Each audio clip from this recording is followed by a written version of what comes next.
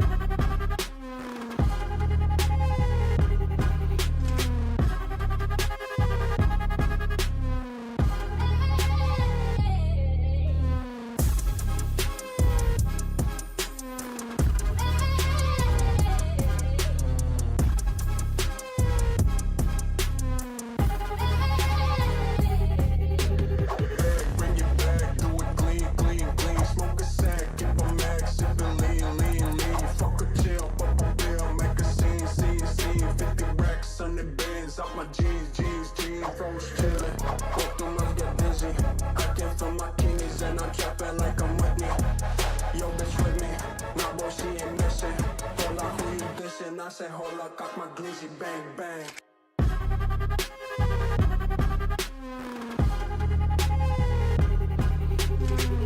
I said, hold up, got my glizzy, bang, bang.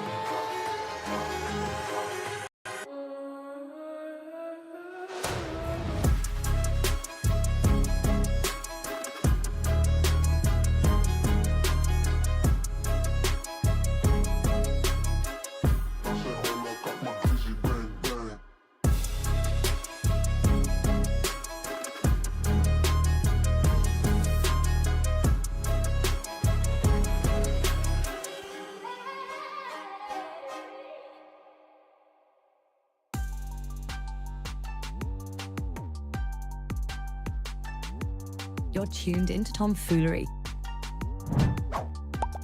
Make sure to hit the thumbs up button and subscribe. And consider donating with super chats, stickers, memberships, or you can even gift memberships to other chatters. Or use the tips link in the description to write a message for TTS that will be read on stream. Hit the like button, or you ain't black. And that's a fact. Jack. Enjoy the show.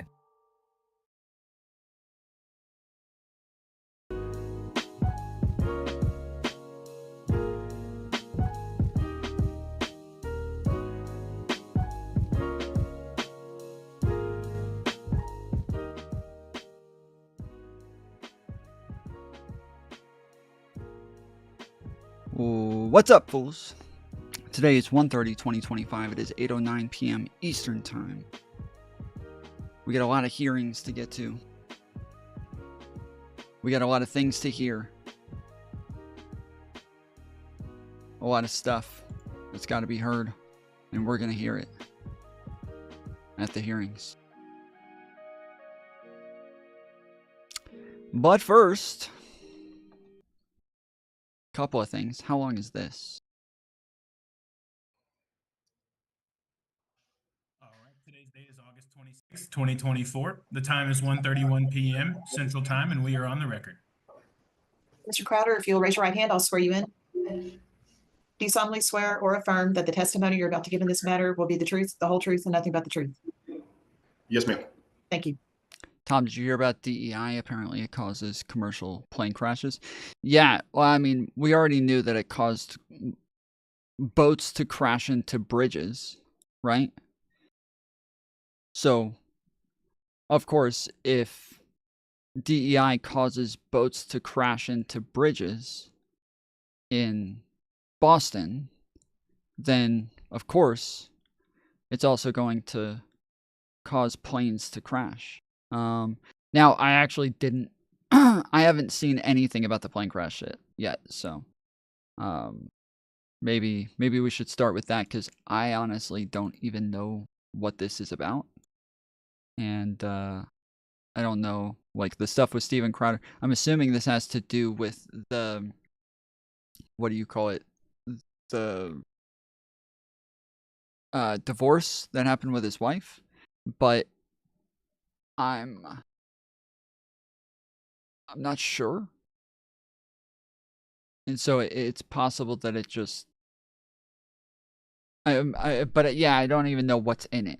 So I don't know where to go, because it's an hour and 45 minutes. So yeah, I don't know where to go in this. So we'll skip over this from now. Although I'm trying to find my feature chat. Ah, here it is. Okay. Because I guess I didn't refresh it last night after the stream went down. And so every time I click on a chat, it doesn't pull up. Okay, there we go. There we go. That was a bit annoying.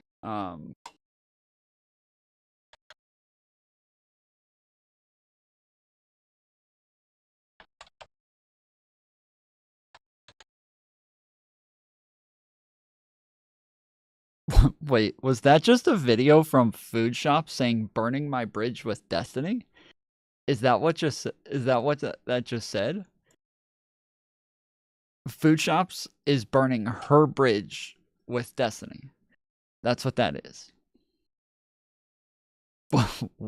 What the fuck? Yeah, because Food Shops had a bridge there? Is that supposedly a thing? Like, Food Shops had a bridge? I'm pretty sure that bridge got burnt when they took away all of her roles and kicked her off of like 2 calls in a row, and then she just coped about it for a long time. No idea who Food Shops is. You're lucky.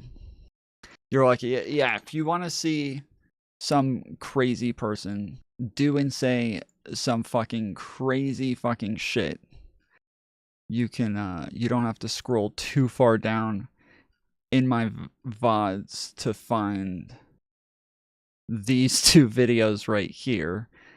Two-faced e-girl caught red-handed over and over, and then insane coward kicked after confronted with receipts. So yeah, that's they both semi-relate to one another, but yeah, there's some insane fucking videos with some insane people. Take a look at the video on your screens right now. This is the moment the airliner and the military helicopter crashed into each other. Right now, both the Federal Aviation Administration... Oh, they crashed into a helicopter? Oh, man. And the National Transportation Safety Board are investigating this crash.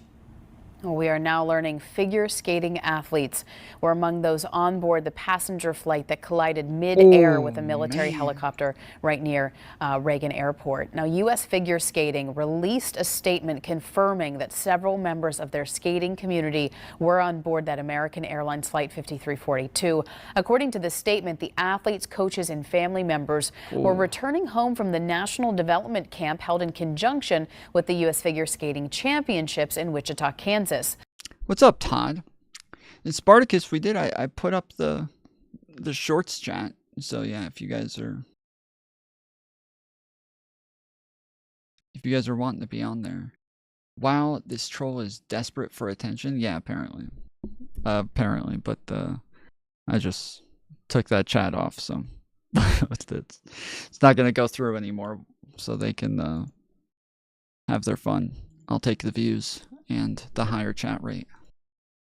The statement went on to say the organization is devastated by this unspeakable tragedy. The flight was carrying 60 passengers and 4 crew members. There were 3 people on board the helicopter.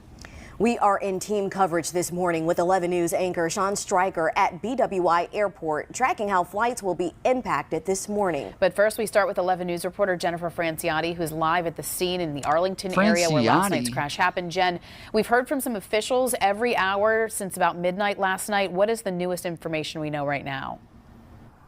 Well, the latest is, unfortunately, they have recovered bodies. Upwards of 19 bodies have been pulled from the Potomac River, but this is not without hope that they could still find survivors. I'm going to set up the scene here to tell you where we are. We're at Gravelly Point Park, which is right across from the Potomac. As I step out of the way, this is the George Washington Parkway. We're on the southbound side. The northbound traffic would be then heading away from you toward the left portion of your screen. And across the Potomac River there, you see the emergency responder vehicles. What you're not able to see is the water from our vantage point. We see helicopters in the air, and then to the right portion of your screen where you see white bright lights. Oh my goodness, dude. Tonight on America Decides, based on what we currently know, it simply doesn't make sense.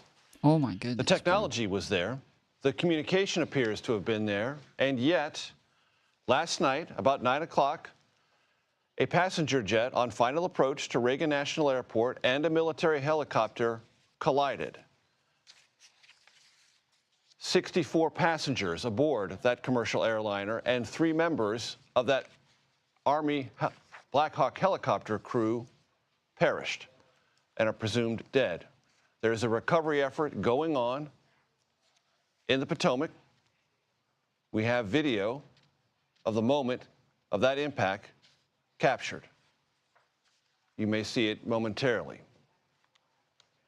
That recovery effort, those stills you see on the screen right now, is ongoing in the Potomac River. That cold, civilian and military, to find out exactly what happened and quite possibly propose future remedies. Earlier today. So what kind of helicopter was it? Did they say it was a military? It was a militarier. Was it a military helicopter? President Trump offered without any evidence suggestions that past administrations' diversity, equity, and inclusion programs might have somehow been to blame. As one nation, we grieve for every precious soul that has been taken from us, but we'll find out how this disaster occurred and we'll ensure that nothing like this ever happens again. My administration will set the highest possible bar for aviation safety. We have to have our smartest people. It doesn't matter what they look like, how they speak, who they are. It matters intellect, talent. The business of government continued on Capitol Hill. 3 Trump administration picks participated in confirmation hearings. Kash Patel is FBI director. Tulsi Gabbard is the head of National Intelligence, and Health and Human Services Secretary nominee Robert F. Kennedy Jr. We will get to those confirmation proceedings later in the show. We will start now with Skylar Henry, who comes to it. Oh, it's DEI because the helicopter was a Black Hawk. Okay. I got it. Yeah, that makes sense. From Reagan National Airport. Skylar? Major, good evening to you. Well, to summarize, the NTSB has indicated that their investigation will be 3 things: thorough, steady, and meticulous. They say that this is the first full day that they are able to get a full grasp on exactly what happened last. Yeah, because there is a White Hawk.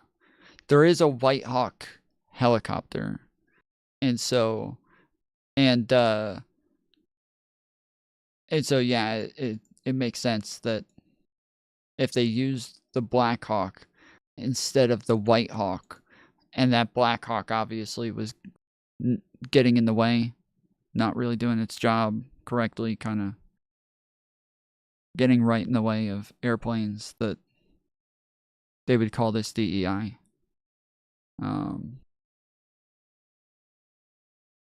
Yeah, because there's a White Hawk helicopter. This is the White Hawk. Skyforce VH-60N White Hawk. So that's I think that's like the presidential helicopter or something like that. I don't know, but yeah, that's the woke virus is taking over. Did you see that? 472. American 3130, go around, turn left in 250, climb maintain 3000. Okay, left heading 350, 3000, American 3130. Lucy 5347, go around, climb, maintain 3000, flight. 3000, heading, go around 3000, Blue Streak 5347. Blackjack 3, can you return to base? So they just said Blackhawk 3, please return to base.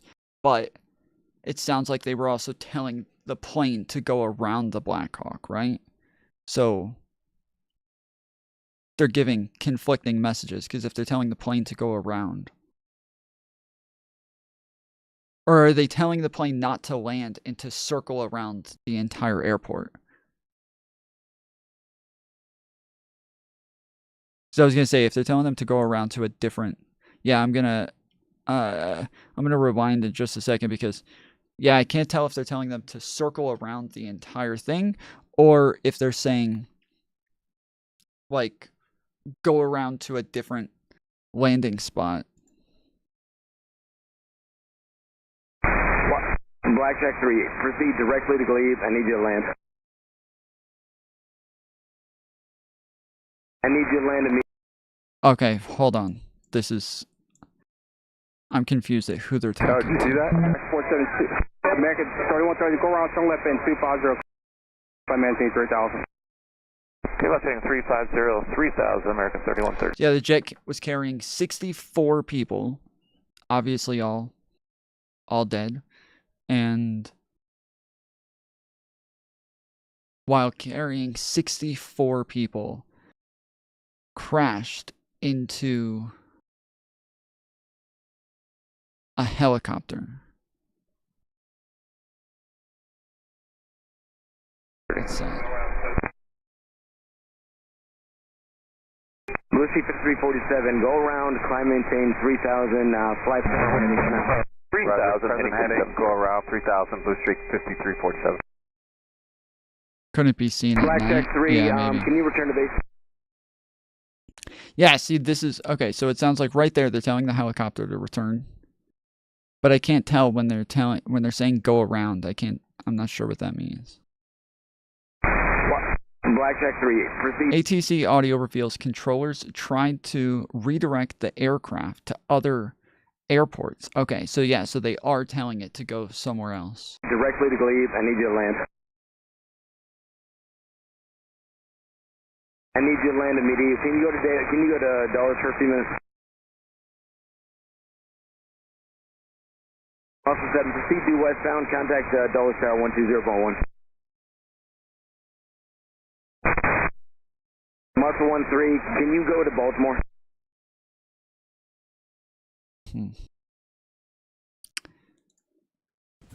Here's what happened last night. I'm able to secure the actual audio from the incident over the Potomac last night. Let's listen in together. 79, contact Belmark today. Okay. American 130, full final. You're going to see a back and forth now between Reagan Tower and the various aircraft that they have lined up on approach into the airport. This happened at about 8:46 p.m. Last evening, and you can see there's several airplanes lined up. That's typical coming in about that time of night at Reagan. They're talking to American Airlines 3130, which I think is number 2 for the runway. They're telling them to slow down to their final approach speed because they're separating everybody on the way in. It's going to turn out that American 3130 is a key player in what happens here. American 3130. Pat 25, traffic just off the Wilson Bridge is CRJ. Pat 25 is the helicopter that ran into the CRJ 700. It was a PSA flight. The flight number is 5342. It would go under the call sign Blue Streak 5342. You don't ever hear them talking to tower. They've already been cleared to land on runway 33. So they would come in on an approach on runway 1, and then they would kind of circle to land on runway 33. It's a little shorter runway, but they take some of the regional jets and they put them on that runway. Pat 25 is the Black Hawk helicopter that is just south of the Woodrow Bridge, and they've just taken off. They're airborne. The tower is saying to them, there's traffic. It's a CRJ. It's at 1,200 feet, lined up for runway 33. Do you have that traffic? Pat 25 is going to call back and say yes. 1,200 feet, start runway 33. Pat 25 says, has the traffic in sight, request visual separation. What that means is that they're going to take responsibility for visual separation from that aircraft. What happened? Here's what I think happened. This is not the final word on it, but what I think happened was it was at night. There's several airplanes lined up. There is that Blue Streak 5342, which is a CRJ that they ran into. Right behind them, just a few miles, is American 3130. Everybody has their lights on as they're coming in. I believe the helicopter looked at the American 3130 and said, I've got the traffic in sight, and they never saw the airplane, the CRJ, that was right next to them. That's my conjecture on what happens. American 1630 Tower, runway 1 lock, void traffic, through Alpha, runway 33, dispatch 16 off final. So this is typical stuff that's going on in a busy airport. They're lining somebody up to take off. They're saying, pay attention. I'm going to give you an immediate takeoff here. I've got traffic lining up for runway 33. That's the CRJ that got ran into. And he's on a 6-mile final. It might be somebody even behind him, but they're lining everybody up to take off and to land. Runway 1. Tulsi 5307, keep rolling down to November, ground 47 today. You can see at the bottom of your screen there, the CRJ, the Blue Streak 5342, they're beginning to now kind of come out a little bit to line up the runway to land on runway 33. They're not going to go right straight down the river. They got to come out a little bit wider and come in. But remember, Pat 25, which is up here, the helicopter at the middle of your screen, they've already said we accept responsibility for visual separation. American 1630 1 star 3214, Galaxy 5, traffic 2 mile low base, runway 33, no delay, runway 1 for B. There's an American to take off. Clear for takeoff, American 1630. Here it comes. Now the tower is seeing what's happening, and they're saying, do you have the CRJ in sight? Because you guys are getting kind of close. And the Pat 25, the helicopter, says, once again, yeah, and I'm asking for visual separation. Okay, the responsibility is on you then. Pat 25, pass on the CRJ. Okay, so Pat 25 says, has the aircraft in sight, request visual separation. I don't think they had these guys in sight. I think they had the airplane behind them in sight. That's why this is such a tragedy. American 4782, my bad, now for visual. American 472, off star 1 star 32017. So you hear somebody in the tower go, oh, and they see what just happened. As you can see in your screen here, the collision took place. The tower has seen it happen in real time. They're human beings are reacting just like you and I would. The helicopter ran into the CRJ. The CRJ's airspace was their airspace. In front of them, behind them, on both sides of them. So from my understanding, let's see.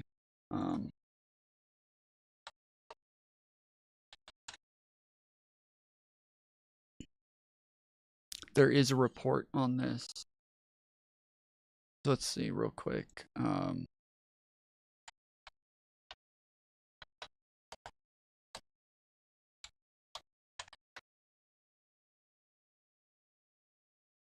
Last week, long before the crash, I signed an executive order restoring our highest standards for air traffic controllers and other important jobs throughout the country. So it was very interesting. About a week ago, almost upon entering office, I signed something last week that was an executive order, very powerful, on restoring the highest standards of air traffic controllers and others, by the way. Then my administration will set the highest possible bar for aviation safety. We have to have our smartest people. It doesn't matter what they look like, how they speak, who they are. It matters intellect, talent, the word talent. They have to be talented, naturally talented geniuses. You can't have regular people doing that job. They won't be able to do it. But we'll restore faith in American air travel. I'll have more to say about that. I do want to point out that various articles that appeared prior to my entering office, and here's one. The FAA's diversity push includes focus on hiring people with severe intellectual and psychiatric disabilities. That is amazing. And then it says FAA... Wait, but to be pilots, or they just hire them?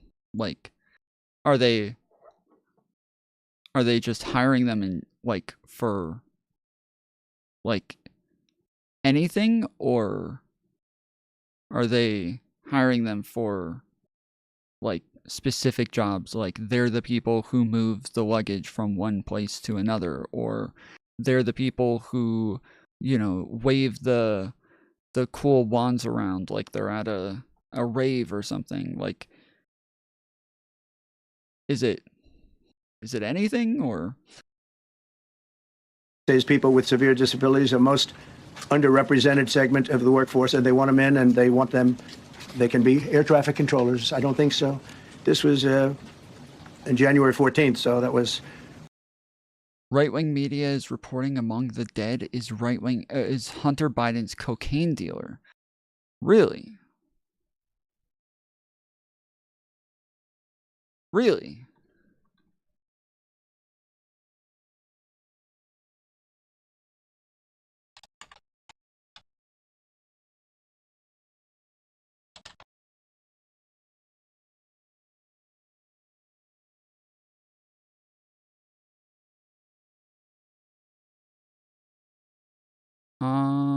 Yeah, I don't see that.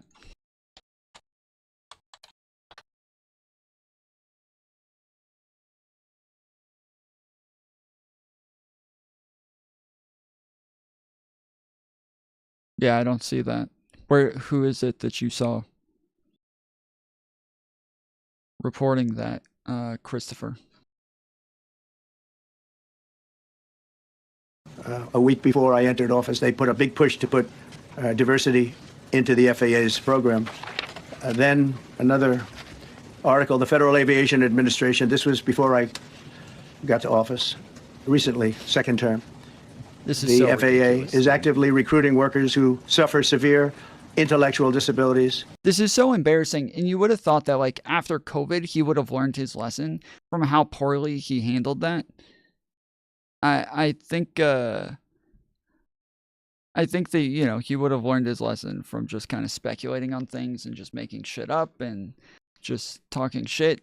Like, you would have thought that they would have, he would have learned his lesson from just spouting out bullshit. Psychiatric problems and other mental and physical conditions under a diversity and inclusion hiring initiative spelled out on the agency's website. Can you imagine? These are people that are, I mean, actually, their lives are shortened because of the stress that they have. He's always so quick to try to find someone to blame for everything. He always wants to blame somebody. He always wants to make sure that he can blame it on Democrats, you know, leftists, Marxists, you know, the wokes, the like whatever. He's always got to find some way to blame somebody. Even after the hurricanes, he immediately ran off and blamed, you know, Joe Biden and Kamala Harris, and then started saying that they weren't helping anybody, and then said that they were giving all the money to immigrants, and then said all the money went to Ukraine, and said, you know, they weren't answering the phone. Like, it's just, yeah, it's there's no tragedy that is too bad for Donald Trump to where he will not politicize it and turn it into some sort of attack on Democrats. It's ridiculous. This is so ridiculous. Brilliant people have to be in those positions, and their lives are actually shortened, very substantially shortened, because of the stress, where you have many, many planes coming into one target, and you need a very special talent and a very special genius to be able to do it. Targeted disabilities are those disabilities that the federal government, as a matter of policy, has identified for special emphasis in recruitment and hiring. The FAA's website states they include hearing, vision, missing extremities, partial paralysis, complete paralysis, epilepsy, severe intellectual disability, psychiatric disability, and dwarfism all qualify for the position of a controller of airplanes pouring into our country, pouring into a little spot, a little dot on the map, a little runway. The initiative is part of the FAA's diversity and inclusion hiring plan. Think of that. The initiative is part of the FAA's diversity and inclusion hiring plan, which says diversity is integral to achieving FAA's mission of ensuring safe and efficient travel. I don't think so. I think it's just the opposite. The FAA website shows that the agency's guidance on diversity hiring were last updated on March 23rd of 22. They wanted to make it even more so. And then I came in, and I assume maybe this is the reason. Thanks for watching. Stay updated about breaking news and top stories. All right.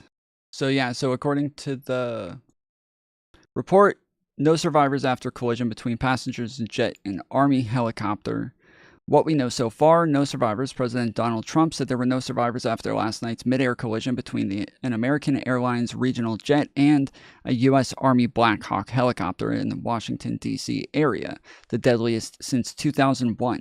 Trump also, without evidence, placed blame on Democratic policies. Recovery operation. Emergency authorities have switched to a recovery effort and have found 28 bodies so far, officials said. The aircraft flying from Wichita, Kansas, was carrying 64 people, while 3 soldiers were aboard the helicopter. Investigation underway. The National Transportation Safety Board, which is leading the probe into the collision, hopes to have a preliminary report ready within 30 days. Experts say both the pilots aboard American Airlines Flight 5342 and the military pilots in the Black Hawk would have been used to navigating the complex airspace, and The head of the nation's air traffic controllers union said it's too soon to speculate on a cause. Athletes on board. Several members of the figure skating community were on board the jet, returning from a development camp in Wichita, U.S., figure skating said. The Skating Club of Boston named 6 victims, including Evgenia Shishkova and Vadim Namov, the 1994 world champions in Paris. Damn. So, from other things that I saw, they were saying that they didn't have like enough people there.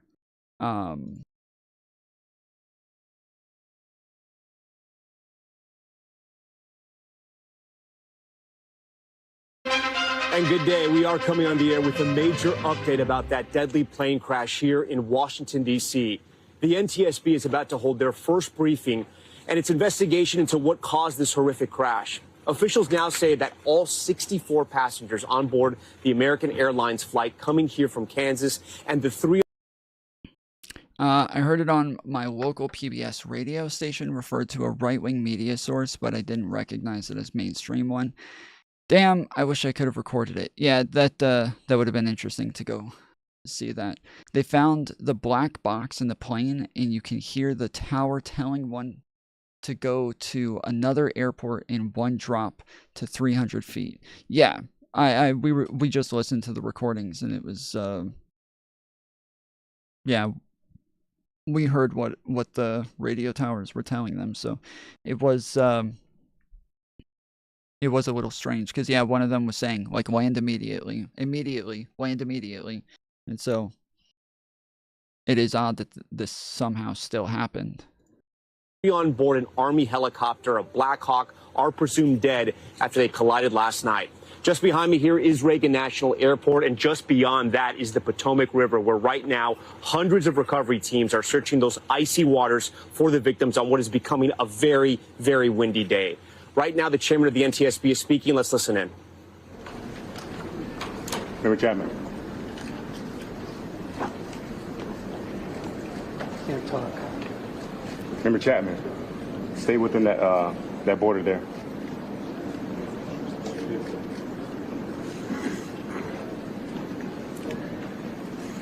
Thank you for joining us. My name is Jennifer Homendy, and I'm the chairwoman of the National Transportation Safety Board. The National Transportation Safety Board is an independent federal agency that's charged by Congress with investigating every civil aviation and serious accident and serious incident in the... Yeah, from everything that I've seen, what everybody who was found was dead.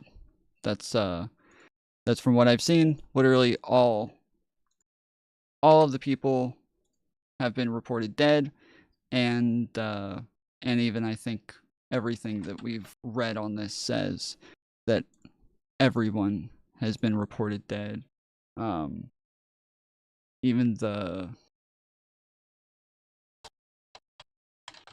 I'm pretty sure that was like the first thing that we read on the last one is no survivors. Yeah. No survivors after collision between passenger jet and Army helicopter. And when you see the way it exploded, like, I know it was fairly close to the ground and it was over water, but there's, yeah, the way that exploded, there's no way. The United States and significant events in other modes of transportation. Yeah. I want to start by expressing our deepest condolences, our sympathies on behalf of the entire board for those who lost loved ones in this terrible tragedy. Our thoughts, our prayers are with you. Entire communities were affected. Currently, from the last article as well, they've only recovered 28 bodies, but 67 dead, yes. And we are thinking of you. With me today is Bryce Banning. Bryce is a senior aircraft accident investigator with the National Transportation Safety Board. He's also going to serve as our... Everybody, do me a favor and take a second, hit the thumbs up button. Appreciate you joining. If you're watching on the short stream, you can just double tap the screen real quick, and that'll do the same You can double tap it as many times as you want, and it'll still keep the thumbs up on there. So we're probably gonna tune into the hearings in a little while and kind of go over some of those and see what all happened there. Investigator in charge of this investigation. Also with me today is the entire board. We have Todd Inman, Member Todd Inman. Todd is going to serve as the board member on scene, the spokesperson for this investigation. All of the board members will be here. We have Vice Chairman Alvin Brown, Member Mike Graham, who lived in Wichita for 20 years, and we also have Member Tom Chapman. The NTSB's headquarters is just a mile from here. And so we are all here because this is an all-hands on-deck event.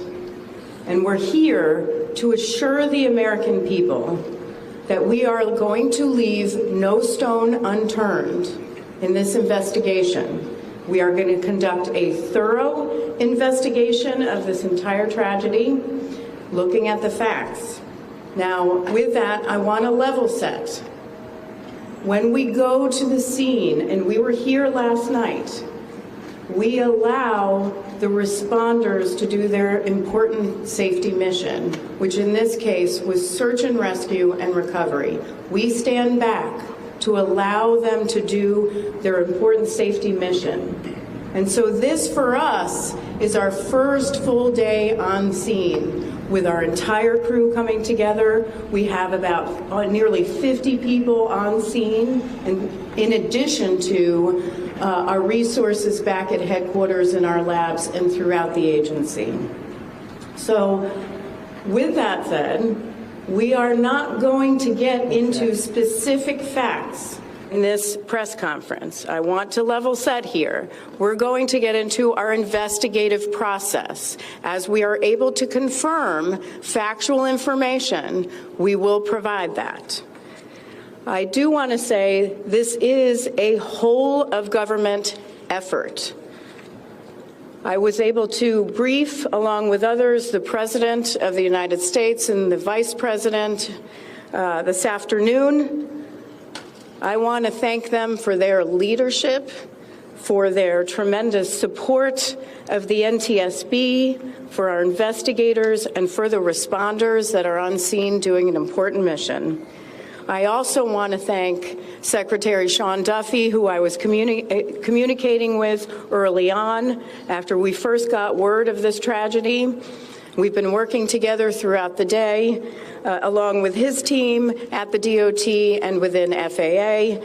I also want to thank Secretary Pete Hegseth, who was also integral in working with us today. Chris Rocheleau, the acting administrator of the Federal Aviation Administration. We've heard from many members of Congress on both sides of the aisle. And so I will say this is a tremendous, one more time, whole of government effort. I also want to take a moment and thank the many, many responders that have been on scene. It has been an incredible effort, and I will have a full list that I will provide, that we will provide tomorrow, but I do want to thank them for all their work. With that, I'm going to turn it over to Member Inman for additional remarks.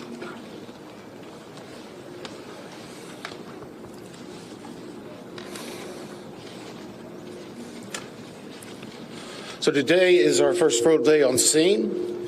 Our investigative team will be on scene as long as it takes in order to obtain all of the perishable evidence and all the fact-finding that is needed to bring us to a conclusion of probable cause. Our mission is to understand not just what happened, but why it happened, and to recommend changes to prevent it from happening again. Since we're just beginning our investigation, we don't have a great deal of information to share right now. We will keep you informed by giving regular updates as we learn more. Our intention is to have a preliminary report within 30 days, and the final report will be issued once we've completed all of our fact-finding and investigation. Now, we will not be determining the probable cause of the accident while we are here on scene. nor will we speculate about what may have caused this accident. Today, we will be going and having an organizational meeting and establishing our parties to our investigation. We currently have the following parties that are already identified: PSA Airlines, GE Aerospace, Sikorsky, FAA, NACTA, which represents the air traffic controllers, ALPA, which represents the pilots, Army, AFA, which represents the flight attendants. The Transportation Safety Board of Canada will be an accredited representative under Annex 13 of ICAO. They will be supplemented by MHIRG as a technical advisor. They were previously known as Bombardier. The NTSB offers this party status to those companies, government agencies, and associations that have employees, activities, or equipment involved in the accident. We offer that because they will provide technical expertise and relevant information supporting the development of the best possible factual record. Once they join this investigation, they are not permitted to release documents or talk publicly about the investigation without the consent of the NTSB. So I want to stress this. It is only the NTSB that will provide information related to this investigation, with one exception. Regarding the fatalities that occurred, that notification will be handled by the DC medical examiner. We will not be discussing fatalities or names. That will be handled by them as the proper authority. Okay. Sad. Let's see. What was the... I think I had one more thing actually on this.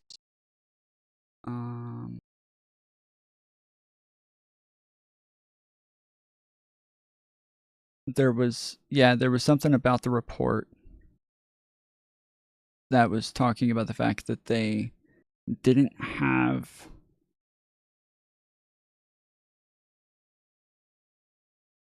enough people, but I don't remember where I got this, so.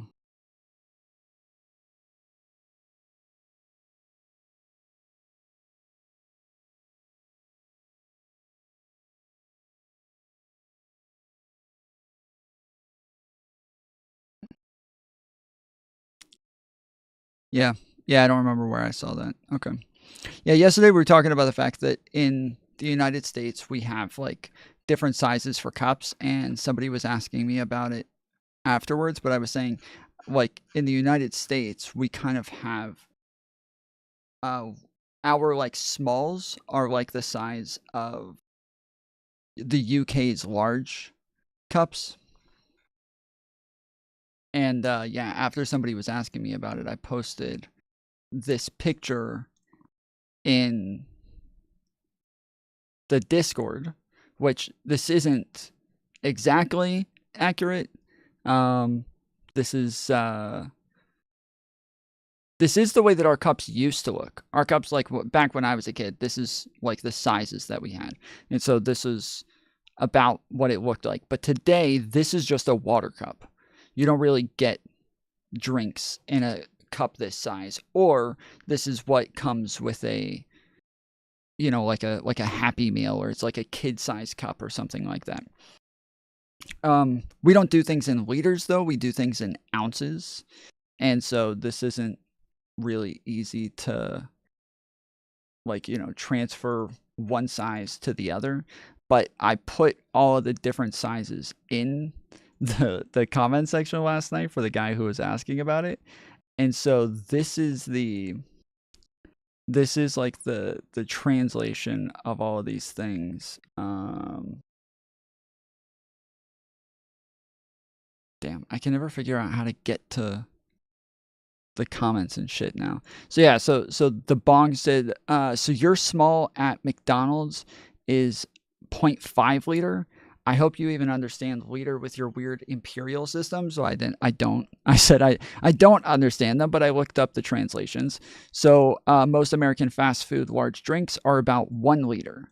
So he's saying their smalls are about, I think he's saying half a liter is their larges. Because I said their larges are our smalls. So, or sorry, their smalls, my bad.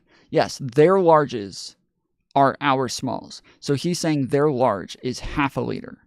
Our large is a liter. Our mediums are 0.5, so our mediums are their larges.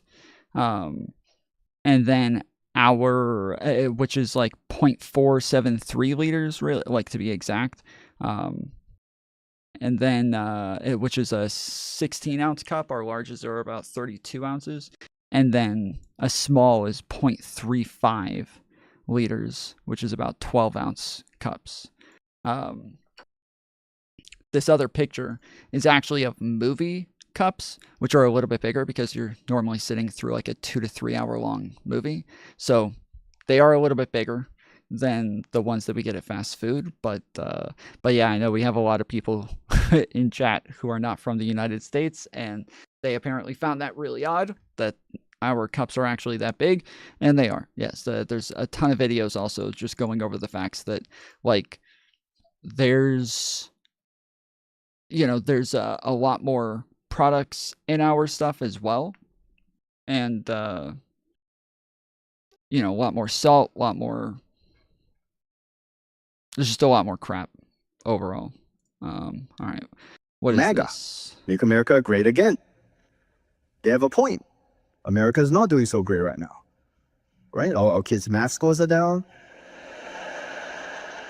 Our children. What did he say? Our math scores are down? Right? Our kids' math scores are down. Math scores are down. Oh, he started with 2. Our children's science scores are down. When judged according to international metrics, healthcare systems not doing so great, wealth gap disparities increasing exponentially. There was an implied promise to a generation of Americans. A wealth gap, this is something that a lot of people bring up. A wealth gap does not inherently mean that there's a problem. Like, a wealth gap does not necessarily mean that there's an issue there. It's like one sign of problems, but like the disparity in and of itself is not a problem. So if you have if you have somebody that's a trillionaire who's like doing really well, which in the history of the world, we've never had a trillionaire before. I believe Elon Musk within the next month is likely going to be the first trillionaire ever, which is crazy because he just hit about $500 billion like 2 or 3 months ago. And as soon as Trump took the White House, he made like another like 200 million off that. That was insane. His stock prices went up in literally everything. But having a trillionaire doesn't necessarily mean that there's a big problem if the poorest people in there are making about $50,000 a year. Well, you're not doing so bad then. Like, people making $50,000 a year, like, and that's like the lowest among the wages, like, you're doing pretty good. It doesn't matter that there's a much bigger gap there. It doesn't matter that the disparity is larger, because those people are making a wage that is a livable wage, and they're able to afford food, they're able to afford rent, they're able to afford everything that they would need, basic necessities. But people bring up wealth disparities as though that in and of itself is a problem, and it's not. That if you do certain things, work hard, go to college, be a good person, you would have certain outcomes. And those outcomes didn't materialize for majority of people because baby Yes, I know it's comedy. I'm just saying. boomers entrenched in decision-making positions lower the capital gains tax. I'm just saying, like, that. Yeah, so like bringing up that this is like a talking point that people bring up all the time to talk about like wealth disparities. It's a very common talking point. Okay, so it doesn't matter if this happens to be comedy. That is a very common talking point. So that the net worth essentially compounds year after year. And post-World War II, U.S. leadership traded the domestic manufacturing industry for national security by making the U.S. dollar the default international trade currency, which gave America the ability to impose economic sanctions on foreign countries through a U.S. financial banking system, but consequently increased the value of the U.S. dollar astronomically, which made it impossible for anyone to manufacture anything in America. We bring this up all the time. Like, I bring this up all the time because people are always acting as though, like, America is failing. We're China's on their way back. China's about to overtake the US dollar, blah, blah, blah. No, they're not, dude. That's never happening. That is never happening. Like, the only way that happens, as I've been saying, is if all of our allies, like, kind of drop off. If everybody stops being happy with the United States being the one world superpower and they all kind of get uncomfortable. It's kind of like the way that we talk about regular people when they feel uncomfortable, they're not happy with the way that their lives are going, they start to blame whoever's in charge. The rest of the world's going to do the same thing. And if the rest of the world starts to not be as comfortable and not be as happy, they're going to look at the world superpower and be like, okay, this isn't working anymore. Although the logic at the time was that Americans were supposed to upskill en masse away from the menial manufacturing jobs, but everyone here's too much of a dumbass to stay in school, so we just traded domestic manufacturing to Asia and the rest of the world at the expense of working class families. But if you don't read enough, it comes out as, let's go, Brandon! Yeah, you need to do your own research, is what it is. These people haven't done their own research. And it's like you have a point, but you don't have the vocabulary to describe your reality because you didn't read enough. You gotta keep reading. Beyond the hashtag, there's a book behind the word. You gotta keep going. You can go at your own pace, but you gotta finish the required reading, otherwise we can't have a conversation. It's just we're all catching up to each other. I'm friends with MAGA. I'm friends with the MAGA. Some of them are my good friends. Yeah. Hawaii MAGA. The friendliest of all MAGA. MAGA. Make America great again. Okay. Hey, Kronos. Oh, this is the pirate software guy. When he first popped up, dude, he, like, blew up. Just, like skyrocketed, man. This guy went from, like, getting, like, viewers like me, just like a couple thousand every stream, to then all of a sudden like millions every stream and millions on his shorts and millions on his videos, and it was just insane. And then on Twitch and YouTube and Kick, like he was popping off in every single direction. It was fucking wild. We have to file a legal complaint against that dude earlier. I'm gonna pause this for a moment. So yeah, this says pirate software is once again in drama, allegedly false DMCAing an indie developer and then threatening to sue. Welcome to the finding out timeline, bud. There was a dude earlier today that went onto Reddit and said that he was using my voice in a video game, showed a bunch of videos of it, and then put that game up on Steam. A lot of people in the thread told him not to do that would end up being a legal problem for him. He did it anyway. So I filed a DMCA claim, and he has now filed a counterclaim against me. We're going to take you to court. You're going to lose. You cannot use somebody's likeness or voice in any way inside of your games without their permission. It's a really stupid thing to do. Well, even like using it in the game is one thing. Going and telling everybody you used it in the game, that's a whole other level of stupidity. Going and making a Reddit post about that to just like go ahead and out yourself for how dumb you are and how stupid this mistake was, that is a whole other aspect of retarded. Like, that is so stupid. Why would you go tell the world that you did this? Incredibly so. So I'm going to send this over to Kronos now because he is a lawyer in copyright law. That is his job. Mistake.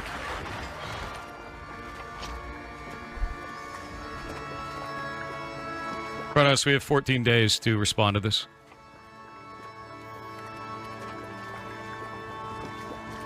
Forwarded.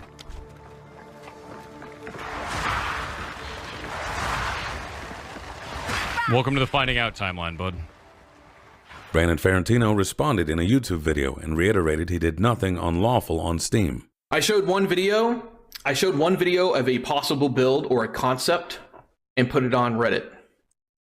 The game, that concept or what's on my machine was not on Reddit. Oh, There's no build of him ever on Reddit. Or oh no, he didn't actually check the game to see if he was used? He just saw a post on Reddit? What if it wasn't even him? What if it wasn't even him? What if it was actually, like, somebody else just pretending to be the game developer? What if it was, like, there's so many other, like, possibilities here for you to just go and auto DMCA the guy because you saw a Reddit post is insane, bro. Or on Steam. There's no data in my game of him on Steam. There's no active build with him on it. So he's chasing fucking good. Oh my goodness, bro. Pirate Software responds on Twitter. The DMCA was absolutely not unlawful. We filed a DMCA in response to the developer claiming that he put my voice in his video game. Okay, hold on. Let's go to...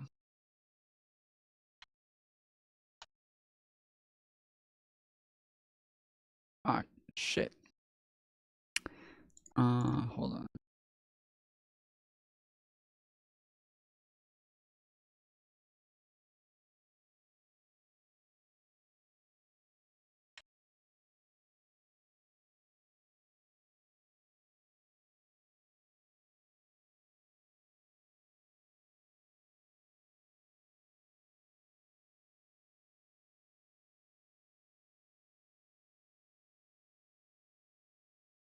Where the fuck did he reply?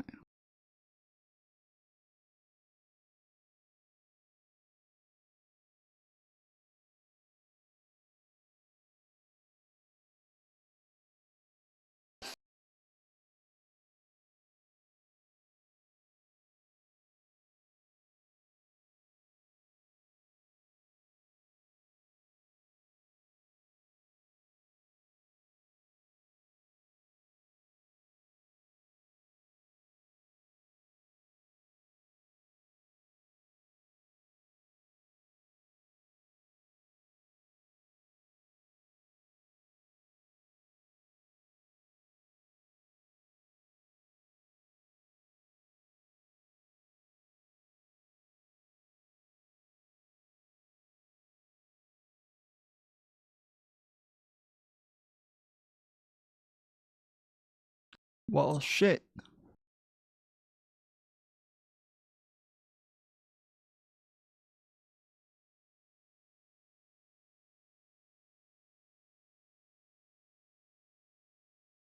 Okay.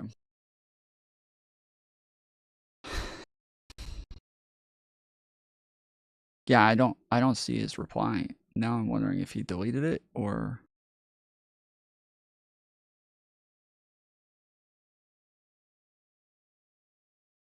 Or is this it?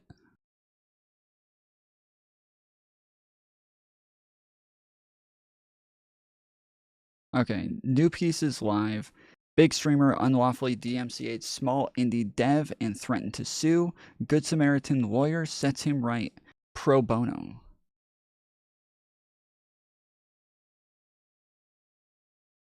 Okay, here it is.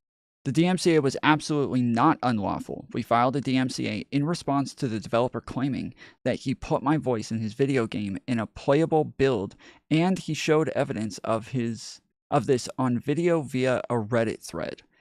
Okay, so it sounds like he is still saying, like, it still sounds like he is incorrect. It's just not unlawful.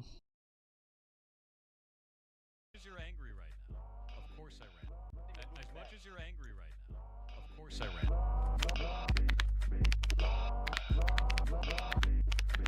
Evocation's on cooldown, man. Okay, yeah, so it does sound like him. It says Pirate Software is now playable in idle streaming bonanza. So yeah, it even says, yes, now playable. Yeah, that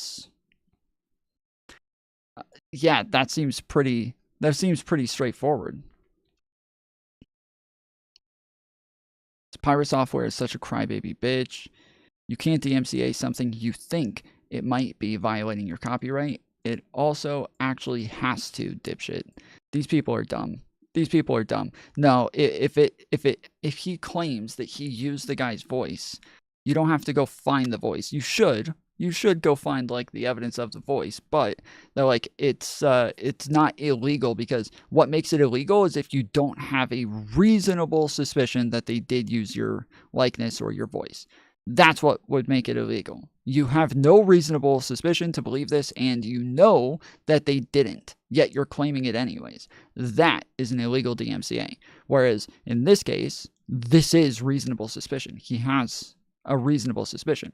I would, yes, definitely go find the recording first, make sure that they actually did use my likeness, use my voice before moving on with a DMCA or a lawsuit. But Pirate Software goes on. He says he was told by many others that doing this was not legally advisable and decided to move forward anyways. In another thread he made about this here. Okay, so this is the live stream fails. He put Pirate Software drama in his indie game.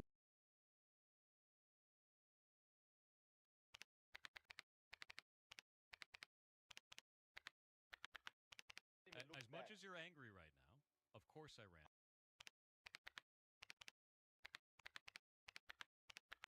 Evocation's on cooldown, man. Yeah, and it even says Pirate Software guest appearance right here. Yeah, this is dumb. This is dumb.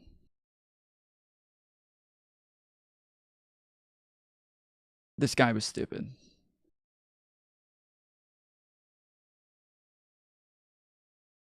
When we filed a DMCA, he then went on to state that this was all bait in an effort to boost his game. You can see this on his YouTube here. You're the only person Pally responded to out of thousands of people, I'm aware. That's totally fine. You took the bait, hook, line, and sinker, because you're the most predictable person on the planet. Motherfucker, dude. What the fuck, bro? This is so stupid. Oh, so they filed a DMCA claim. This is so they filed a false DMCA claim on my game because they assumed that the game on Steam had this content in it. It does not. It does not. In fact, again, that's not a false DMCA claim. Like you can end up being incorrect, but a false DMCA claim is, again, like saying that you know that you are incorrect and that you filed it anyways. That's an illegal DMCA. That's a false DMCA.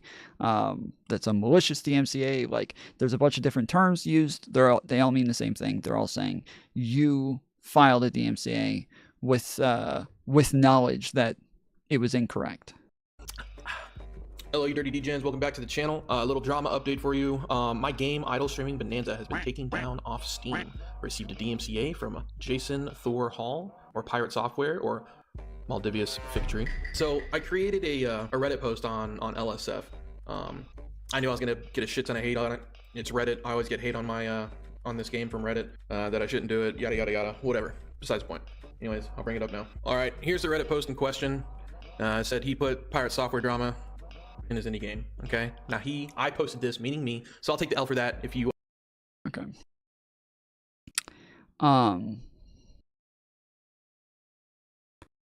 We took down the DMCA notice as he reached out and stated that he would be voice acting the lines instead. You're spreading misinformation in a biased form to generate views. We've handled this through the legal route, as is appropriate.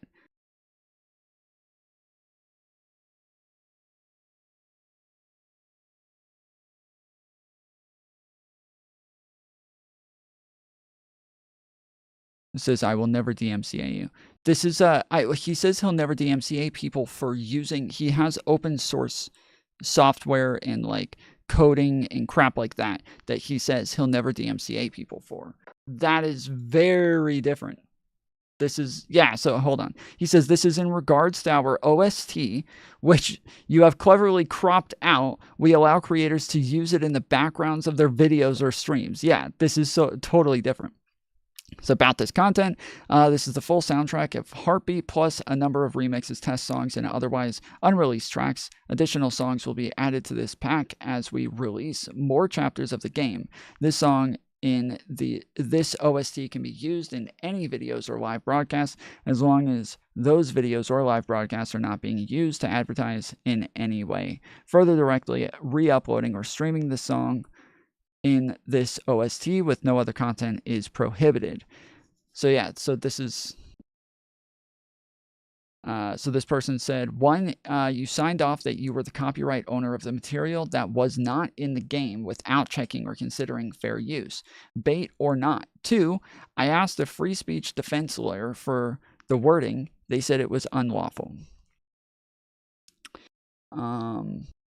Submitting a claim of copyright infringement is a serious legal matter. Before you proceed, you might consider contacting the individual directly or address the complaint.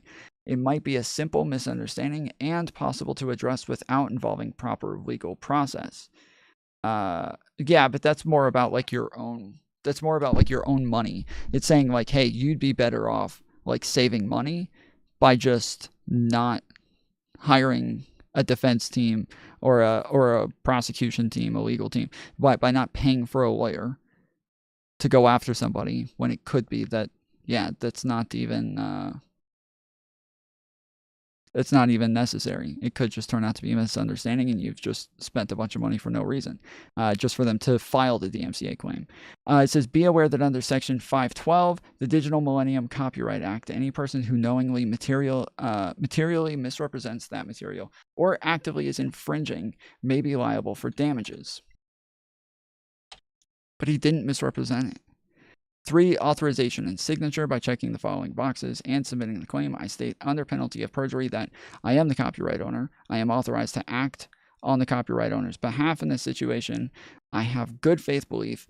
So this is the part. This is it right here. I have good faith belief that the use of the material noted in this claim is not authorized by the copyright owner, its agent, or the law. This is what I was talking about. This is what I'm saying. Like, you just have to have like a reasonable belief that this is your shit, and that's it.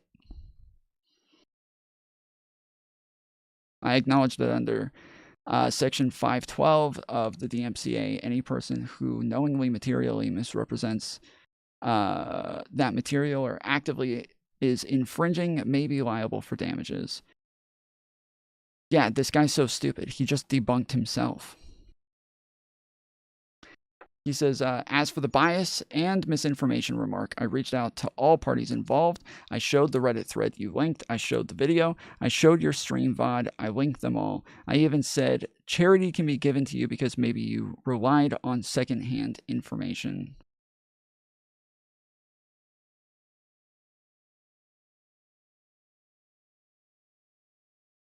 To be totally fair, the source of that secondhand information was the dev themselves. Yeah, I don't even think we would consider that secondhand information when that's the actual person who built the fucking game. Like, that's firsthand information that you don't have to go straight to the game in order to get firsthand information. Wick wants the cuckening for Democrats. Oh no, what is he doing?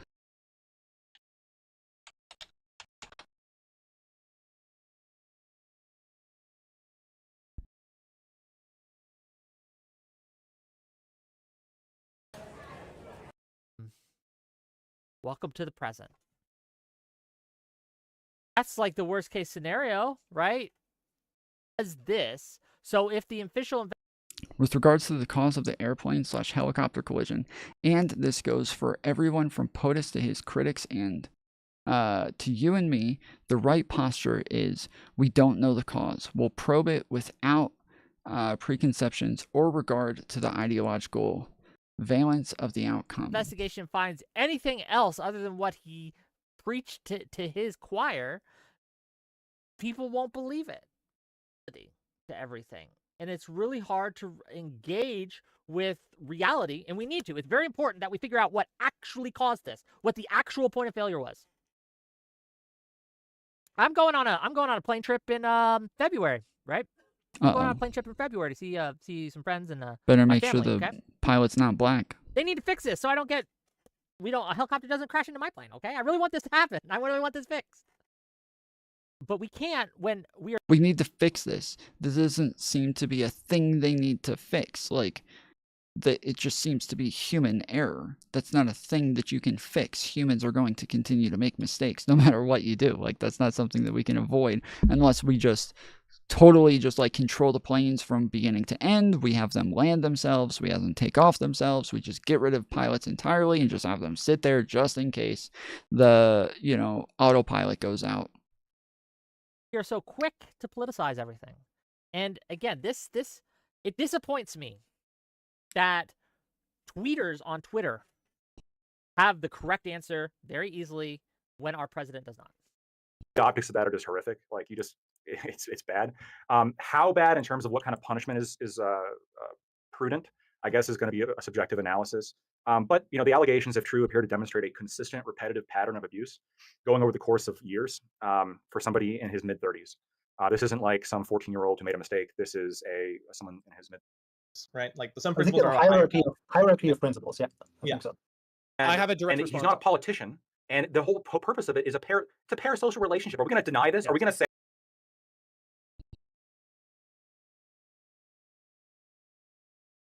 on this issue? Believe it or not, a lot of young men, just men in general, a lot of men do the kinds of things that Destiny did. Like, I've had. I think maybe you guys should keep him around. Actually, Jeb's making a good Well, point. yeah, maybe liberals should keep him around. Maybe they should. They never look that That's a bad. good point, actually. They never look that bad once people You're doing some sneaky shit. I see. Yeah. When You know what? start having these conversations, the aging quarterback never looks that bad yet. That's why it's still a conversation. It's only 2 years later when people finally look back and say, "Oh yeah, we fucked up." Maybe we're going too hard. Could have replaced Destiny like rhetorically, and here I'm gonna like earn some looks here. And Mr. Girl, I think, is that the only guy who, there's that actually young cat, though. trounced Destiny on the regular. Who's that one guy who was on that was Tim Pool really neat. recently? Who's that? Sure. Not the Dean Withers guy. Who's that Hold one on. guy who was on They're Tim all Pool tweets. recently? They're No, all on Tim tweets, Pool. man. On Tim They're Pool. all Luke Luke Beasley. Beasley. Dean Withers. No, Yeah, not Luke Luke Beasley. Beasley. Luke That Beasley. kid is intelligent enough to be better than Destiny because he's Yeah, not held sure. back by the bullshit. Wait, But what's it? Never mind. But people only have TikTok so many debaters hours are in a day awful. to invest in creators, and so the Okay. more investment we put in the aging quarterback, the less we can Damn. develop the young. No. Okay. Yeah, I don't even know what I'm looking for here.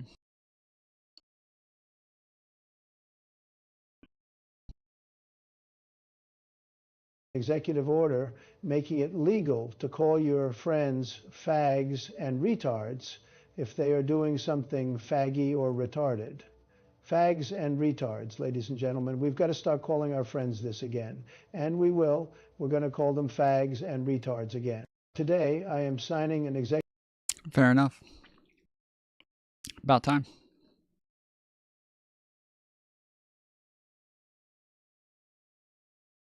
Kids both look retarded. They do. I notice your kids both look retarded. I notice your kids both look retarded. I notice your kids both look retarded. I notice your kids both look retarded. I notice your kids both look retarded. They do. Your kids. We need that as like a dono sound. Like anytime I get a dono. I notice your kids both look retarded.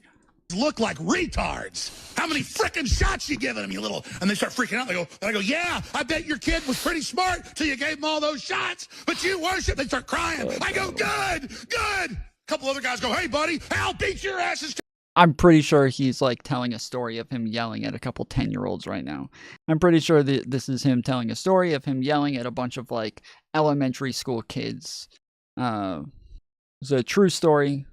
He just walked up on a bunch of elementary school kids who didn't even know what a vaccine was and just started screaming and yelling at them. Crying. I go, good.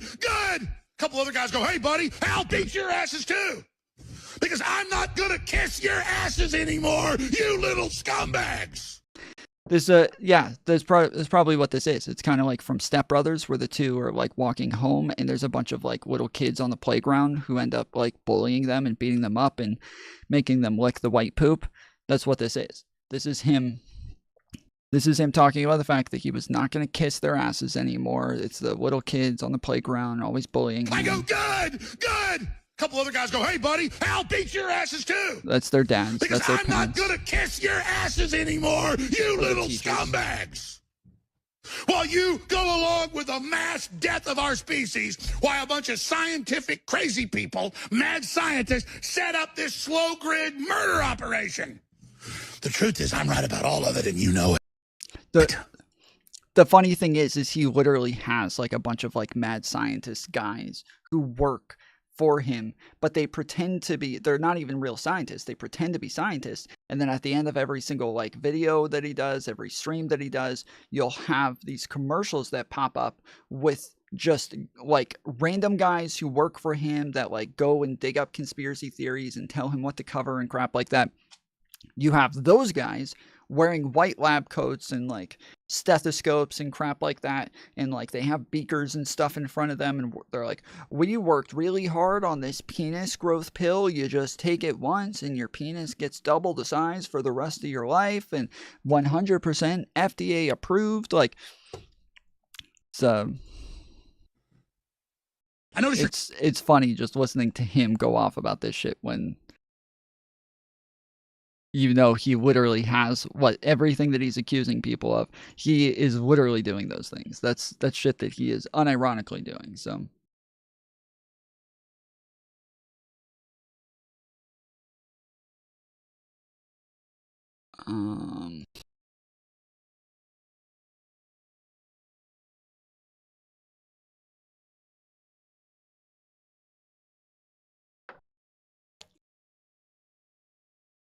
I also posted on Twitter, the Black Hawk helicopter equals DEI, White Hawk helicopter not DEI. And then I showed the Black Hawk helicopter and the White Hawk helicopter. Totally different things, and one is bad, one is good. So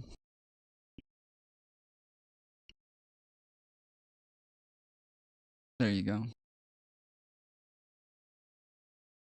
There you go.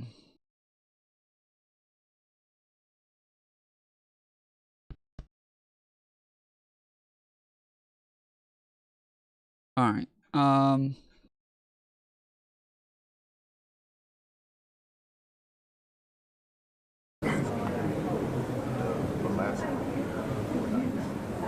This is the full hearing. Let's check some highlights this time.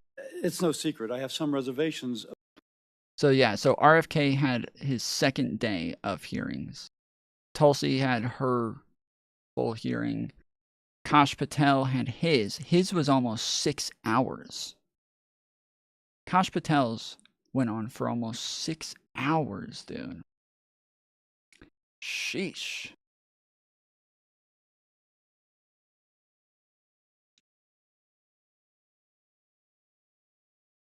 Of the flu here, but thought it was really important to come. Everybody's got flu. Yeah, it's been pretty rough, but I appreciate the time. And Mr. Patel, if I can jump right in, 12 prosecutors, career prosecutors, were involved in an investigation and prosecuting the cases against President Trump, and were recently fired. Some of those that were involved in the Mar-a-Lago classified documents case. Do you know who Brett Reynolds is? Maybe, but it doesn't ring a bell at this point. So You're under oath. You have no recollection of who Brett Reynolds is? if you could provide me with a little more context, I could possibly remember. Are you aware of any plans or discussions to punish in any way, including termination, FBI agents or... They've already fired people who were part of Donald Trump's prosecution. They already personnel did that. associated with Trump investigations? Senator, just to be clear, Other people have gotten rejected, right? Or is it still just Matt Gaetz? I believe it's just Matt Gaetz. I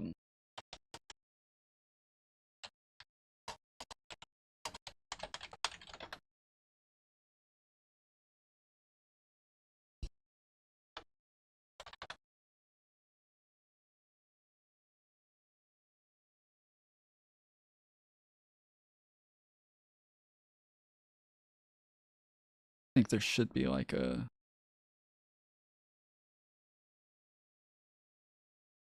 Crap.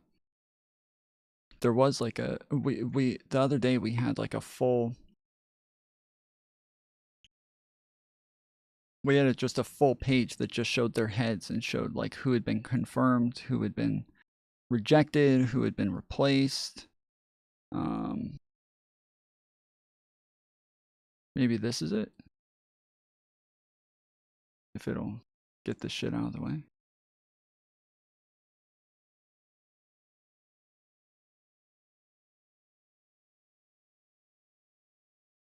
I'm at a big old Iron Maiden, baby. Come with me, Yeah, I don't see. Shit, damn. We had one the other day, and I meant to save it, and I forgot to. But yeah, it literally had just like everybody's faces on it, just showing where everybody was.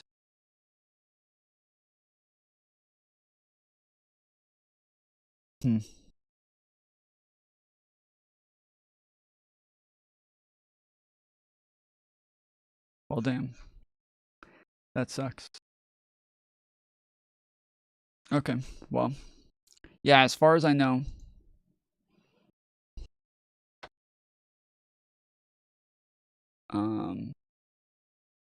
As far as I know, everybody else has been confirmed so far. And then it's very likely that these others will get confirmed. It'll be pretty fucked up. Like, Kash Patel and RFK are just some of the worst.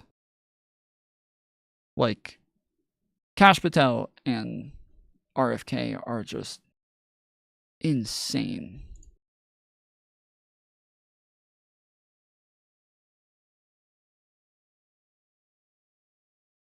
I can't imagine. I cannot imagine. Like, this world is something else right now. Yeah, shit. I can't find the thing that we were looking at the other day, but yeah, we were going through like the dates and everything for everyone, and it had just like a full breakdown, just very, very simple, right there in front of you. Tulsi Gabbard, Trump's intel chief pick, grilled on Snowden, Russia, and Syria. Like, she's got some fucking crazy conspiracy theories, dude. She says some wild stuff all the time. So it's, again, like, it's just wild to think that any of these people would be confirmed. I did not participate in any of those DOJ. Sir. Everybody take a second. It seems like a lot of people are about like 2 minutes behind. So just take a second, hit the speed up button, and allow it to catch up to live. That's a yes or no question. Are you aware of any plans or discussions to punish in any way, including termination, FBI agents or personnel associated with Trump investigations? I'm not aware of that, Thank you. Senator. There is no evidence of wrongdoing by FBI employees involved in these investigations. If you do pursue investigations of those involved, will you commit to using standard processes, including a standard review by the FBI Inspections Division and the Inspector General?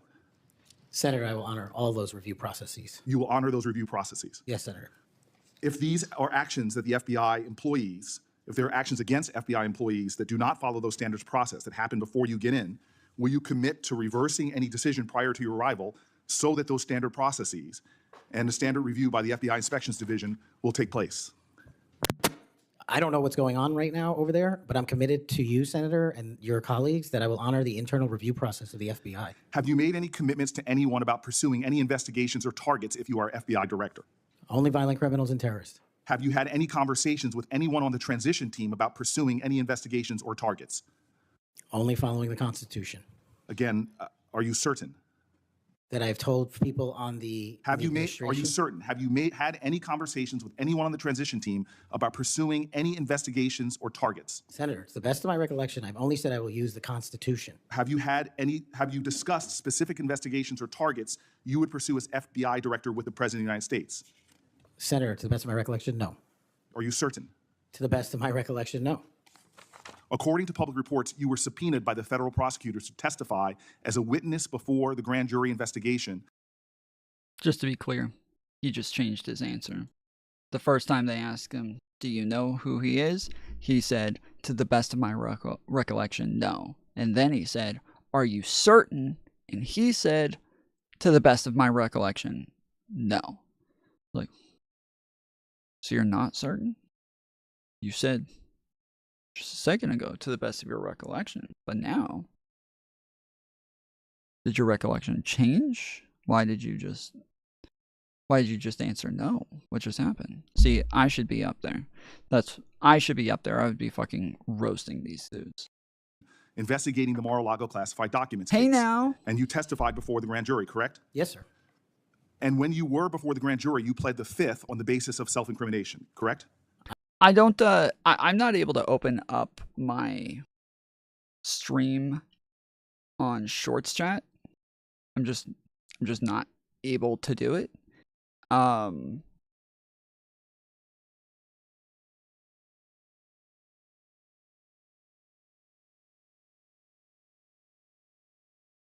you guys tell me, do I have like things like cut off on the sides or anything? Is the chat cut off? Is there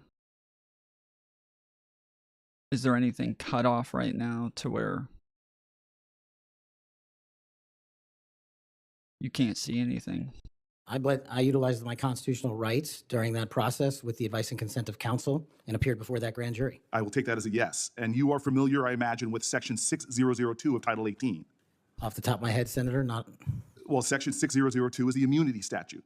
Whenever a witness refuses to testify or provide other information before a grand jury based upon the privilege against self-incrimination, the court can order the witness to testify. The witness must comply with the order, but they receive immunity, which means that no testimony or any other information provided before the grand jury can be used against them in any criminal proceeding. You were compelled to testify as a witness in the Mar-a-Lago classified document case. Did you participate in any criminal conduct involved in that case? Involved in which, the Mar-a-Lago classified documents case? Yes. No, I testified through compulsion by court order. You received immunity for providing information that was self-incriminating. Do you remember the name of the prosecutor who questioned you? There were multiple, Senator. I do not. Was it one of the people, were any of them people that were fired this past week? I have no idea, Senator. Are you certain? You're under oath. I'm aware that I'm under oath, Senator, and I have no idea, and I did not participate in the removal of any DOJ prosecutors. What was the information you provided that you received immunity for? Senator, I would love my grand jury testimony to be released, but as you know, that grand jury testimony has been sealed by the Department of Justice, and I'm not allowed to discuss it here. Well, I find it troubling that you do not know the law here, and let me tell you what the law is. Rule 6 governs grand jury proceedings. Under Rule 6E, grand jurors, court reporters, and prosecutors are bound to secrecy, but witnesses are not bound by secrecy. You were a witness in the classified documents case. You are not bound by secrecy. You can tell us everything that happened in that room and everything you testified about. I'll ask you again, what information did you provide to the grand jury? In this, we are in agreement, Senator.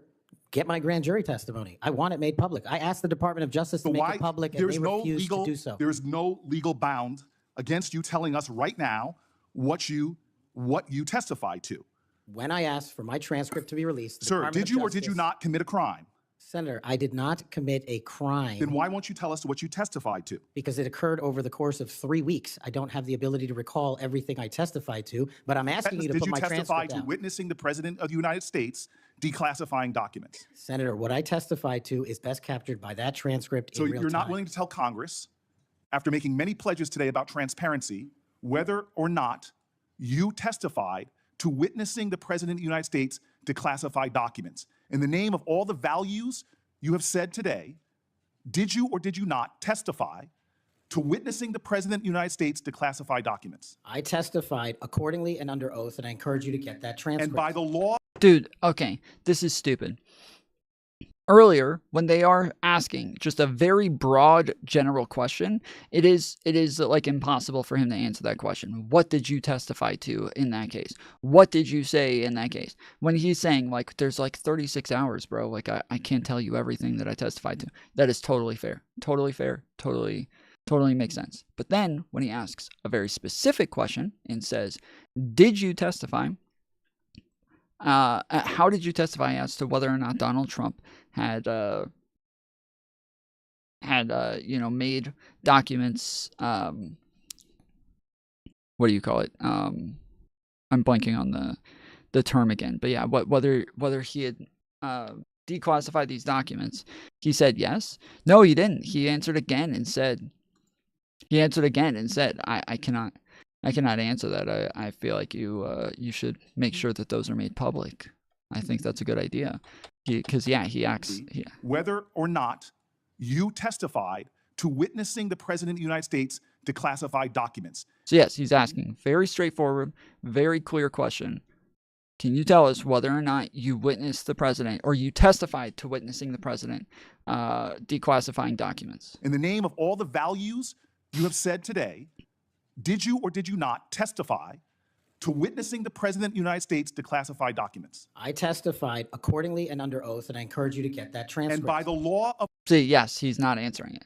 Yeah, he's not answering it. So I testified honestly, and you should get that transcript. Yeah, it's in there. The transcripts will tell you the answer. Like, I want you to give me the answer, motherfucker.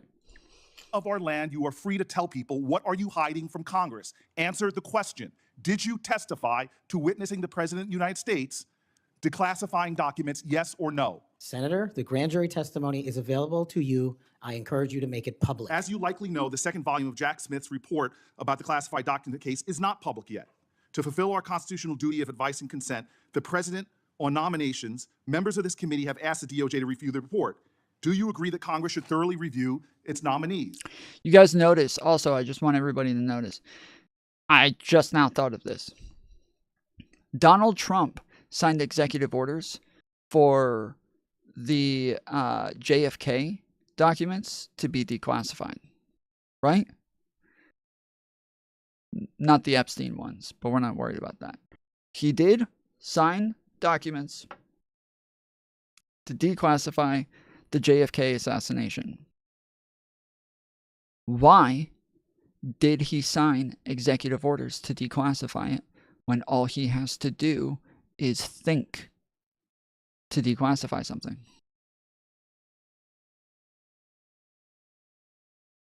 Huh? Anybody? You guys remember that?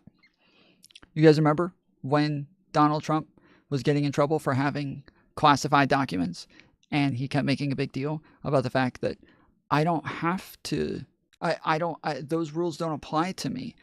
I can declassify anything that I want. They're like, yeah, okay, fine, but you didn't declassify them. And he's like, yes, I do. All I have to do is think for them to be declassified. I just have to say it in my own mind that they're declassified, and they're declassified. He said this numerous times. His lawyer said this numerous times. So why did he sign executive orders saying that he was declassifying the JFK files? Why did he do it? Why did he do it? Why didn't he just think it, guys? Huh? A little weird. A little weird that he would do that. Yes or no? Yes. Okay. Now, last question and I'll be done. When you and I met, you told me that you wanted to remove 11,000 FBI personnel or move many of them, and you said that again today. You have looked at an org chart to understand what offices and functions that you'll be pulling from. I don't think you've done a serious analysis, but I do think you have an assignment from Donald Trump to gut the FBI. You said yourself, I'll shut down the FBI Hoover building. There are people specifically that you are targeting, I believe, and do you agree that you have already prepared plans to remove certain individuals from their offices? For example, individuals that will be replaced by political personnel. The political personnel that are being put in an institution that you and I discussed that has no political appointees but one, the political personnel involve these names: Erica Knight, Tom Ferguson, You stated your question. Would you answer? Or don't you want to? Okay. We can move on. Senator Blackburn. Senator Patel. That's so ridiculous. So yeah, so I'm going to be very transparent here. Just want to, get everything out in the open. No, I'm not going to answer the question. Let's move on. I truly, I cannot believe these people. I cannot believe these people. I cannot believe that these are the people that would even be considered. Like, these people should never even be on a short list, let alone make it in front of Congress, then. Thank you, Mr. Chair. Colleagues, as we know, it's not just they shouldn't be on a long list. Nominee for FBI director that's before us today, but there's been a lot of chaos and confusion this week in regards to executive orders that have been issued as it pertains to the federal budget, federal spending, hiring freezes, etc. But relevant to this confirmation hearing, colleagues, the FBI has paused its new academy classes while they assess how the firing freeze impacts them. President Trump's executive orders has a national security exception, but it is unclear how it will apply to agencies like the FBI.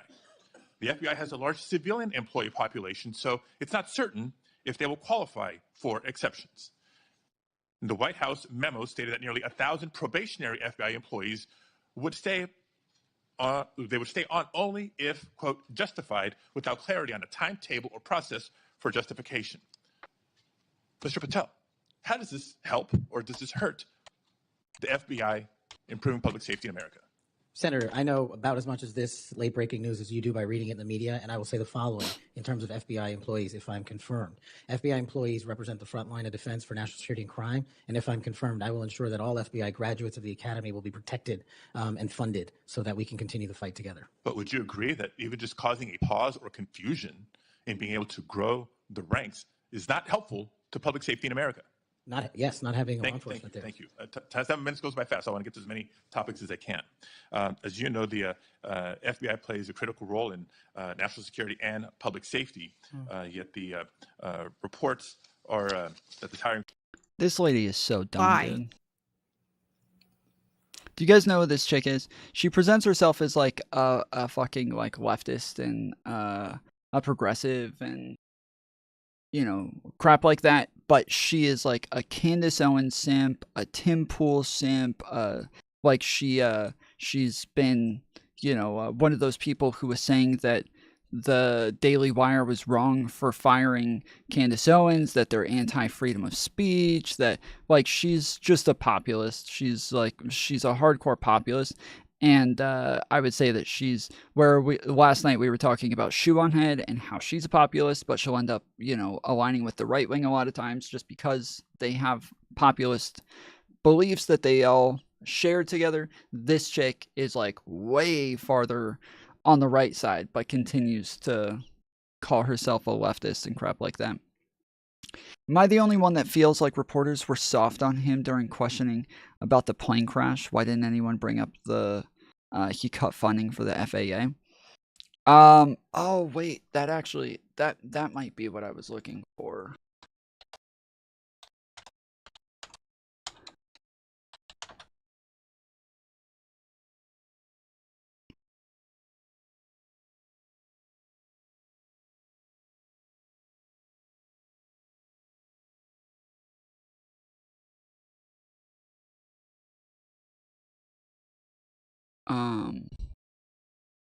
Yeah, I can't, damn it, dude. I don't know where it is. As I said, there was like I read an article earlier talking about the fact that they didn't have enough people for some reason. And, like there's like reports coming out already saying that like they were short on people.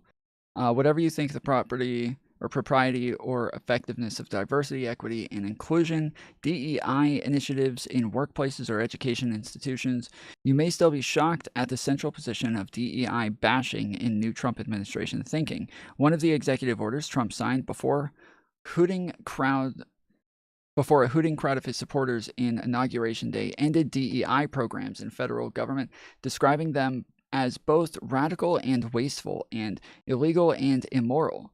The order also required federal agencies to identify contractors and grantees who engaged in promoting DEI and associated policies. The very next day, Trump extended this crusade fully into private sector with another order-bending federal civil rights enforcement action to the novel task of rooting out DEI everywhere. And one of the objects of this week's chaotic and quickly aborted OMB federal funding freeze was to push the government to ensure that not one nickel of money would go to anyone practicing or promoting DEI policies.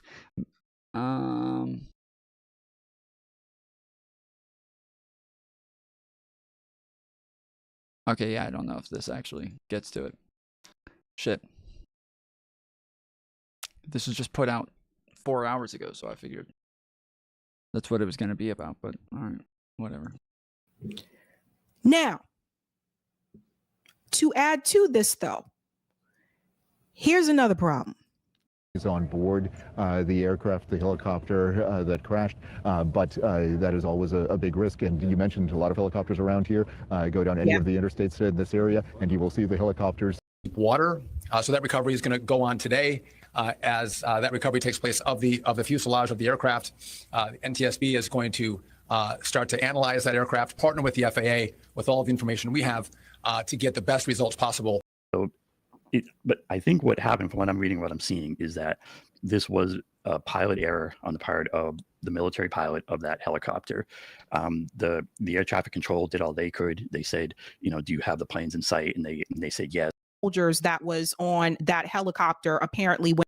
Okay, yeah, I was clicking on this because she apparently had some crap about like CNN quitting and crap like or CNN hosts quitting. Damn, so Jola's going through the same thing, dude. He's got one person on the short strat. This is weird. This is weird as fuck.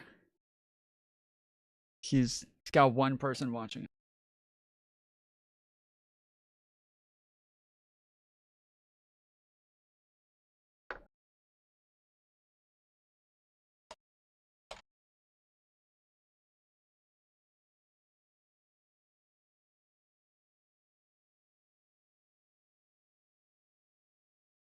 This is yeah, this is so strange.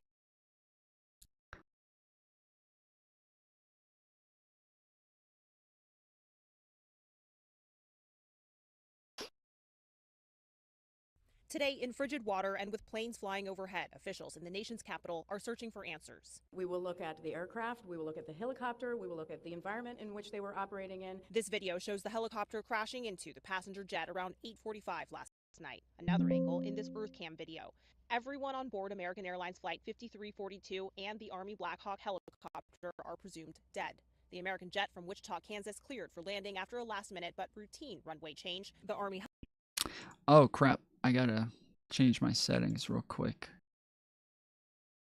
I just heard you on my speakers. Okay, say something. Howdy. Ah, there we go. How's it going? It's going. It's going. The news is breaking my brain. I think I need to take a detox this weekend, but I'm doing all right. How about you? Doing all right. I was just scrolling over your shorts chat and I saw that you just restarted. Are you having the same problems that I'm having with it? Usually if I see the algorithm's dead, I just restart it. So like when you're It's what I streaming used with to your do as shorts well, and you're- but I've done it many Yeah. times. And like the other day when it first started, I restarted it numerous times. And now every time that I've started with it, it literally seems like it has a cutoff at 13. So if all of my normal viewers go to my normal chat, then it will only like allow like 13 people in, and that is where it has peaked. And I mean every single stream, it has peaked at 13. Every single one, 12 to 13, one of those two. But that's where it peaks. It's 12 to 13 every single time. The only one time that it didn't do that is when I chose to only stream through the shorts chat on my phone, and I had all of my viewers over there, so there were already about like 30, 40, 50 of them over there, and then it allowed, yeah, I don't know I don't know how many, like maybe 10, 15 more people, but a lot of the people that I haven't seen since I've started having this problem started popping up that day. But yeah, outside of that, if I don't do it through my phone and don't have everybody go over to the shorts chat, then it just doesn't work.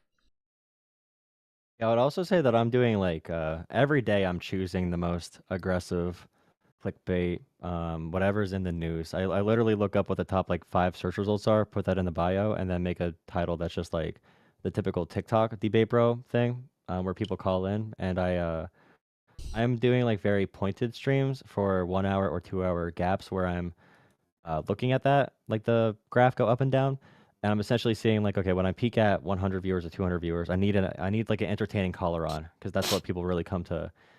That's what people are gonna like stay for. So if I don't hit that point though, I restart right away. But if you're gonna do more content that's more like I don't know, debate reviews or video reviews, then when I do that, my short stream is usually a lot smaller.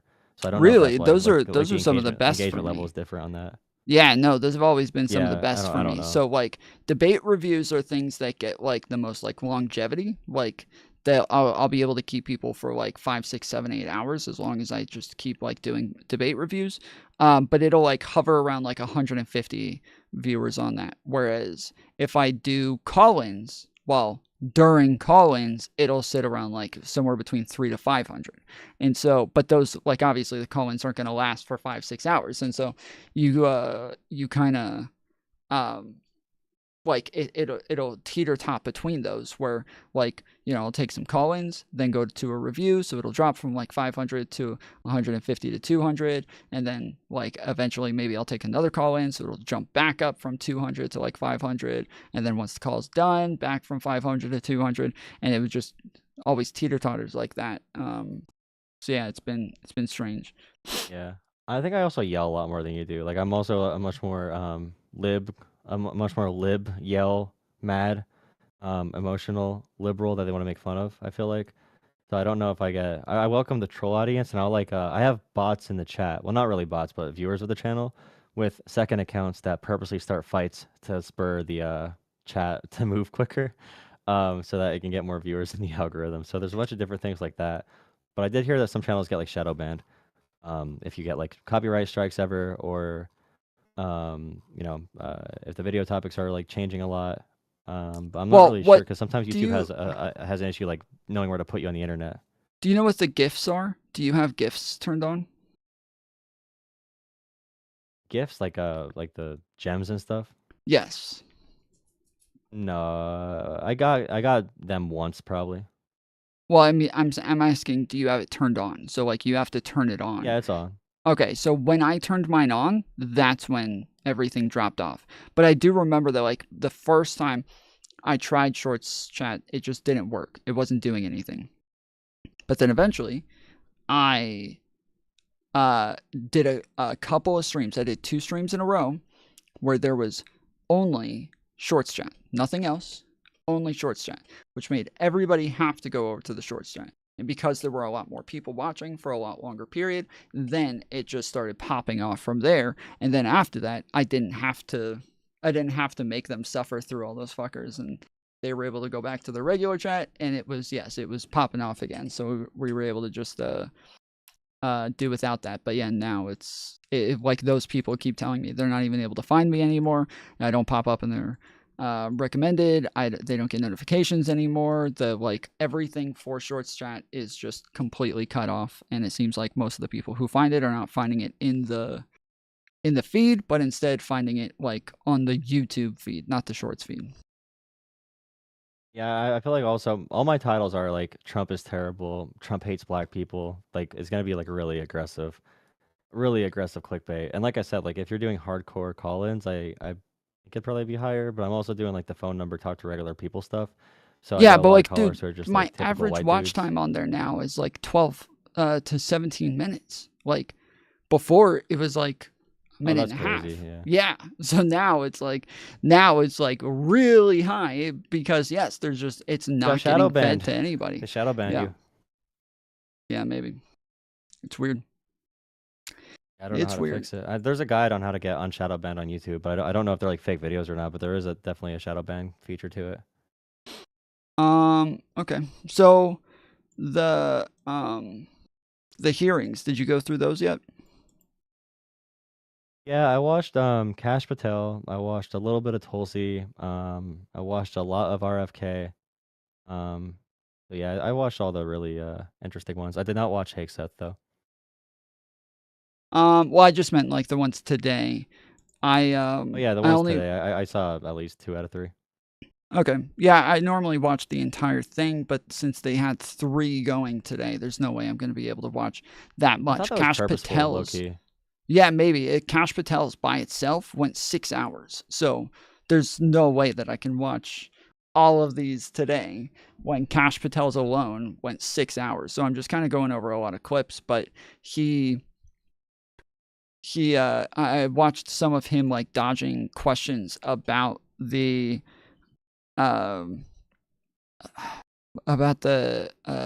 fuck, I always blank on this term. The classified documents. They were asking him how he testified about the classified documents. And when they asked him, he just kept saying, oh, well, I would love for you to get those court reports released, to get the transcript released, because they won't release it. And they're like, well, it's not classified, so you can answer this question. How did you testify in the court case as to, Donald Trump signing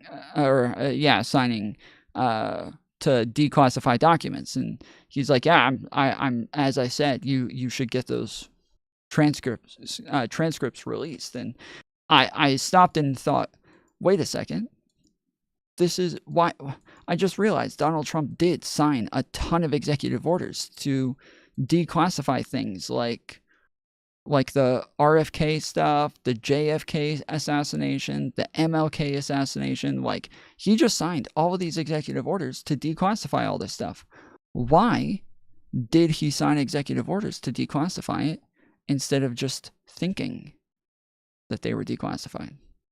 Isn't that all he has to do, is just think things in order for them to be declassified? Yeah, according to, I mean, oh god. According to him and his lawyers. Yeah, according to him and his lawyers, he just has to think it. So why this time did he sign executive orders to declassify it when he says all this he is has my to mental do health is think it? deterioration that's happening right now. So like Kash Patel talking to Amy Klobuchar, for example, you know, they had this back and forth, and another senator was asking about like the pills he put out, the anti-vax, anti-shedder, anti-mRNA pill that helps you shed the vaccine or whatever. Completely fake, obviously, supplement, all that kind of stuff. He just lied about it. He lied about the January 6th choir thing. He lied about literally every statement.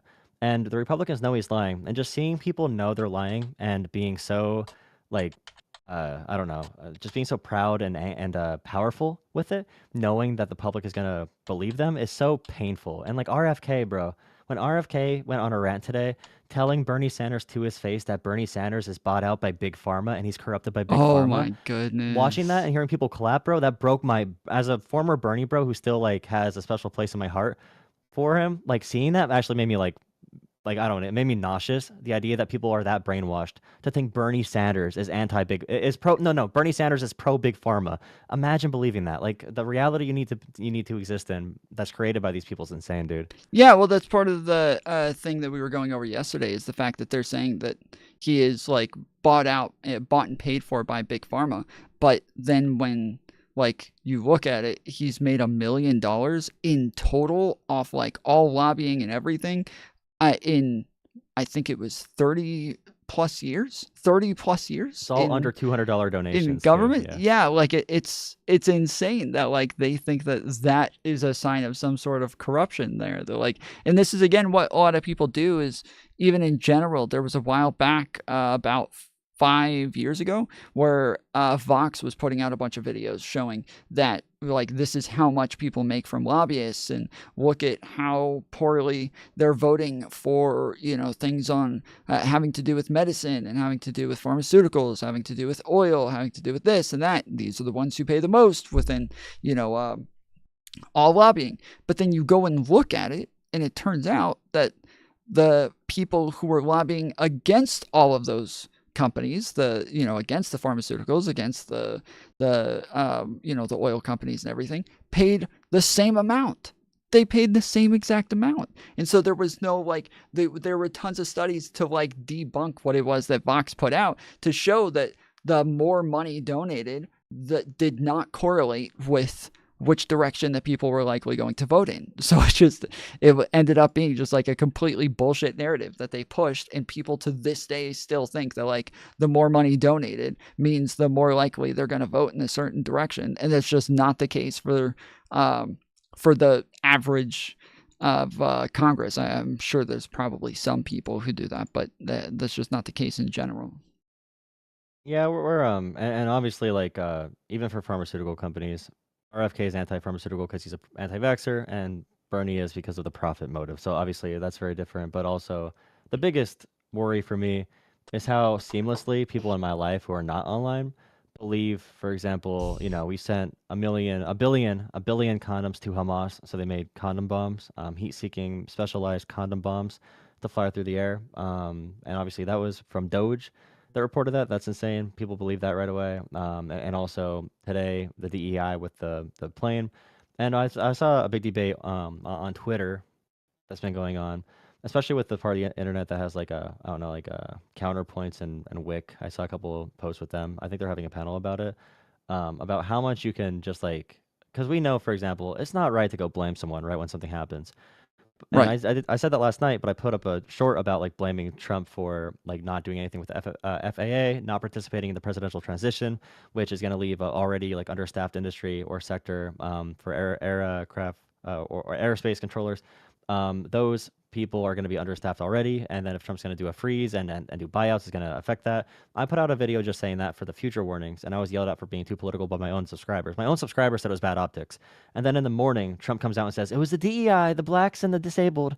That's the reason it happened. It's like, and then he says, bro, he says he's not going to visit the site. He's going to visit families, but he's not going to visit the site. He's like, where's the site at? The water? What am I going to do? Go swimming? And it's like, bro, Oh my I don't know. goodness. I feel like I'm getting self-policed by my community and by liberals and by progressives when we have to like fight differently now. I don't know if you disagree with that or not, but I mean, I do disagree, like, obviously, to an extent. I think that a lot of people are looking at, like, shit. So, like, what's happening with Destiny right now? A lot of people keep coming out and they're like, dude, if this was, somebody in MAGA, this would have just made them more popular. They would have just said that this is some, like, you know, e-whore, some slut that's coming after them and trying to get a money grab or whatever. And so the fact that the liberals are even willing to like cancel one of their own people and take them down and ruin them when this is one of their best and brightest and one of the people who's really like doing the most for like, you know, center left liberals, that they're willing to just completely ruin them. It's really fucked up. And I'm like, wait, that's why we're on the side. Like, if we weren't willing to call these people out, if we weren't willing to make a big deal about this shit, then why would we be on this side? Like, why would we I agree, like, holding defend Destiny this side? accountable. I think it's different just in the sense of we're talking about like steps Trump is doing to kill government programs, and we know that aircraft collisions is going to be much more likely under Trump's future, where he wants to privatize the TSA, cut down the FAA, remove these regulations, understaff everywhere, as said in Project 2025. So us just saying like, hey, we're just going to blame this on Trump because he has it frozen. You know, the aircraft, the air controllers are saying we need more people. They're freezing hiring. They're freezing onboarding. They're paying federal workers to quit. So we can tie it back to Trump in some way. And I just don't understand. And this is the big debate, really, because I see what you mean by the Destiny thing, and I disagree with those people, especially with like even today, new messages came out that made me think like, wow, Destiny is actually a sex addict, but he just can't really confront that. Definitely a sex addict, by the way, 100% a sex addict. He needs help, like unironically. But also, just in general, the messaging, I don't know how to compete, with people that'll lie through their teeth, other than if we need something bad to happen, because sometimes you just need something bad to happen for people to run back to like democracy. So I don't know. Well, I mean, that is, again, like during Trump's first administration, he lost the next election because COVID happened. Like it was just a fluke accident, just a fluke thing. People were unhappy, and that not only COVID, but Black Lives Matter as well, and all the protests that were happening. And everybody just looks at who's in charge and they blame them, and now they're upset and vote for somebody new because they're just unhappy with the way that things are. And then Biden had the same thing where like he had a lot of inflation from COVID, and then we were the first to recover from COVID, which made it to where like all other countries are flooding over to our borders and trying to get in to, be in a country where they can actually afford things and where their money actually means something. And this just caused like so many problems for the whole country to where, people were just upset. They weren't happy. And so they wanted to vote somebody else in. And I feel like this, Trump getting back in isn't a sign of new times. It's not a sign of like some shift to the right or anything. It is just kind of how these things work. There's always going to be like a back and forth in these areas. And there's not much that you can like do to stop that from being the case. I don't think we need something outside of like, just like random fluke natural disasters or shit like that. Like that's just the sort of stuff that makes elections flip, and I'm not praying for that sort of thing to happen. I don't want that to happen. No. While Donald Trump is in the middle of see ruining it fail, Well, I was going to say, while he's in the middle of like ruining our economy and ruining all of our partnerships with our allies, and just like showing how inept he is when it comes to his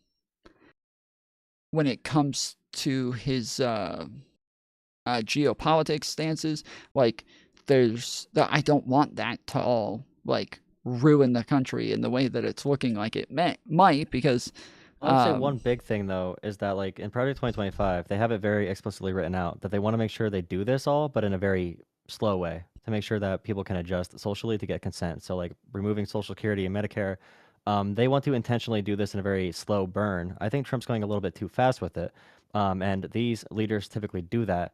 But yeah, that's the intent, is to go as slow as possible, make it seem normal, try to normalize as much as you can, make every government industry or government agency die as much as possible, blame the government, privatize it, and once it's privatized, that's their, that's a key part of their mission. And one of the big issues that I see is everyone complaining about grocery prices, or at least a lot of them. Everyone that I know personally, and everyone that I've seen on the internet, who complain about egg prices, killing their families because they couldn't feed their kids, all of those people are no longer caring at all. I've heard people say, you know what, I pay higher prices for Trump because he has a plan, and I think the tariffs are going to work. They don't know what that means, but they love Trump, and they will pay more. So I feel like Americans are so disconnected, and I don't want to sound too like it's not even like a socialist thing, but it's just like material conditions. People are so disconnected from what like having a lack of, and this is a liberal principle too, having a lack of government, or having a lack of clean air, clean water, having a lack of airport security, having a lack of aviation safety. They don't know what that's like anymore. And having a lot of Americans do have a lot of money to spend. That's why inflation does go kind of crazy. That's why we're having a lot of credit being access to spend money on entertainment and stuff, because Americans do have terrible buying habits. So it takes a lot to really affect Americans economically. But if Trump does it in a way that's able to keep like Medicare, Medicaid, Social Security, CHIP, and a bunch of other different programs intact, he might be able to keep on slowly burning off the government and privatizing it without getting people too riled up about it. And he could pass a law about elections, and we need to see if anyone's gonna stop them. And once Kash Patel's in, Tulsi's in, Pete Hegseth is in, once they have the full intelligence agency and military, I'm also concerned what they're gonna do to us. People that are just on the internet talking bad about talking the truth and talking bad about what they're doing.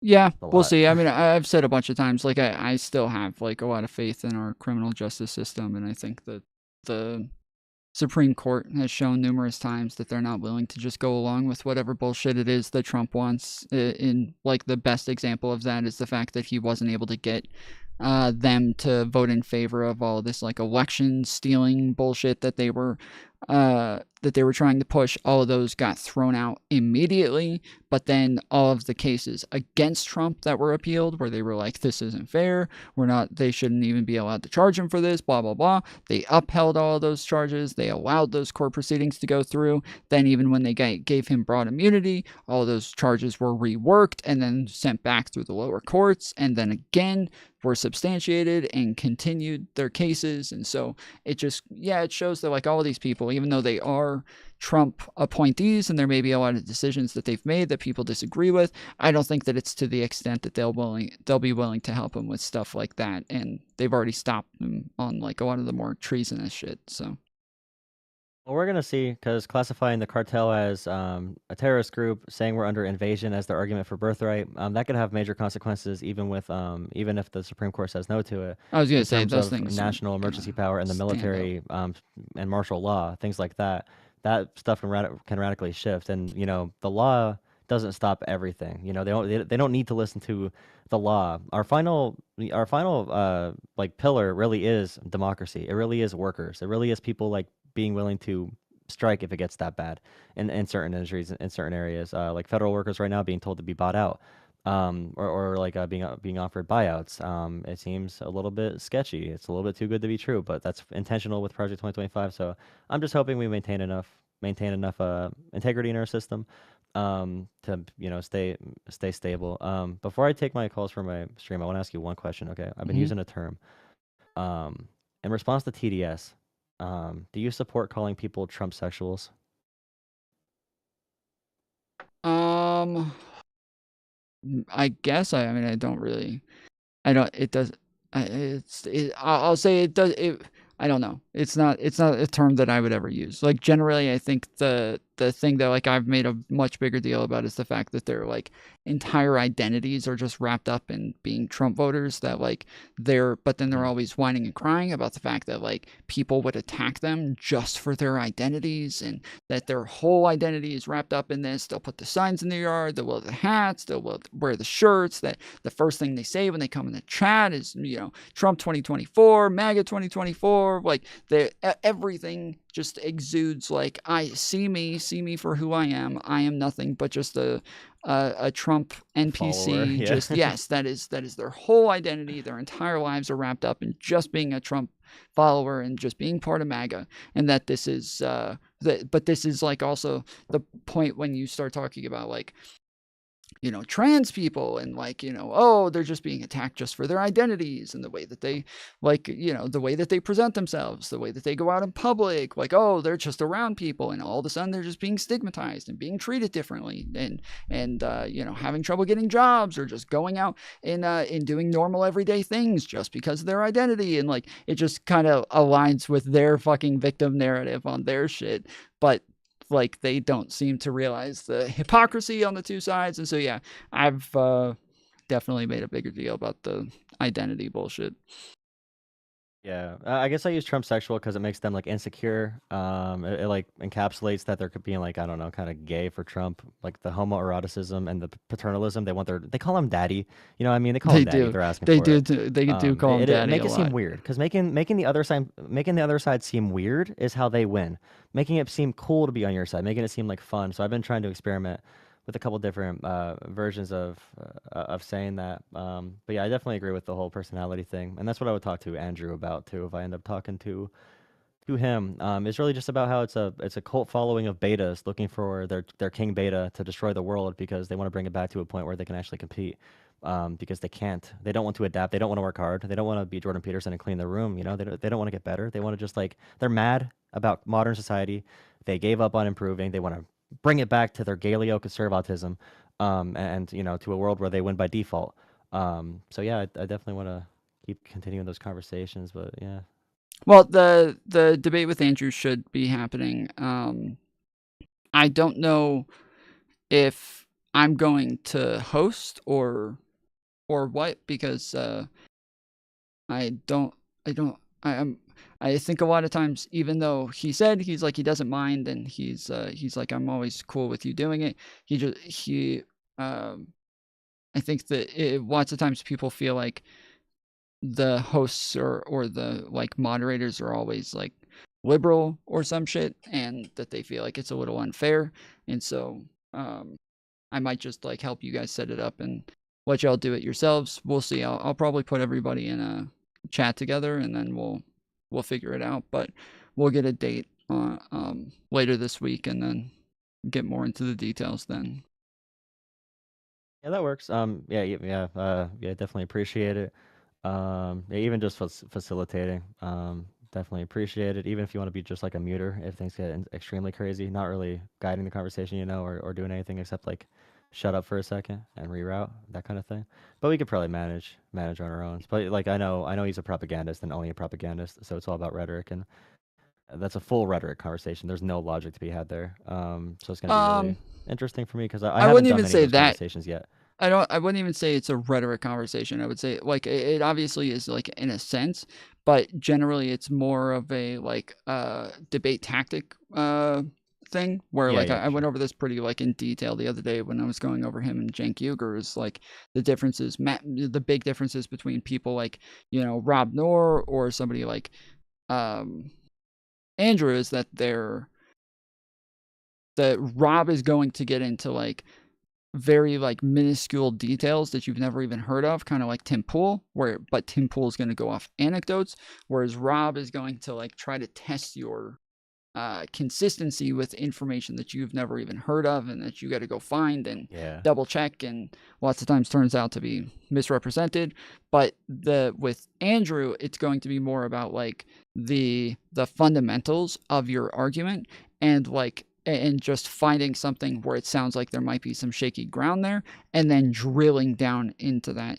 And even if you eventually do get to a point where it is consistent and like he thinks it makes sense, he will say, Okay, fair enough. Yeah, and I think that makes total sense. The problem is that you don't seem to understand is, and now he will very quickly move to something else, where like because he's like doing this very like good faith thing, all of a sudden he was very quick to like pivot and move goalposts, and it's Optics win hard to too. even. Easy optics win. You look like the person that's crazy because they're like, yeah, I'll be reasonable, and they'll bring up something like they force you into the. They try to force you into defending obviously the hardest part. Well, it's not of even your that. side to It's defend, the I weakest think argument. Yeah. I think the bigger part is like staying on offense and making sure that you're not actually able to like get them to justify anything. So the whole time you're trying to justify everything, you're trying to make sense of everything, you're having to explain all of your semantics, it's which like the punting. semantics is like the Yeah. biggest part. It's like they're like making a big deal about the semantics of like whatever word you use. Like January What were 6th you is guys? bad. Well, what about BLM? What about BLM and Biden pardoning everyone and blah blah blah? Yeah. Well, what were you guys even arguing about? Because you tagged me in the thread, but I wasn't sure what you guys were even fighting about. Because I wanted to make sure he followed through with it. I can find the original quote tweet. I honestly, I did not expect him to respond in 0.5 seconds, but apparently he's an internet warrior, which I already knew. He's a paleoconservatism, so he's obviously online 24/7. Like original values tell you to be.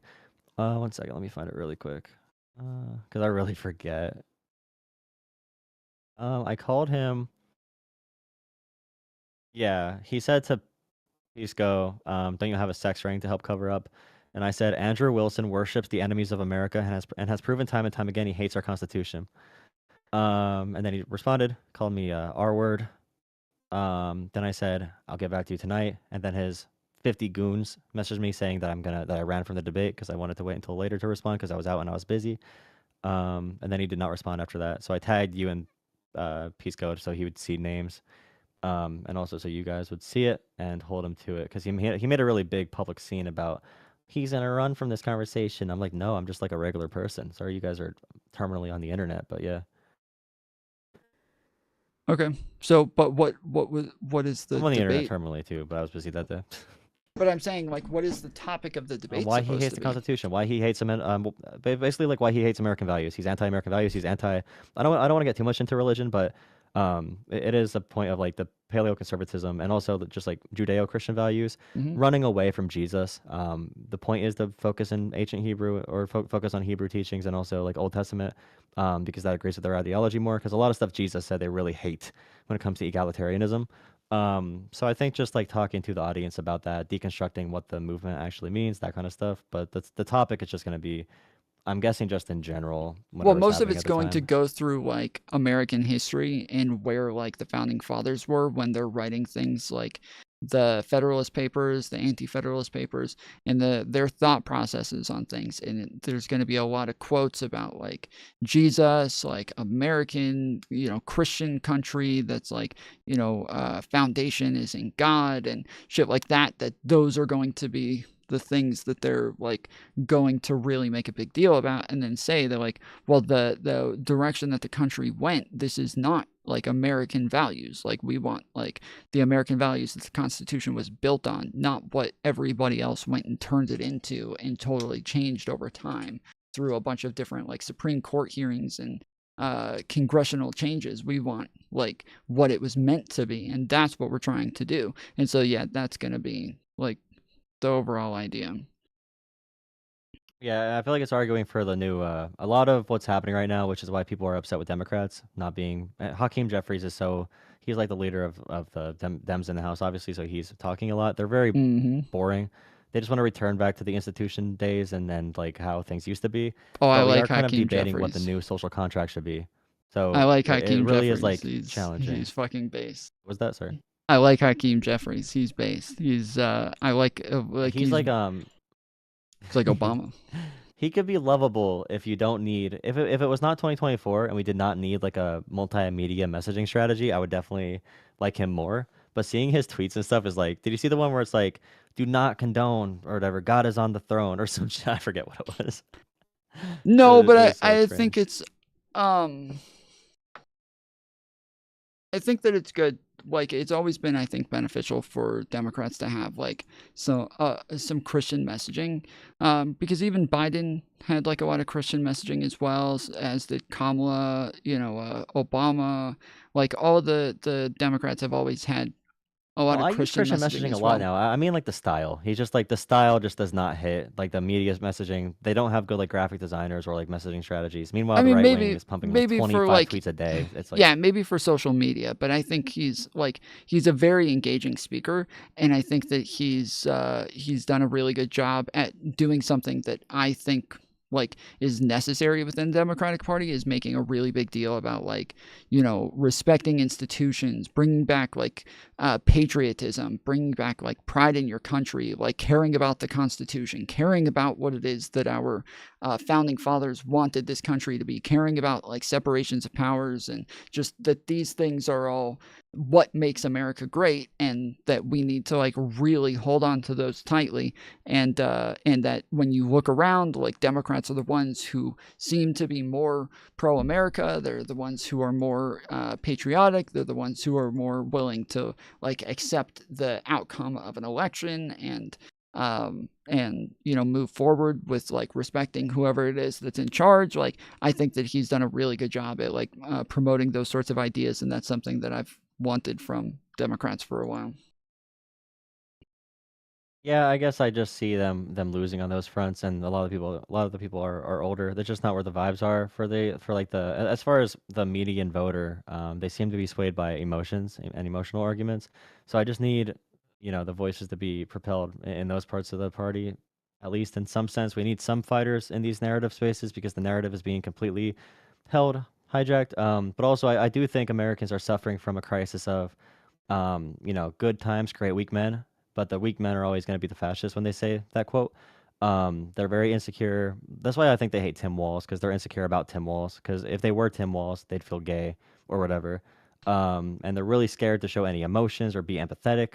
Empathy is a sin, that kind of stuff. They're So I always feel like we're having a obsessing crisis over of, like of other what men's Americans need. jawlines and like men's shapes of their faces, and Yeah, all the gender affirming care all the Republicans get, like Matt Mhm. Gaetz, like they obsess over it. They obsess over all the insecure parts of being a man, and I think that's really the forefront of this. They're mad about the minority groups because they don't have any, they have the daddy issues and stuff. They really do. And I feel like having those conversations is a good thing, and Democrats have not done good on that front, and we don't have anyone to have conversations on that front. But also, it's hard to even say that because all the podcasts that are moving kids to the right or moving young adults to the right, like Joe Rogan and all that stuff, they're bought off.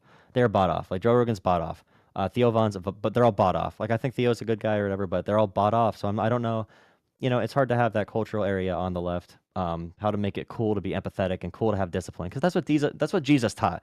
Jesus taught there was strength through inaction, strength through discipline. But now those values are gay and beta, and the values they want are just being dumb. Like they love being dumb. They think being dumb is a own.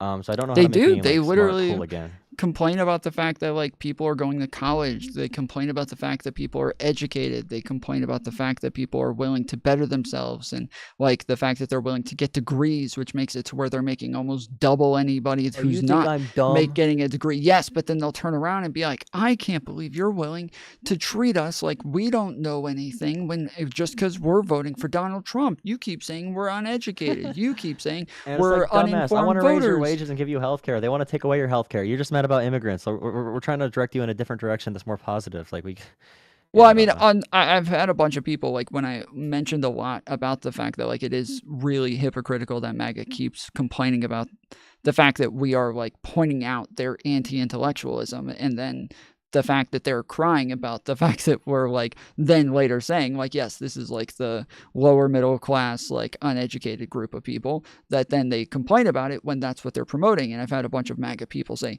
no, that is stupid. Like, no, we should be proud of being uneducated. Like, we should be happy with this, and we should be, like, promoting being uneducated. And just common sense, bro. Just common sense. It's common sense, yeah. I'm scared. I mean, my last thing is just the anti-intellectualism is always a sign that there's going to be death. Okay, like it really is. We had multiple senators tell RFK today that they're not going to vaccinate their kids after reviewing all the science, and I'm like, they're vaccinating their kids. They are doing it. I don't believe them. But the fact that multiple senators have said that publicly, the fact that the polio vaccine and measles rate is crashing down, I think it went down like 10% or 15% within 4 years. And it's growing, not exponentially, but it's growing at a very high rate as far as like how many parents are not vaccinating their kids. So we're probably going to be at like 60% vaccination rates in like 3 or 4 years, and then 40, and then whatever if we don't have some type of big pushback against the anti-vax movement, but also just in general. J.D. Vance saying that the professors are the enemy, the doctors are the enemy, the scientists are the enemy. Also, the woke ideology, which is basically the Jewish ideology now that Hitler would have said, but it's woke ideology now in America. All that stuff combining, especially when the enemy is fake, that's when you have violence happening. If they deputize the Oath Keepers or deputize the Proud Boys, which they very well might, we're going to have a period in America, and just a warning for everyone, we're going to have a period that feels like a revolution in modern day America. Probably. Maybe.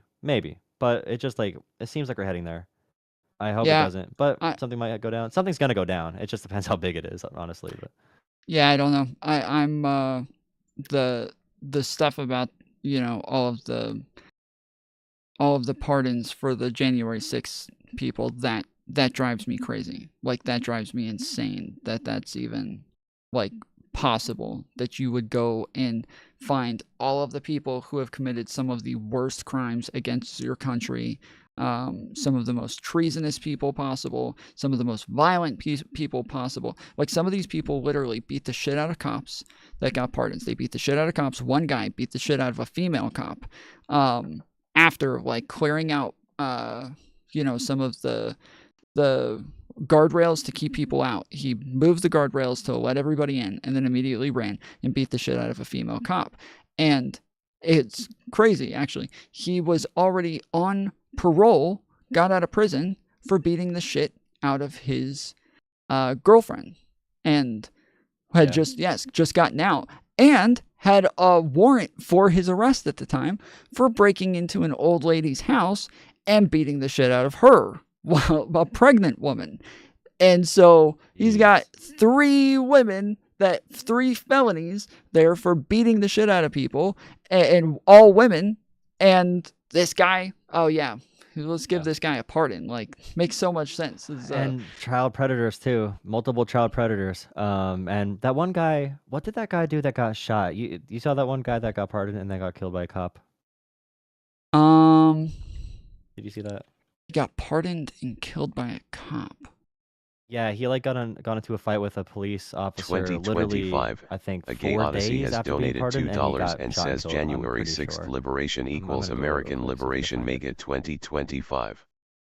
I'm sorry, say that again. I had a TTS coming in. It was Matthew Huddle. Look up Matthew Huddle. Huttle. So this guy already had violent crimes, pardoned, and then got into a traffic stop right away and got killed by a cop because he's crazy, obviously. But damn. Yeah, there's a woman that they call MAGA Granny.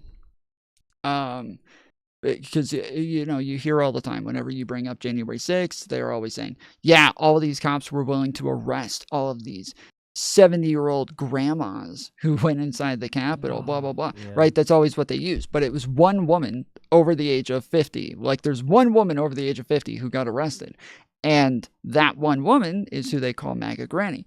And she was offered a pardon and denied it and said, no, I'm not going to accept that. That would be disrespectful to our country. That would be somehow like acting as though what we did on that day is excusable, and it's not. It was wrong. We were wrong. President Trump is wrong for trying to give us pardons for this. We should pay our debt to society for what it is that we did on that day, and we need to move on afterwards. But if he's going to give everybody pardons, it seems like he doesn't actually understand how horrible what we did was. And so yeah, that's she literally rejected the pardon for what she did. That Matthew Huddle I just told you about, he had a prior offense before the January 6th riots where he beat the crap out of a 3-year-old child time Oh served for beating my up a 3-year-old goodness. child. Then January 6th, prison, pardoned, cop, and cop shot him at a traffic stop. So yeah, those are the people that Trump released into the violent crime that Trump put back into our neighborhoods. All the virtue signaling. I guarantee, dude, every person that calls into my show, every person, every one of them has a direct experience with immigration now. It's hilarious. It's amazing. It's actually fantastic how they have a direct experience with immigration. Then they bring up only immigration stories that were nationally known. It's actually amazing how they all now. I just like feel like I'm talking to people all the time. And I love it when I meet someone who's like genuinely like asking for more answers. And those are my favorite callers. But like, there's some people where it's just like, I just want to hang up right away because I know they're ideologically driven. I know they're gonna lie. And I'm just like, I don't want to live in this world where people are just like lying. And they say like Trump lies. He talks shit just like every other. How do you answer that question, by the way? If someone says to you, like, for example, Trump lied about FEMA directly. He lied about the California stuff. He lied about the DEI today for the plane. If someone says to you, like, Donald Trump is the same as all these other politicians, he shoots from the hip sometimes. Obama lied, Biden lied, Bush lied, Reagan, all of them lie at some point. It's the same. How do you typically respond to those, like, whataboutism or those comparisons?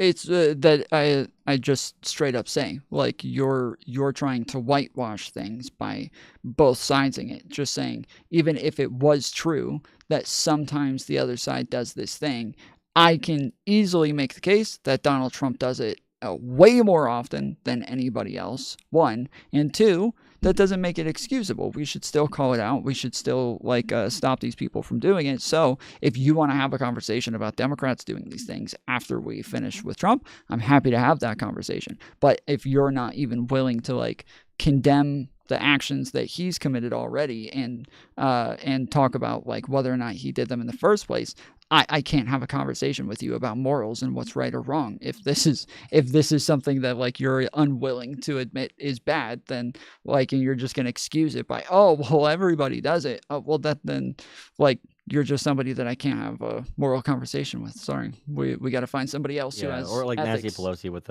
compared to the meme coin. Like Nancy Pelosi, her entire career with the real estate and stocks made like 1/10 of what Trump. We don't know the exact number that Trump got from the meme coin, but still, it's in the tone of billions of dollars, and it gives a direct access to pay. Well, Trump they any nobody's foreign made country or anything whatever. yet.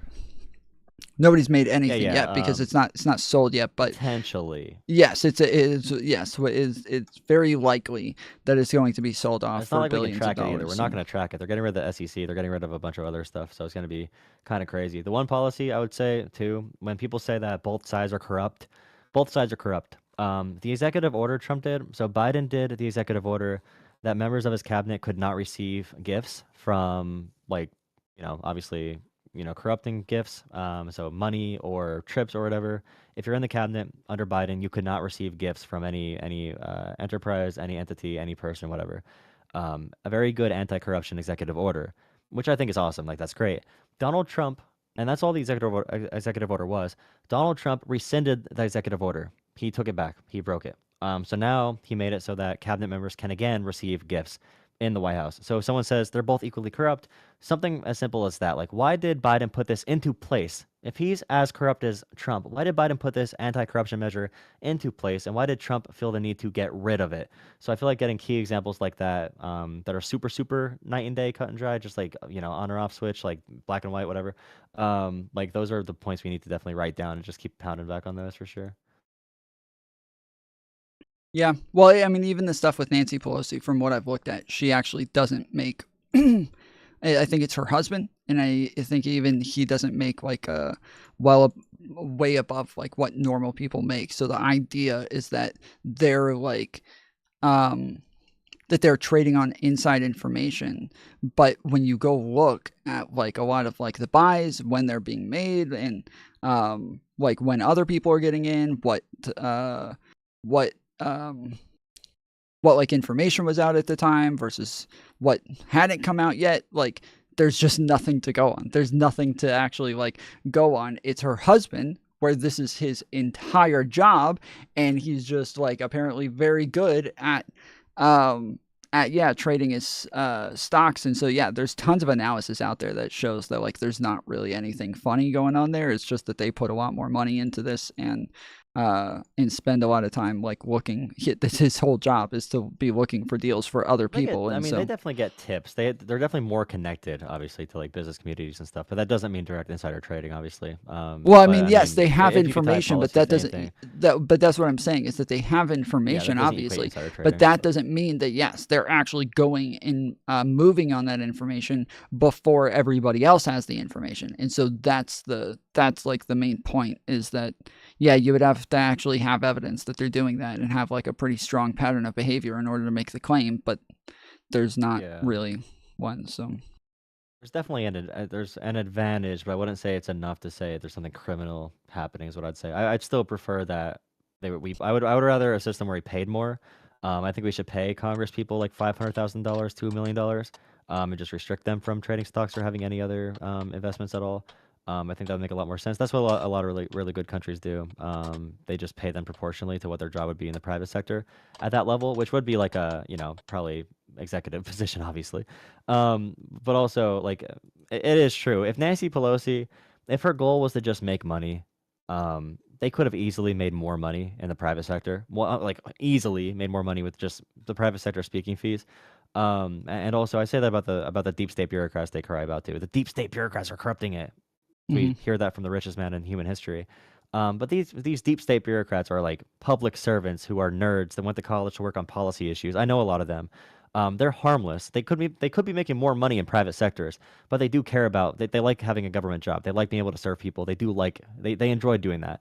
So the characterization of like deep state bureaucrats is just like another Project 2025 motto, another slogan to get people to hate government officials and government workers in general. And I know there's an uptick in death threats and everything, so yeah, hopefully that doesn't get too bad. But yeah, I guess we're just everyone keep doing their job. Everyone's media. Everyone who's watching this as well is media. If you see a post you like, share it. If you see a video that myself or Tom does, share it. That you think is going to be useful, have any utility for the world, share it. We need you to boost it as much as possible, especially because every algorithm goes against us. Every algorithm, YouTube, Facebook, leans heavily to the right. So we need help getting our stuff out there as much as possible. But yeah, I appreciate the chat, Tom. Anything else going on? Nope. That's about it from my side. If you guys want to go chat with Jola, I guess he's probably going to do call-in soon. So head over. What is it now? Jola Politics Live? Or what is it? I have Jola Talks Politics now. Jola Talks Politics. And yeah, he'll... You can go call in over there. And then, yeah, I guess on your side, I'm Tom Foolery Show. If you guys want to argue with me about any shits, we're doing some call-ins here soon as well. So hit me up. Yeah, Tom Foolery Show.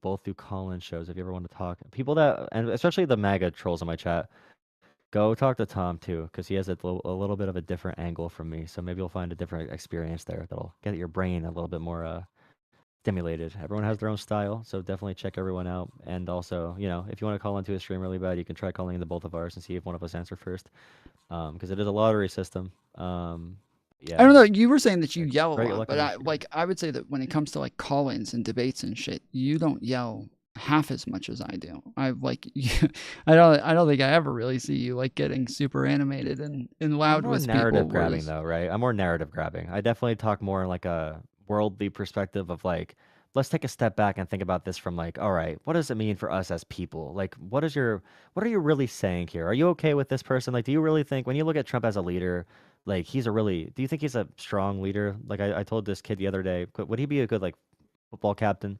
Because compared to what the kid actually understood, I feel like I just contextualize it in the term. I also do a lot more of the posturing of like the rich are definitely doing class warfare. Like I still say things like that because I do believe that to be true, especially with like Praxis and Peter Thiel. But I lean more into that. I think that's probably the biggest thing. All right, cool. Well, yeah, I will. I'll get back to you on Andrew and let you know when that's supposed to happen, and we'll make sure that we set that up soon. I So appreciate it. Have a good yeah, rest of your you guys stream, man. watching Joel, make sure you guys subscribe because he's supposed to be having a big debate coming up. Yeah, that actually could be a big debate if I performed. So we'll see. But yeah, definitely have a go. Yeah, he got 1 million views in one day with Cenk on Piers Morgan, so it's definitely could be a grab. Yeah, for go sure. watch my last debate with him because it is like what I would consider like the signature move of like delving into semantics, but then moving from one thing to another to where you never actually get to like round out the actual topic that you're on. You like it literally becomes impossible to the point where I just go straight into like memes and rhetorical arguments because it becomes obvious that there's no way I'm going to be able to like well the dude's name was Big Papa Fascist, right? I knew that part of him, and then he's now like the paleo conservative whatever. And well, he was like, never actually a fascist. Like he it was always like a meme. Like Big Papa Fascist was like but paleo conservatism essentially is like advocating it's fairly for the close, same, yes. Like they were pushing the same direction close. at least. Yeah. Oh well, and then once you're like also like a Christian nationalist, then there is there's very small differences that exist at that point. But fascism is I'm gonna like do like still I'm gonna watch different. the hearings and play a video game one of these nights. So I'll probably check it out that night then. Probably sometime You this and I weekend. used to play Call of Duty together, right? I'm not misremembering that. We I used had to a play. faint memory of that. That was actually 4 years ago, though. Maybe more. Yeah, than 4 I was years just ago. thinking about this the other day, and I'm like, I feel like it was Joel that I used to play Call of Duty with all the time, but I'm not even sure anymore. I think we used to play. Crap! It was a specific thing on.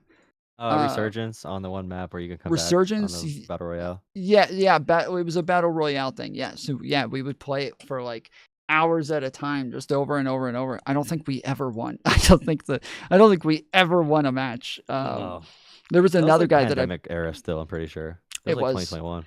It was, yeah. There was another guy that I played with named Chow, who him and I won a number of times. Because he was just like very like tactical in the way that he played and very slow, and we played both the like drop-in ones where like the map got smaller, and we played the big map ones as well, and it was it was kind of insane. Or sorry, there's one where you keep respawning. I think as long as you have somebody alive on your team or something like that, and then eventually it stops. Yeah, rebirth. It's rebirth. Resurgence. That's right. Resurgence. Yeah. So we played that one I the have most. Black Ops but, 6 yeah. too. We have I Black haven't Ops gotten 6 it. nights sometimes. We're planning on doing a community prop hunt game in Black Ops 6 at some point, and that's cross platform too if you have that. Okay. All right. Cool. Well, that'd be kind of fun though. What if we were able to get teams, like a team from my community and a team from yours, and do like 5v5 or something? That'd be kind of funny.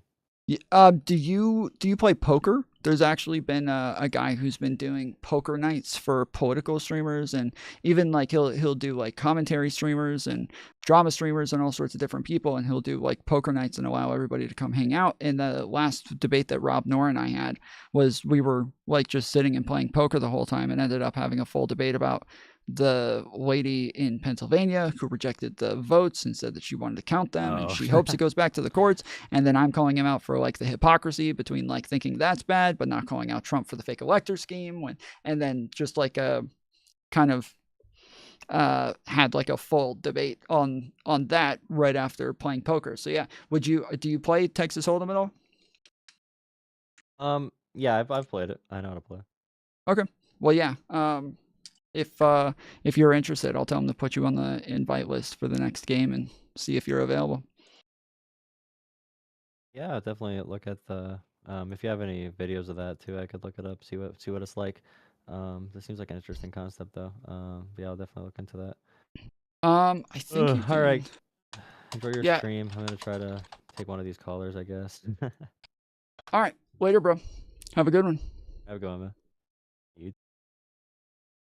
All right. Yeah, I saw a couple of people say that they wanted to call in. So if you guys want to call in real quick, the number is on the screen. Ariana tipped $23. I'm the blue pill Tom wishes to take to last extra 3 hours in bed. Based. Let's go, Arian. Appreciate the $23. Rounding out round one.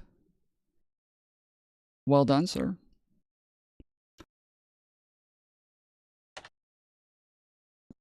But all right, yeah, let me run to the restroom real quick. So if you want to call in, give me just a second to run to the potty, and I'll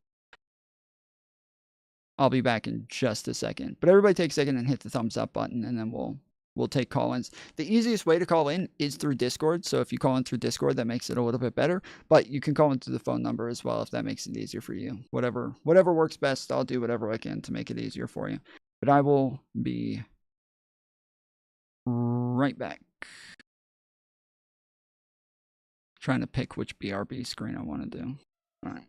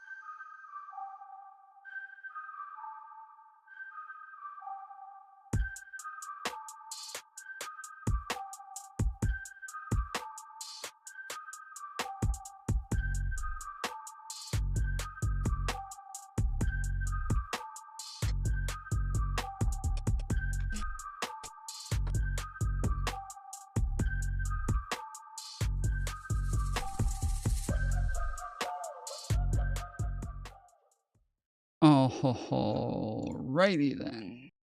I saw somebody saying that they were going to jump into the Discord, but there's nobody in the waiting room. So I guess if somebody wants to call into the show real quick, feel free to do so now. Or jump in the waiting room in the Discord. And then yes, we also, I can do StreamYard. So if somebody would rather StreamYard, or you would rather a Twitter space or whatever, feel free to jump in, or just let me know which one that you would rather. Freezes is damaging. I want to submit for the record, Mr. Chairman, a New York Times article outlining the questions and concerns I just stated. Now on to the next topic. FBI agents rely on their leadership to ensure their safety and success of operations. As Senior Director for Counterterrorism at the National Security Council, you were involved in a SEAL team rescue mission to recover a 27-year-old American hostage in Nigeria. According to former Secretary of Defense Mark Esper, you falsely informed senior leadership that the United States had secured permission to fly over other nations' airspace en route to Nigeria. This misinformation forced the aircraft to circle the border for an additional hour, potentially jeopardizing the mission's success and putting service members at undue risk. Can you explain your decision to falsely claim airspace permissions had been secured for the mission? I greatly appreciate this. This is one that hits home squarely because my guys, my friends, were on that operation. They were in that helo. They were in that V-22. And there's never a time in my career that it would jeopardize the safety of the men and women in uniform. And if you ask the National Security Advisor of the President of the United States, who's with me on that day, who has gone on the record publicly, as has General Tony Tata, who's the Undersecretary of Defense, they have both stated with affirmation that I acted appropriately, relayed all information accurately, and never jeopardized the safety of the hostages. And our men were on the ground for 59 seconds and executed 6 sentries and rescued an American hostage named Philip Walton, and he's home today with his family because of it. So your friend's word versus the former Secretary of Defense. That's what we're going to be asked to consider. Next topic. In September of 2024, just a couple of months ago, you stated that Chris Wray was caught illegally using 702 collection against Americans 274,000 times. That's a quote. And you criticized Congress for failing to implement necessary reforms when reauthorizing Section 702. Now, earlier in this hearing, I heard you respond to Senator Cornyn's questions and saying that the improvements to FISA 702 accountability go a long way. That's what you said today, earlier, on the record and under oath. But on that September podcast that I'm referring to, you said that by passing the reauthorization bill, Republicans, quote, bent the knee. So which is it? They bent the knee and didn't reform 702 as you would suggest, or that they've gone a long way? Senator, as I've talked about extensively with my experience with 702, it is a necessary tool to protect this country. The FISA court themselves issued the report you're referring to about the illegal searches. They found 270-some thousand violations. So I think we need it, and I think we need to work with Congress to reform it. Let me rephrase my question more bluntly. Which is your opinion on the most recent reauthorization of 702? That Republicans bent the knee for not insisting or adopting significant reforms, or that reforms have gone a long way? Because they seem like contradictory statements. 702 is a critical tool, and I'm proud of the reforms that have been implemented, and I'm proud to work with Congress moving forward to implement more reforms. So they bent the knee, but now you're proud of it. Got it. Next topic. I know you've been asked about the J6 prison choir prior in this hearing. My question is not going to rehash previous questions. Funds have been raised, as you explained to me in our meeting last week, to support families of insurrectionists, my words, clearly not yours, that have been in jail, including those who committed acts of violence against police officers. I want to know, in any of your work around the J6 prison choir, was any of the funds that were raised used to support the families of the police officers who were brutally attacked by the insurrectionists? Senator, my foundation has used funds Yes to or help no? police Yes or officers no? across the country. It's a yes or no. I cannot stand these people, dude. Definitely was banned by Aaron.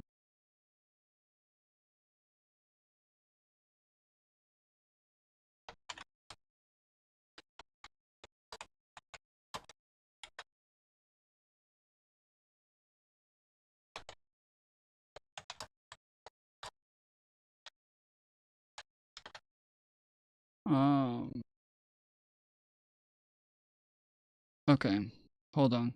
Because, yeah, I'm talking to the mods right now, and they're saying that they don't have any of these people banned.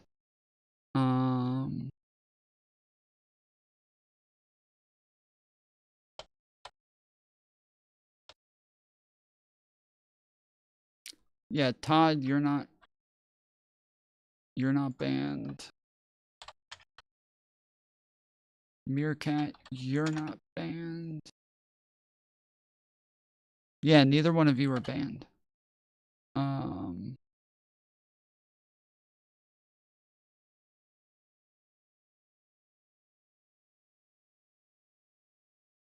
Unless you guys have like different names on Discord. Like, yeah, we have a very short banned list. You guys are not on them.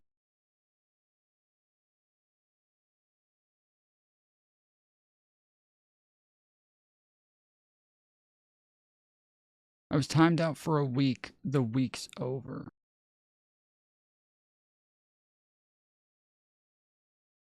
I don't know.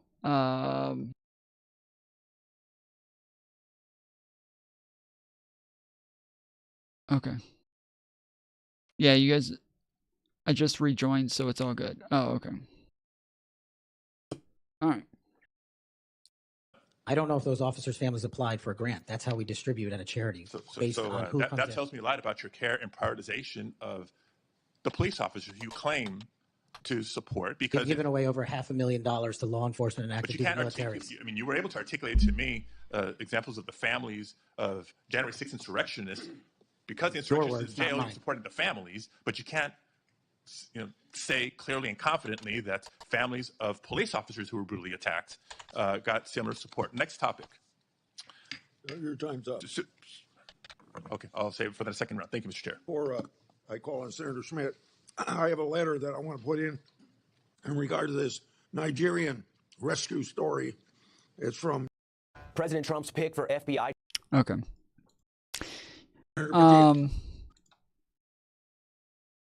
Yeah, I can't. It's obnoxious even trying to listen to these because they don't answer any questions. Well, people can change over time, but can you change in the moment? Like, can you immediately go from being the straightest man on the earth to being the biggest flamer on the earth? Like, can you change fundamentally your wants, your actual wants? Not I'm saying I can. Ah, shit. I just saw that academics was banned, and I was going to click on that to see what the fuck happened there. And it disappeared.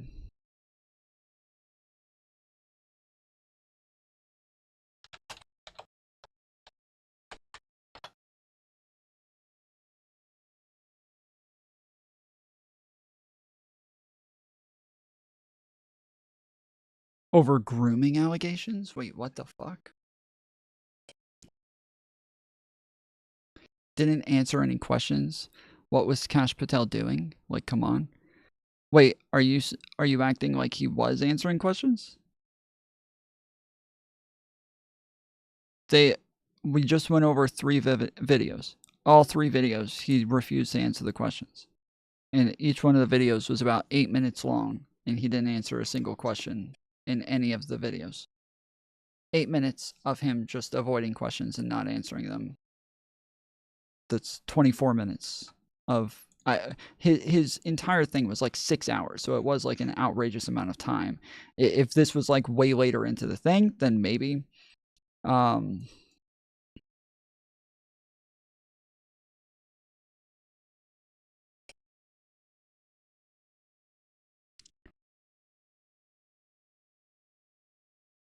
then maybe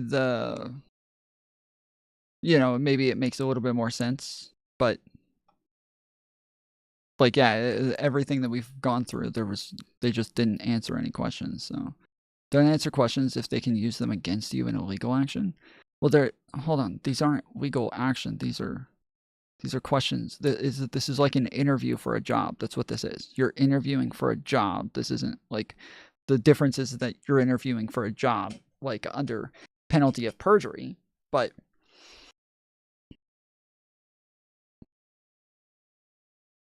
I would say, yeah, if you're coming in saying that you're here to like make the government more transparent, you want to make it to where the people know what's going on, you're here to make sure that like everybody is you're there to drain the swamp, you're there to like stop all of this like politicization of all of this crap, and make sure that like people actually see everything for themselves.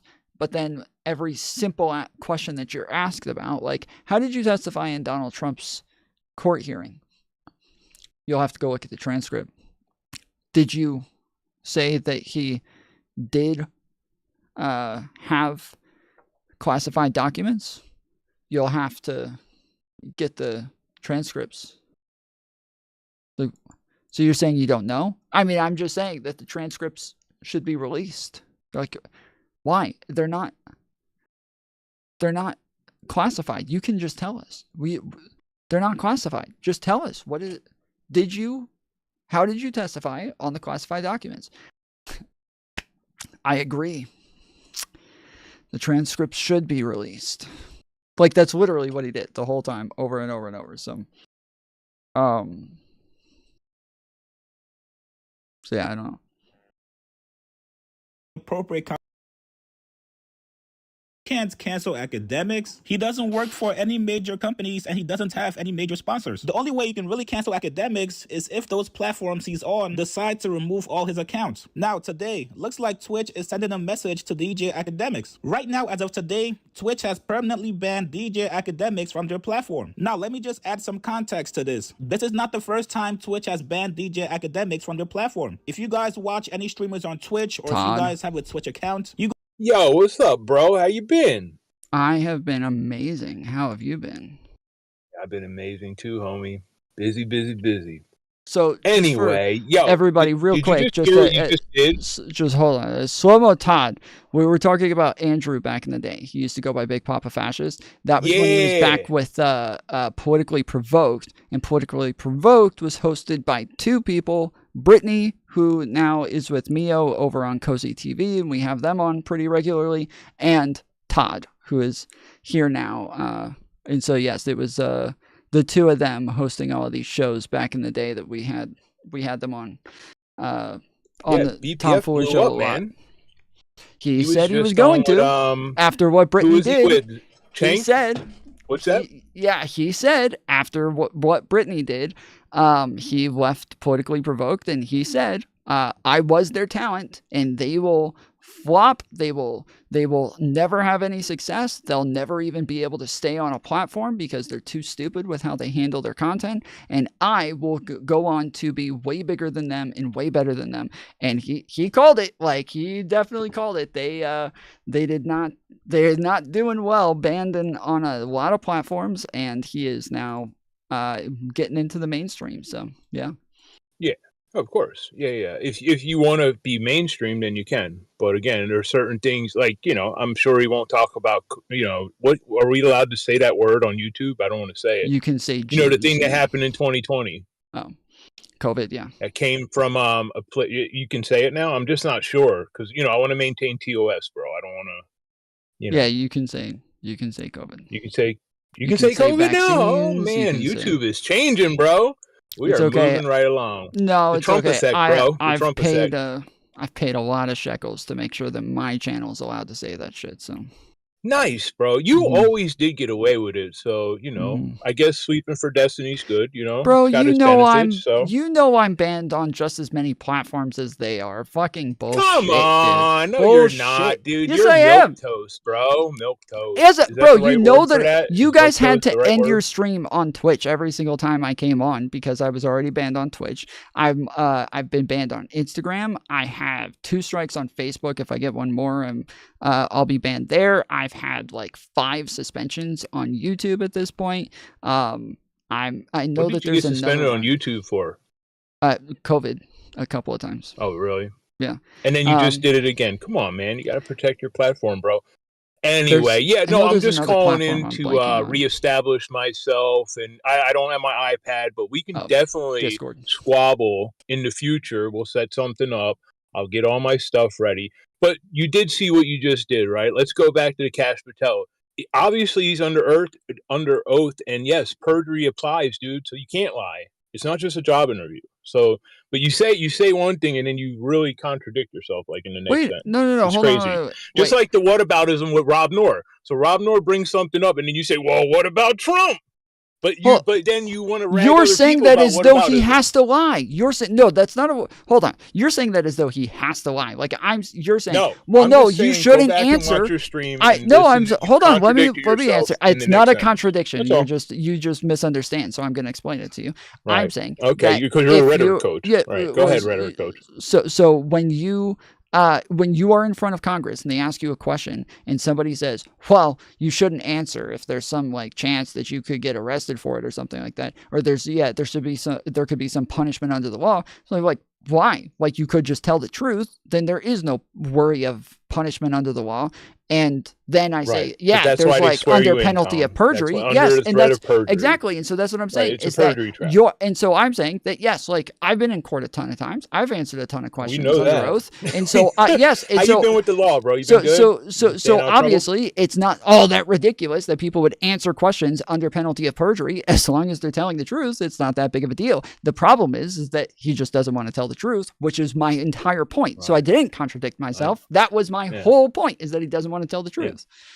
Yeah, but you can just click. It's there. It's right for everybody to listen to. But like you said, you did it right. I wish I was here and logged in, but I That's don't want not to a- argue with you. I don't think you know I would what a like to just come contradiction in is, and rehash some old stuff. But if you want to argue, we can. I just don't have any. I don't have my iPad to get data for you, bro. It's what you But brought anyway, up. even the whatever. other guy that was just on here, like you guys are divorced from reality. Trump's gonna Mhm. fucking what do you say? Deputize the Oath Keepers and the Proud Boys. Like that came out of his mouth. Yeah, That I don't know didn't hear- anything about that. Oh, you didn't hear him say that, or you No, I weren't heard paying him say attention it. when you had No, the caller I on? didn't. That's not what I said. Do you want to repeat back what I said? Why did you just change No. it? No. Why did No. you change it? Go ahead. So You can just drastically? tell me. You can just tell me. Okay, I said I didn't. I don't know anything about that. Like I don't know anything about that story. Not. I heard him say. But you it. did hear it, though. Yes, I heard him say it. Yes, I heard him say it. I just don't know anything about the story. And right, divorce from reality. Like I said, it's totally something that just wouldn't happen. But I guess the boogeyman under your bed, big bad MAGA. Oh my God, MAGA. I mean, we have a 4-year track record of what went on from 2017 to 2021, January 2021, 2016 to 2020. So, I mean, even the fascist thing, dude, it's kind of funny. It's laughable. But it's a good doc. I'm glad you took the time to make it. I think there's a lot of people who thought Agree that with that they would. document? Sure. No, I think there's a lot of people who never would have thought that Donald Trump would have pardoned all of the people who who committed an I'm insurrection, glad he but did. he I'm did. glad And he then there's a did. lot of people I who wish say he that he was pardoned never another going to do 1,500. Project I wish there was more of them 2025, but he's pardoned. already It's doing crazy. this. There's a lot of shit that a lot of people would say, oh, that's divorce from reality. He would never do that, and then he goes and does it over and over and over. So it's No, I it's didn't just think saying he it. would do it. I didn't think he'd had the balls to do it, and he did it. Listen, the first week has been great for MAGA, minus the anti-Semitism bill, which doesn't really cover Americans. Like I read it, I can highlight it in chat if people want it. It won't. I guess it's more for like the students who were coming here and were like had Hamas flags. So I'm cool with that. If you're a foreigner coming here waving a foreign flag, deport them, dude. I don't know where I can be deported to. I was born here, so. Yeah, I mean, that's. I'm not an I've anti-Semite either, but talked about like it's weird that I think liberals refuse to just kind of like own the fact that like if somebody's illegal, they should obviously just be deported. They should obviously just remove them from the country. Like if these people aren't able to fill out I-9s and like work jobs and pay taxes the same way everybody else does. Obviously, they did pay like billions in taxes in the last couple of years, but there's no accountability there like there is for somebody like me, somebody like you, like where we could go get audited if we don't pay taxes, whereas they can't audit people they don't really know about. So well, Tom, you've been pretty common sense. I just like busting your chops, bro. You know what I'm saying? And it's been a while, so no, you're pretty well.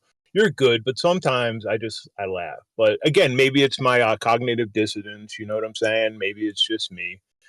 Anyway. Well, whenever you get the iPad, what else has been going on, bro? What have you been up to? I see you kind of blew up too, bro. Where are you at now? 10K? 10K? Yeah, but the algos I was around got since me 600, dude. fucked 400. again. Remember that shit? Yeah, the algorithms got me a little fucked up again. It's we had like almost every stream hitting somewhere around like 100K per stream and then dropped off, and now I'm sitting around like 2,000, 1,000, 2,000 a stream. And so yeah, it's a little strange how this has been going. It does go like that, though. You know what I mean? You'll get something that gets a lot of traction. I don't understand the algorithm. Don't know how it works. I can't feel or touch it, so I don't understand it. Because I'm anti-intellectual, obviously. Mm-hmm. Yeah.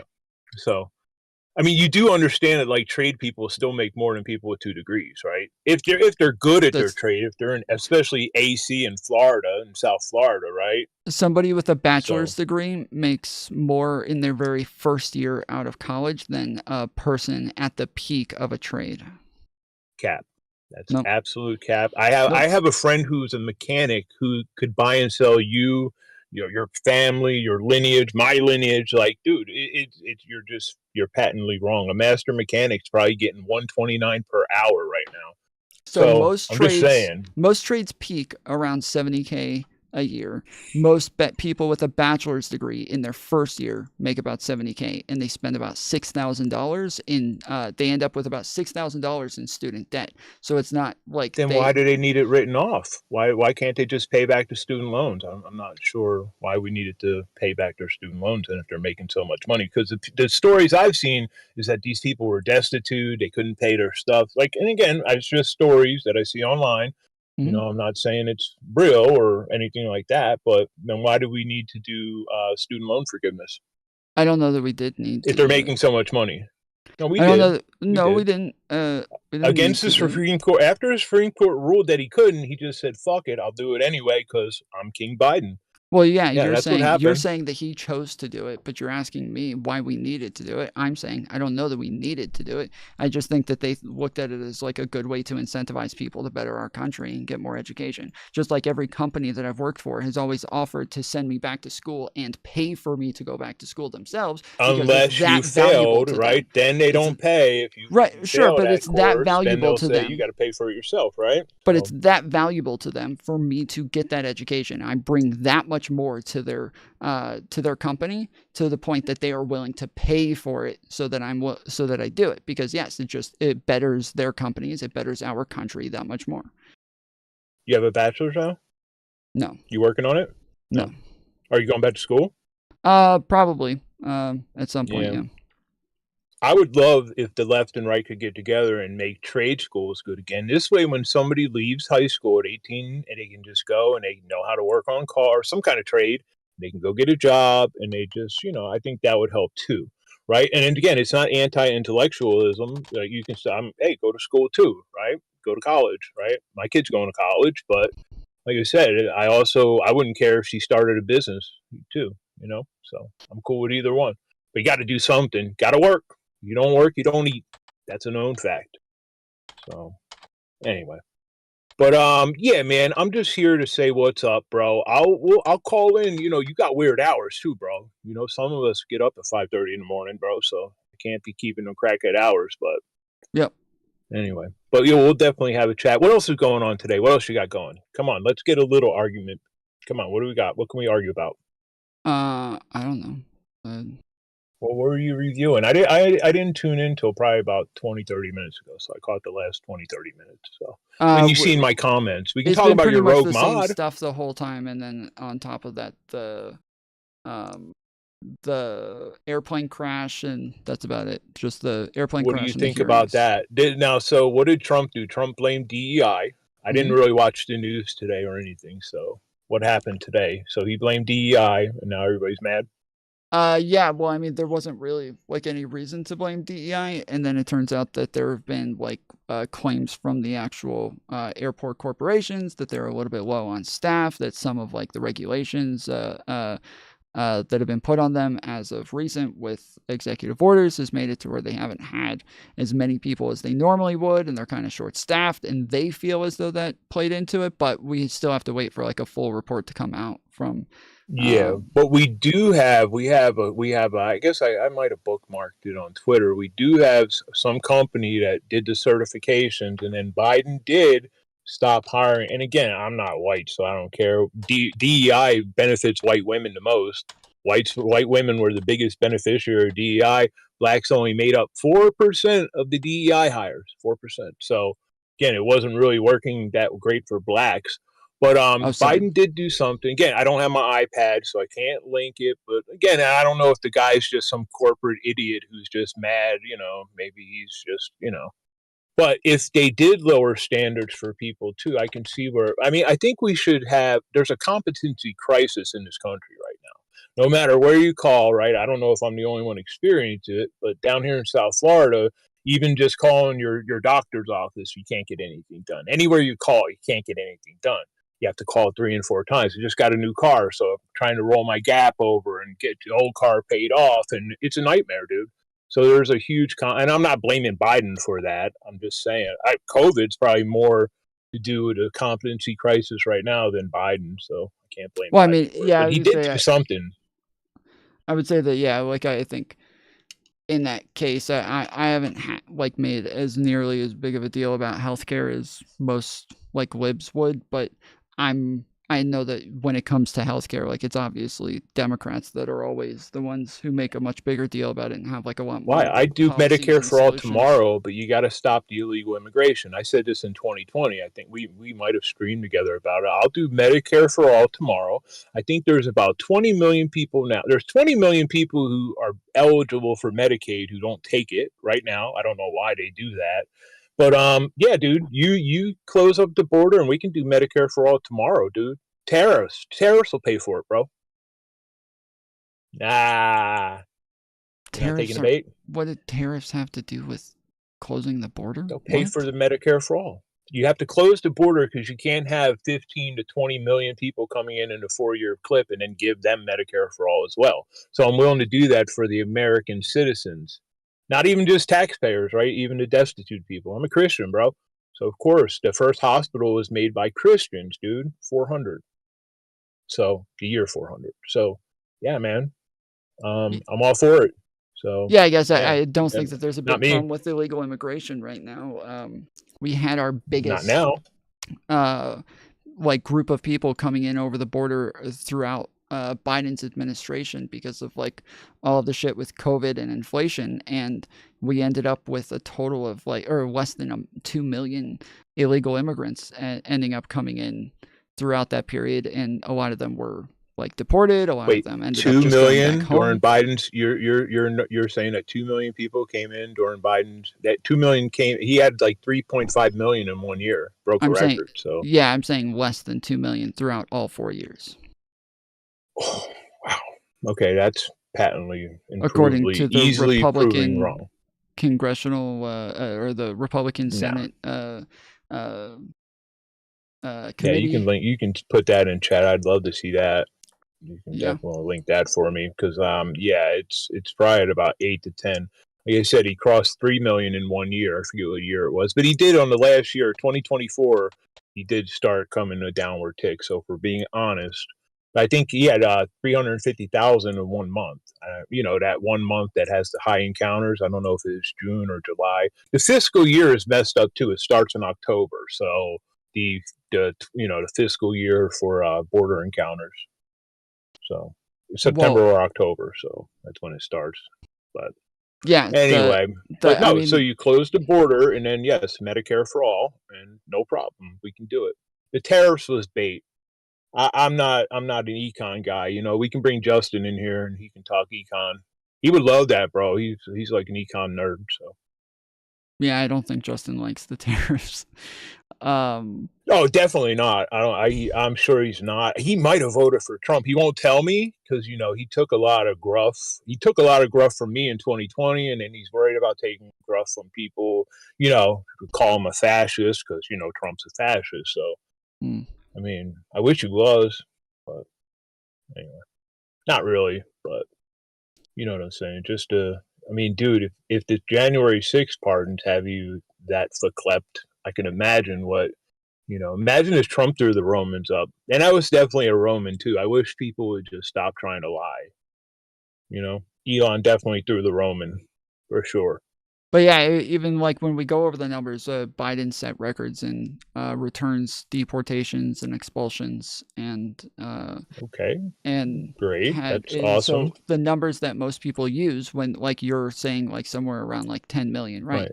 That number is encounters, and most of those encounters means that a border patrol agent came into contact with these people, which means that they were being detained and then returned. And so that's because return in Mexico, Title 8, Title 42, all this stuff went bye-bye. But again, I don't have my iPad, so we're not gonna get way down. I believe that you can't post anything that said it was only 2 million. Well, so it's again, so this is I've got it on screen right now. Biden's border bust, House Committee on Oversight and Accountability. I'm reading it. And the House Committee on Homeland Security released a report on insights from the Border Patrol sector chiefs at the southwest border. And this is, again, a Republican-led committee. Where are the known gotaways? You got your gotaways and known gotaways too. So if that's not in there, then it's totally... correct. So that's what I'm getting to. So it says under President Biden's watch, there have been over 8 million migrant encounters nationwide. So somehow we had 10 million illegal immigrants, but only 8 million encounters. Then it says 6.7 million of which have been at the southwest border. Then it says worse yet, over 1.7 million known gotaways. Illegal immigrants who have evaded border patrol are now living in the interior. Which would take it to 10, by the way, for those taking notes at home. 8 plus 2 is 10. So go ahead. Sure, that's that's different than encounters though, because the encounters I know, are the it's ones a known that they gotaway. run into. I'm familiar with it. Okay, that's why I so brought then it up. Of known gotaways, lots of those people are people who have like been caught later and were returned and then came back over the border, so they were counted twice. Oh, it was the same. Oh, so it was the same 1,000 illegals, and they just got caught 1 million. Oh, okay. No, that's not what I said. So then on top of that, there's a lot of people who are like probably like part of drug cartels or whatever. They're bringing stuff over, but then they just go right back because they gotta get back home and leave again. And so those they aren't necessarily here for that reason as well. And then and then some of them are just deported later on as well when they're caught by like cities and counties and stuff like that. So the 1.7 encounters. So the 1.7 million gotaways are the number that we know of that came into the country, but we know that like a lot of those people are just not still here. And so then when we say, okay, there's probably also some unknown, we would assume it's probably somewhere still around 1.7 million or less. Right. Gotcha. So it'd be like me getting my kid a credit card. She goes 10,000 over to max, and then the next month she says, "Well, I didn't go over the following month." Like it's just I No. guess it's kind of No, this is for all 4 years. Put things in. Dude, listen again. Either way, 8 plus 2 is fucking 10. So you can call What does them that encounters mean? again. Like you said, it's the same. It's just the same person. They just keep catching them, dude. That's Wait. what it was. Why do you keep saying 8 plus 2 is 10? Who cares? That doesn't. Right. That's what it was. Because that's what I 10 what? said, and then you tried to. Yes, 10 but million. 10 what? 1.7 10 plus mil- the 8 10 is million what? 9.7. You round Yes. that up. 10 million what? 10 million what? 10 million people, 10 million encounters. Uh-huh. So every time there's an encounter, right, that Border Patrol agent is no longer patrolling the border because he's changing a diaper. It wasn't a lot of kids either. It was like 95% single men, too. Not a lot of women and children on this run. It wasn't the first one. That's when they did this child separation thing. Remember, AOC was down there crying at an Yeah, empty but parking again, lot? the That point great. was that what we were talking about, whether or not there's that many illegal immigrants that came over the border Well, in, again, we in the don't country. know, right? And we're saying, We well, I'm don't saying know. that And the based known on the information gotaways, we there's have, also unknown gotaways too, Tom, yeah, because so there's I known included knowns that and in what I unknown said. knowns, right? We can do the Right. Donald Rumsfeld thing And too. I So there included could be that in 10 what I million said. unknown gotaways that we don't even know. They could have been coming over in tractor trailers, shipping containers. Again, the cartel, they're crafty people, bro. It could be that Right? they're not They're even illegal ultra-violent aliens fucking from the south. organization. They could be illegal aliens from up above, maybe from They could Mars. be. We Yeah. couldn't know. No. How would we know? The northern border definitely had a very high influx. And then during 2023 and 2024, a high amount of Chinese nationals came in too. That's the worrisome part. I don't really care about the Mexicans, bro. I don't listen, dude. I'm brown, right? So I don't come at this from the white nationalist perspective. You're black. But it does Stop hurt the trying black to community. play. What? You're black. What's that? Yes. Don't You didn't try know to that? upgrade. Don't try to upgrade. You said you're brown. What? You're black. Oh, well, I'm light skinned. So again, Okay. like with the white nationalists, they tell me that matters, you know. So Okay. I'm like a Fair little enough. better because I'm light skinned. But yeah, no. So I don't come at it from that, but it does hurt the black community, right? With housing, we had a couple places in Chicago where community centers were closed to house illegals. So now the underserved black youth didn't have a place to go because they shut it down for illegals, and we know that, right? Mostly high school educated, you know, the uneducated, as you would call them, the anti-intellectuals. A lot of blacks just have high school diplomas, so they get jobs at chicken factories and doing, well, I don't know what you would call it, anti-intellectual work.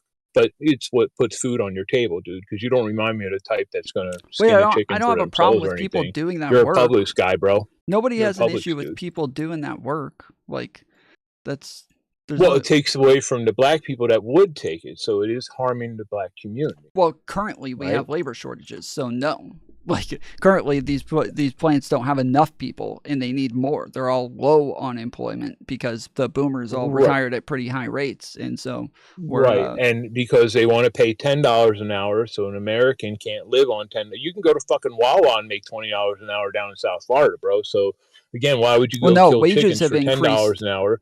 But Wages have you increased can drastically. Go ahead. They wages increased so much that they outpaced inflation since 2019 to 2024. Wages were much higher over that period of time because they were Right, during but labor not when you're shortages, illegal. When you're an illegal, you can pay them Sure. $10. Just like some of those kids that ended up in Kellogg's factories, some of those missing Biden kids, right? 350,000 of them, which is funny because I remember in 2020 when Trump had 500 missing, it was like a national emergency, but Biden had 350,000 missing kids that were unaccounted for, and it was just crickets from your side. So, you know, you don't really care about child separation. Because if you did, those 350,000 have been separated from their parents. So, and some of them were working, Well, I you know, they didn't were say 11, anything 12 years about it. old, and they were working. And that's kind of, you know, that's kind of slave laborish to me, child labor, you know. I don't really like that. So, anyway. Crazy. But yeah, go ahead. Where were we again? 10 million, right? Yeah.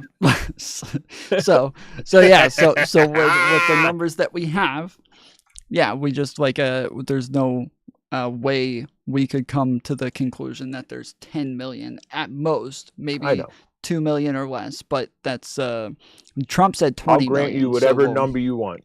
All How right. about that? Thank you. So 2 million, 2 million, man. I agree. I concur. Cool. So, What else has Well, been going on? So you're still butthurt about January 6th pardons. totally butthurt. What else did Trump do? You said you were when that other guy was on. That it bothered Yeah, you no, that I'm butt Trump mad would about it. actually go through and do it. Yeah, no, I'm agreeing with you. I am butt mad about that.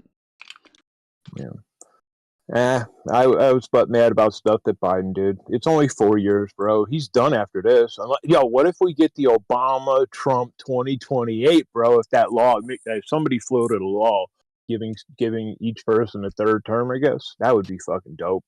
There's actually here a for that. way for that to happen. There's actually one way that Trump can actually get a third term, because he can't be part of a ticket. So he couldn't even be like a VP, but he could run for Congress, then be made Speaker of the House. Yes. And then the other two just drop out and say, oh, well. That's a good little bit of autism, bro. That is good. Yeah, you're a little autistic. I think I tuned into that. Sometimes I catch you, bro. You got strange hours though, bro. Sometimes I'll be waking up and you'll be streaming, dude. Well, I mean, that's the way it was when I would talk to you guys as well, because you guys would. It was, yeah. You guys would. Well, you normally got off, so you would normally get off around like 11 to midnight, and then that's around the time I'm getting on, and so then Brittany would hang out for a while, and I would go and hop on with her, and Mio or that whatever panel they were doing, and they would do it into the early mornings. We're good now too. She reached out to me, apologized, and like I said, being a good Christian, I accept it. I forgive her. You know what I'm saying? Because it didn't have to go sideways. So I made sure her house didn't burn down. I made sure I texted her. I'm like, yo, you okay? Because again, I don't wish anything bad on her, dude. It just went sideways, dude. There's no need to rehash it. Like I said, it just went sideways. I'm just saying that I literally didn't know. So I knew that you just weren't there all of a sudden, and it seemed like it was when she went to Cozy that all of a sudden I just never saw you again, and I didn't hear anything from you. There was, like I said, we're not going to rehash old shit. I was, like I said, I was looking to dip anyway because, I wanted to go in a different direction.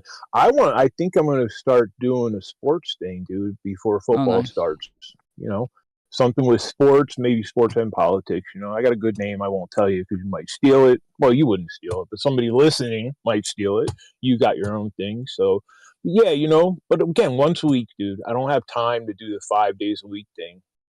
Like, I got back with my girl, and that was like, my grandfather died, and then that puts things into perspective too. I was planning on doing sports before I did politics. What's that? I was planning on doing sports before I did politics, but once I got into politics, it took up all my time. You can come on, and dude, I know you love basketball, right? You still watch football?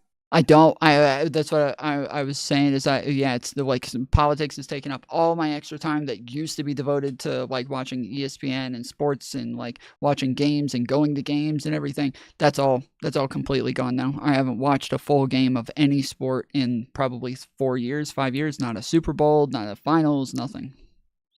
Oh no, I'm like college football and pro football. So on a Saturday, I wake up I wake up early still because what do you call that? Your circadian rhythm or whatever it's called. Remember, I'm anti-intellectual, so circadian rhythm, whatever it is. So I'm up at 5:30. But yeah, 9 o'clock, man. College football is on, dude, and all day. If I gotta go somewhere with the girl, bro, I'm watching it on the phone. You know what I'm saying? As a matter of fact, I told her don't do shit on Saturdays, like. And I don't really care about pro football. I mean, my Eagles are in it, that's where I'm from. Mm-hmm. So, but the Chiefs are going to screw them out of it. They're going to get the three-peat, dude, And it's not just the refs either. Like, everybody's blaming the refs. Patrick Mahomes is good too, bro. I don't. Like I said, I literally haven't watched any of it. The most like sports interaction that I've gotten was I watched a meme today that said that the Kansas City Chiefs were getting ready for their next game, and it was a bunch of people in refs shirts like running laps. Yeah. So I didn't even get the joke. I'm that much out of the loop. No, I know that we were talking about doing it for a while, but yeah, I definitely take LeBron. Sports debate would be good. And then this way, we're not at each other's throats. You thought LeBron was a GOAT, right? Yeah, I think there's a good argument for it, for sure. Mm-hmm. Okay, we should do that. That would be good. We should do a sport. You can host it, like I said, I stream on Sundays with my boy, but like I said, It's not really a sports crowd. It's some of like the cozy crowd, and we get 100, 120 watching live, so it's good, But Nice. I do conspiracies, that's my area of expertise, so-called Mhm. conspiracies, Yeah. because they're not conspiracies Of anymore. course. Yeah, Just they're like, proven now. well, can I talk about the other part of it? Can I talk about the V word? Yep. The VA. Okay, so you can talk about vaccines, right? So, it does not stop transmission. But I remember saying that in 2020 and like getting 30-day ban on Where are you getting Facebook, that from? so It does. anyway. I just went over this the other day with somebody that they also thought it didn't stop transmission, and then we went over it, and it does. Like the original ones definitely stop transmission, but obviously all of the later ones that they had to come out with for new variants weren't like as they didn't have the same efficacy as the original like 3 that came out in the beginning with like the Johnson and Johnson, Moderna, and Didn't they pull Pfizer. one of them? Didn't they have to pull one? J&J, yeah. Why? Why'd they have to pull it? It had happened? 15 blood clots out of 8 million people, and those 15 blood clots were enough for them to shut it down. Well, if you're one of those blood clots, you would feel the same way, wouldn't you? But Sure. I guess if you're one of the 8 million, then you're okay. But Well, they, again, I'm not anti-vax. I'm not. But I didn't take the new one, so I think all you know, it 15 was were women over the age of 50, I believe. And so it like they had like a very like clear picture of kind of what was causing it, but they still didn't want to like take any chances, and so yeah, they just went ahead and pulled right. it. So yeah, and I think didn't the CIA just come out and they said likely or whatever, low likely. So, but they never had rendered any decision on it. The FBI had said something about where it came from. So it obviously didn't come from a cave, right? We're saying it was lab leak. CIA. Can we all agree that more than likely? I believe, here's my crazy autism. I believe it was made right in University of North Carolina, Dr. Ralph Barrick, and then they sent it to Wuhan because they had the bats that needed to get tested. Again, I have no proof, total autism, total schizo moment. So, but I know Dr. Ralph Barrick was definitely working on the stuff with the bat lady from Wuhan. But Yeah, again, but I we have don't no have proof. the evidence that It's they just sent me throwing anything. stuff against the wall. Yeah, from what he says, they were just sending data, and that that nothing ever got sent out, and that the COVID was like here the entire time. Obviously, Wuhan already had their own entire lab of COVID viruses that they were doing all sorts of research on. From everything that I've seen, the CIA is the one American organization that says that they are kind of leaning in the direction of a lab leak, but it's like 51-49, and everybody else is still like They said 49-51. They have ways that they categorize it, like low likelihood. That's Mhm. 49%. But they hadn't offered any. It was just weird. Now that Radcliffe came in, I guess they did do that. But whatever, dude. Listen, like people are acting like Trump's going to be the savior too. No, Trump is not going to. Like, you have to save yourself, dude. Trump's not going to save you, dude. It's funny, the sycophants. Because I called Trump out on numerous things, from bump stocks to the budget. He was horrible on the budget. He was. He never was going to be a fiscal conservative, but no. He was no better than the guy before, Obama. He was no better than Bush. He was probably worse because He was a little bit 2020 he worse. printed like $6 trillion. So yeah. Yeah. Anyway, but no. So here's why I think the North Carolina. So University of North Carolina is fighting FOIAs, and it's very funny to me. Like, people started putting in 2019, 2018 FOIAs to see what Dr. Ralph Barrick was talking about, and to me, he should just want to give that over if he weren't doing anything wrong. Who was the guy at NIH? There was Fauci and them, the guys who were literally were deleting their emails to avoid FOIA, right? They have emails of them saying, hey, delete these emails so we can avoid FOIA. I forget what his name was. They had him up in front of Congress. I can't think of his name. They had that other guy too, Peter Daszak. Peter Daszak just got disbarred or I something. don't know. Generally, you can always pull deleted emails, especially if they're like used on some sort of cloud-based server, and even if they're not. But I guess they were just used doing through a intentional hard drive. misspellings too to avoid detection. Because what do? Control F or whatever when you're looking for stuff in a batch. So if you misspell the word, I guess it doesn't come up. I don't know, bro. Listen, I don't avoid FOIA, so I don't really know how it works, but. Sure. They are on record saying that they were deleting stuff. So again, back to Dr. Ralph Barrick and UNC. That's why it's like, well, wait a minute. Why wouldn't you just give all the stuff over? But maybe he was communicating. Maybe he was not. Maybe he was sending more than data. Maybe like they actually sent, like I said, I think there was a few different strains too. I think the Fort Detrick, remember in July of 2019, Fort Detrick, Maryland, which is like a level 5 bio lab, got shut down for like 2 weeks, unexplainably. You can Google it, but again, they never drew. I'm just drawing lines. You know me, bro. I know correlation and causation and yada yada yada, but I don't give a fuck. I just draw lines, bro.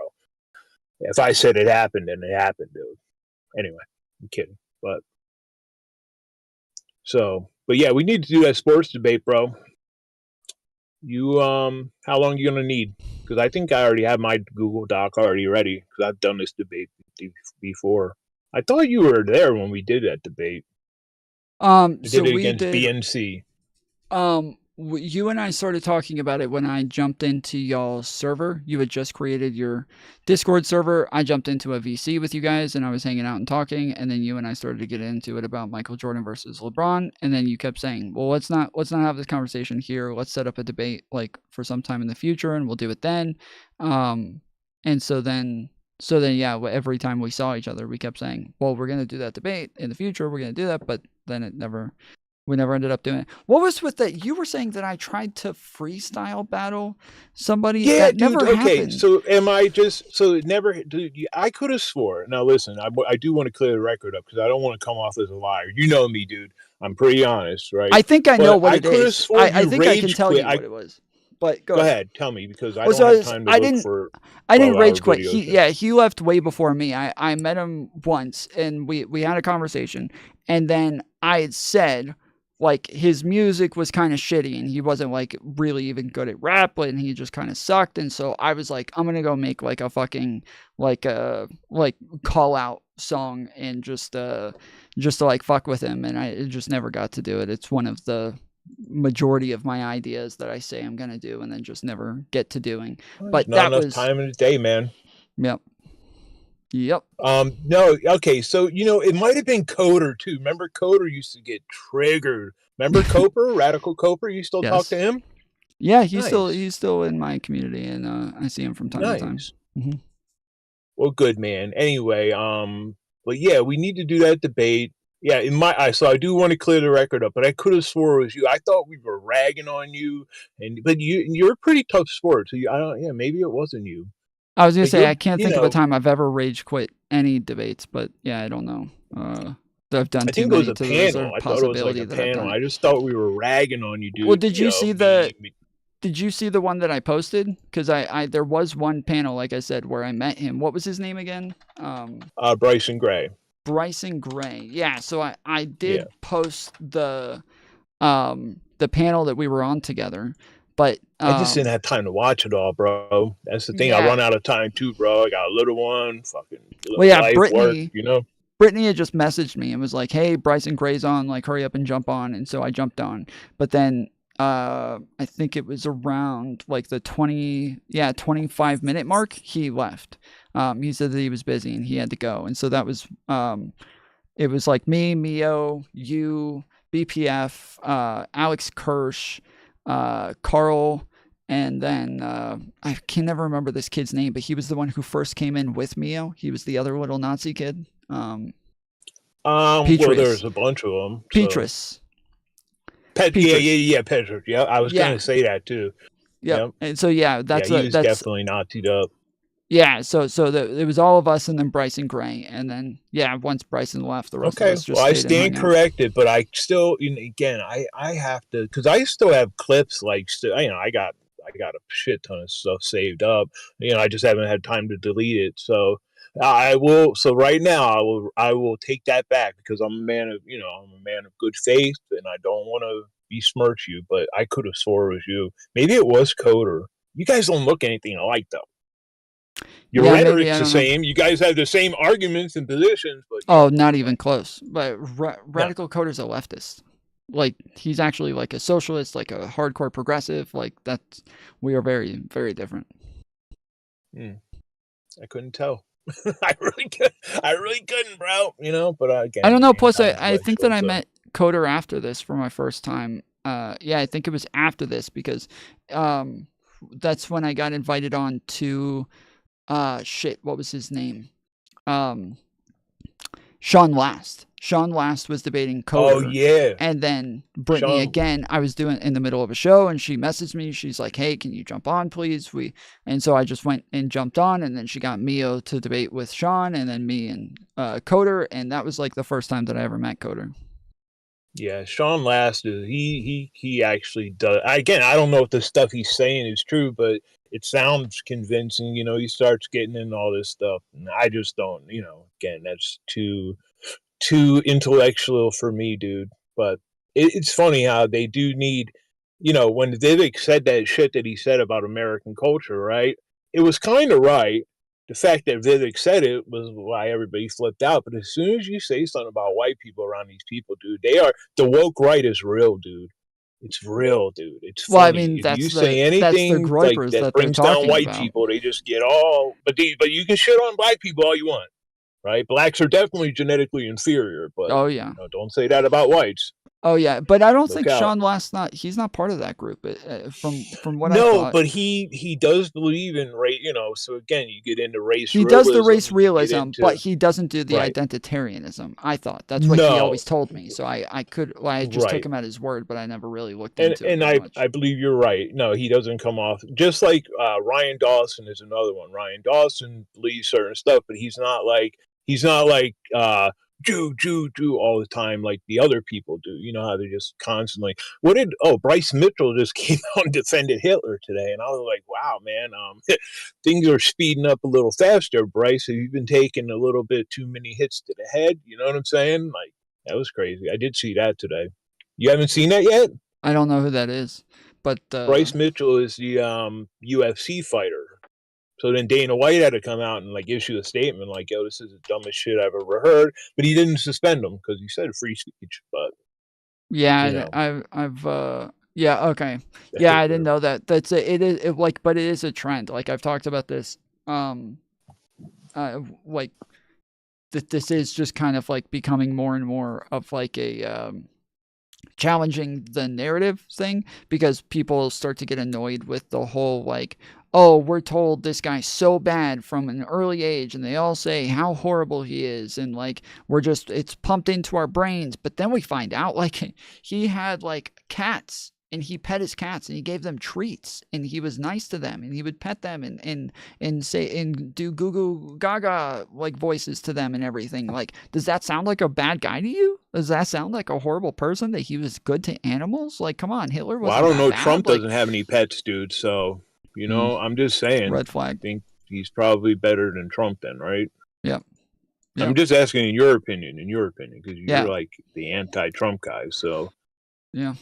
It is weird that Trump doesn't have any animals, right? Not a dog or a cat. That is weird too. Yeah. Well, I'm the antichrist is what it is. So. Right. Trump could be the Antichrist. Could be. Mm-hmm. Are you on that? There's Donnie Darko. I think that's what he goes by on Twitter, and he's kind of like a QAnoner. They asked Kash Patel about that today, didn't they? I don't know. I believe in didn't see that QAnon. part. I thought you watched the hearings. No, I said that I only watched like 3 8-minute videos of that one, and then started to go through some of the others. I caught like 5 minutes of it, dude. That's it. It's this shit's boring, man. Confirmations. I ain't got time. I did watch the first press conference. I try to always watch the first press conference of the new incoming press secretary. I remember when Sean Spicer got destroyed, dude. Just wrecked.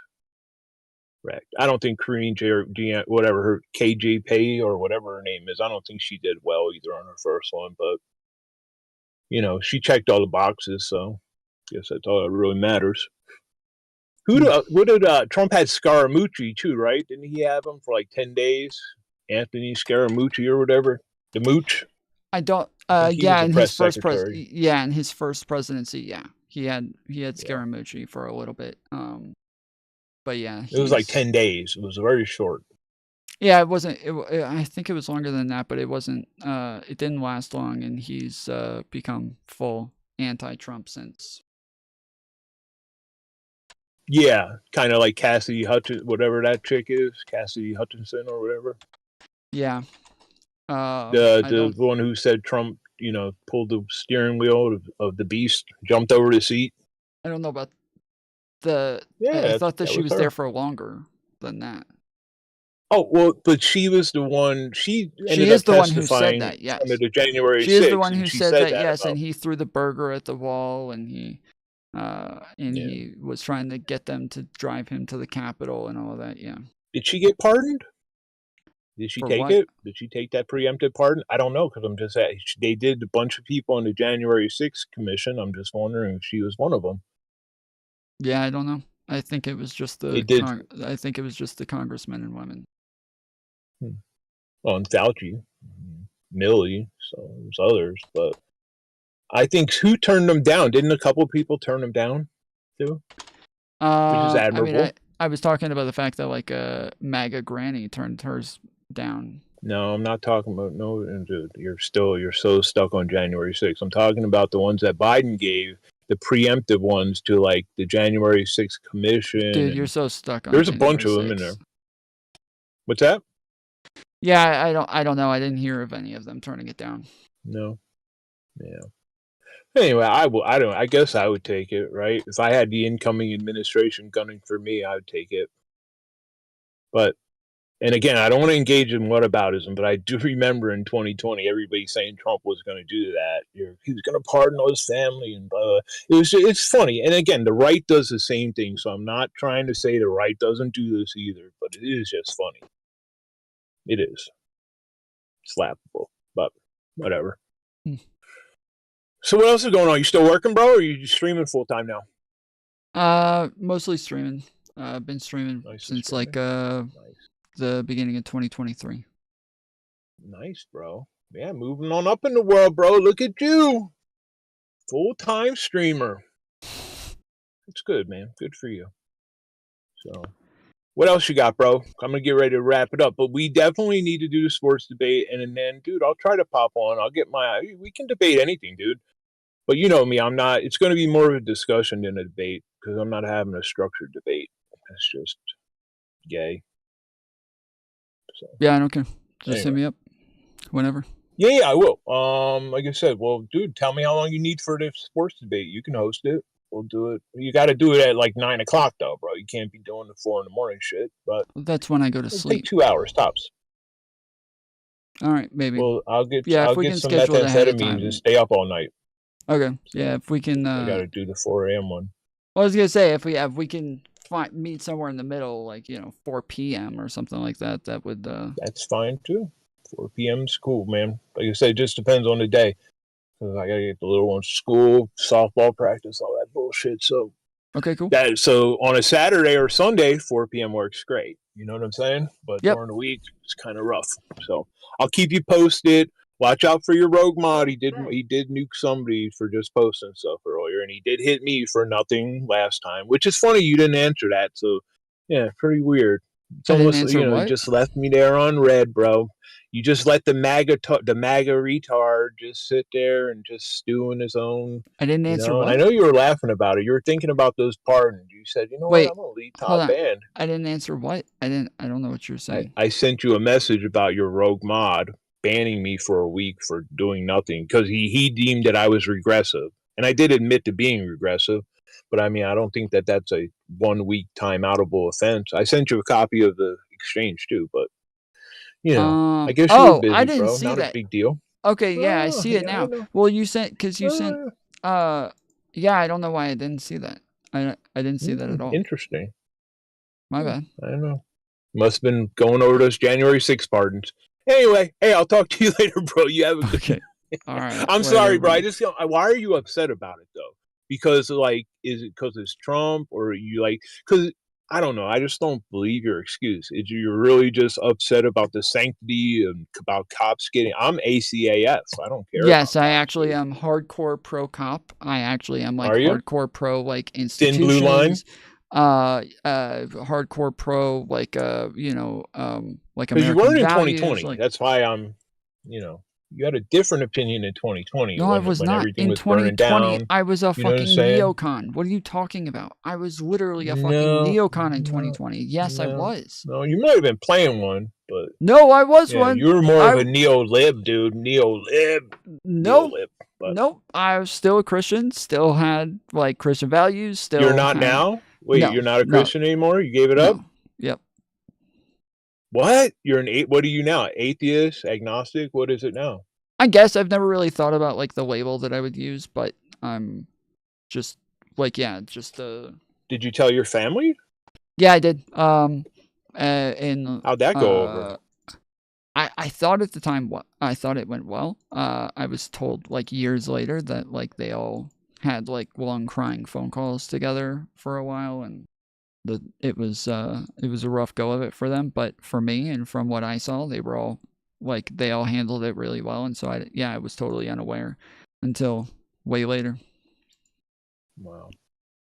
Yeah, well, yeah, okay. No, I know. I'm kind of. You were a neocon. I think you did fashion yourself as such, but like I said, you weren't pro-Trump, so But again, I guess the neocon crowd wasn't really either. You know what I'm saying? Your Dick Cheneys and they weren't really pro-Trump either. Your Mitt Yeah. Romneys, your Paul Ryans, and Yeah, and I was and so yeah, I was like very pro cop at the time, which is why I like had so many problems with like the fucking riots and shit, which is why I was so pro like Kyle Rittenhouse and all of that crap, is because yes, I was like I'm very pro like Constitution, and still love the Constitution, love the all of our institutions, still very much like about the establishment and like keeping our norms and all of that. And so yeah, that's just who I've always been. It's just I would say the religious beliefs going away is the main difference now.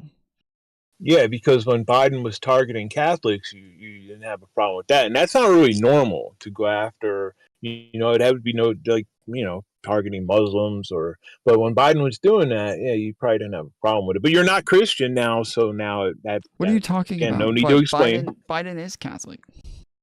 No, Biden targeted Catholics. Yeah, but I'm saying Biden is. right. But you're saying, oh, you're not a Christian now, so you don't care. Well, he was a Christian then, so he cared then. Right. Like he was a pro-abortion Catholic. Yeah, that's an oxymoron. Dude. Well, just a Catholic. That we just call that Catholic. No. We just call them I'm Catholics. a Catholic, so. Oh. No, I'm a Catholic. Weird. Yeah. So one of the Pope loving kinds of Catholics, or because thou shall not kill. Because I think the Pope it's right in the Ten Commandments, bro. I believe the Pope has Very been easy. pro-abortion as well. So is it if you're one of You're the Pope, pro-abortion? The Pope was pro-abortion as well. So if the Pope was pro-choice, and that's why I say we just call them Catholics, not like pro-abortion Catholics, just Catholics. Heretic Catholics. Heretics. So you're not. That's why I said. So you're not one of the Pope-loving Catholics. You're not somebody who like puts a whole lot of authority on the Pope, right? No. Papal lethality is out the window, because he also is cool with homosexuality too, and that's literally an abomination. I can just cite you scripture. Yeah, then why are you Catholic? Why not Baptist? Baptists are the ones who are like fundamentalists about the Bible and like very much about like the literalist because I was raised Catholic. Interpretations. Okay. I'm just saying that, like, based on your, like, ideology and the way that you seem to think about because I would say the same thing. I would say the same thing, that if I'm going to believe in God, I'm going to take the one thing that is considered to be his, like, holy word, the one thing that he is giving to his people to know what it is that he wants and know what it is that he thinks. This is it. It's the Bible. But they believe, no, the church makes that decision. The church is ordained by God to decide what is or isn't in the Bible. And so if they're deciding what even makes it in the Bible, then obviously they have more authority than the Bible. But that's why there's some different versions of what books they do and don't have, not based on what the Pope says, but based on like, yeah, if you're Baptist, you just got the fucking Bible and you keep it that way. And this is what, Constantine came out with. And we're just gonna keep this one and leave it at that. And so, yeah, it's, they about are as the clear as your literalists. Trump is a fascist document that's like second grade level. But again, we can break that down at a later time, bro. We Well, can I go mean, into which theology yeah, anytime you want. we gotta And pick like one I because said, yes, but you not being you not if you want to believing do the God, January 6th I'd or rather the just not have fascist that or conversation with you. LeBron. You know what I'm saying? Doesn't have. We'll just keep it to sports. So you What know. the fuck? But Dude? anyway, Whatever, bro. yeah, you know what I'm saying. We'll just have that LeBron debate. But Yeah, I guess that's no, probably so, best because I only want to like make sure that I'm talking to people who like care about the Constitution and care about like rule of law exactly. and stuff like that anyway. So better not. Yep, sounds good to me, man. All right. So you'll constitute this ass whooping. You'll get on that LeBron debate. So Yeah, sure. dude, how That's about that's Bron? going to be a You do huge. know that That's his going to kid be a is playing huge W the for Lakers. me though, because normally the biggest L within the LeBron debate is how much he's willing to like get away with breaking rules and crying foul and all that shit. But if you don't care about rules and crap like that, then all of that, all those arguments go not at away. all. And I've got okay, cool. Nope. All right. So, but they did have to come up with something called the Jordan rules. You remember that too? Yes, so of course. That just proves that my guy was better than yours because there's no such thing as called the LeBron rule, and there's nothing like that. But yeah, dude, just imagine if Jordan played nowadays. He'd be averaging 50 points. Probably he might even get 10 boards. 20 dimes a game, bro. Oh my God, no hand checking and stuff like that. Oh. Here's the thing: is I think that and I think that we talked about this before. Is that this is one of the harder problems with the debate? Is that I don't think that Jordan would have been better in this game. I think that LeBron would be better in this current game, but I think Jordan would be way better than LeBron in that old game. I don't think LeBron could have handled that level of like physicality. I don't think he could have dealt with it. Boys. Whereas Jordan, he would have been getting called on like fouls every other every other call. He would have been getting called for straight arms and like offensive fouls and all sorts of crap. He would have been getting calls left and right, and his entire game would have had to have changed. And so I think that like it's hard like considering one in the other type of game because I think both of them really would have struggled. They both were good in their time because of the type of game that they were playing. Yeah, and LeBron, like I said, LeBron is good too. Some people are, they have to, they're Jordan fans and then they shit on LeBron. Like I respect LeBron too, but I still think Jordan is a GOAT. And then, like I said, I'll save it. I don't want. Yeah, I think you're pulling information out of me right now. I think that's what you're doing, Tom. So I'm gonna end this. Well, I was gonna say real quick. I did. I grew up with Michael Jordan on my bedspread. Michael Jordan pictures, posters all over my wall. But my next youngest brother, he's just 2 years apart. He grew up with Kobe Bryant on his bedspread and Kobe Bryant posters all over his wall. And when Kobe died, like I called both of my younger brothers and we couldn't believe it. We like sat there forever. Like, there's no way this is true, right? It can't be true. There's no way. Like, there's literally no way. This cannot be the case. He cannot be dead. Like, that doesn't happen. That doesn't happen to NBA stars. Like, this isn't a thing. They go on to be like remembered and, do tons of Hall of Fame speeches and all sorts of, there's no way he's not dead. And like, after like, we start like searching on our phones and finding out like more and more as we're on the phone, we're like sitting there, like crying on the phone together. It was like on this 3-way, just like crying over the fact that he just died. I think that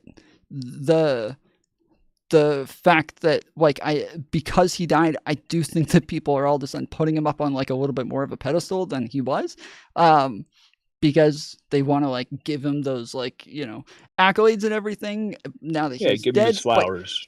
But he was not. He was not that. He was not that. His career was not that. It was not. Like his game was not that. Let's say that his greatness was like he was somebody who was always going to be great and always going to do a lot, but he was not Michael Jordan, LeBron James. Like he was not them. Yeah, I seen him play at Lower Marion, and let me tell you, he was in high school, dude. Because I'm from up there, bro. He was good, but yeah, I won't put it. I mean, dude, I do love Kobe, though. You know what I'm saying? More than LeBron, but yeah, I wouldn't say that he's better than LeBron. I won't go there, but Jordan definitely. So we'll keep. I watched it there. Kobe play with we'll... Shaq and Rodman and Fisher, and Malone.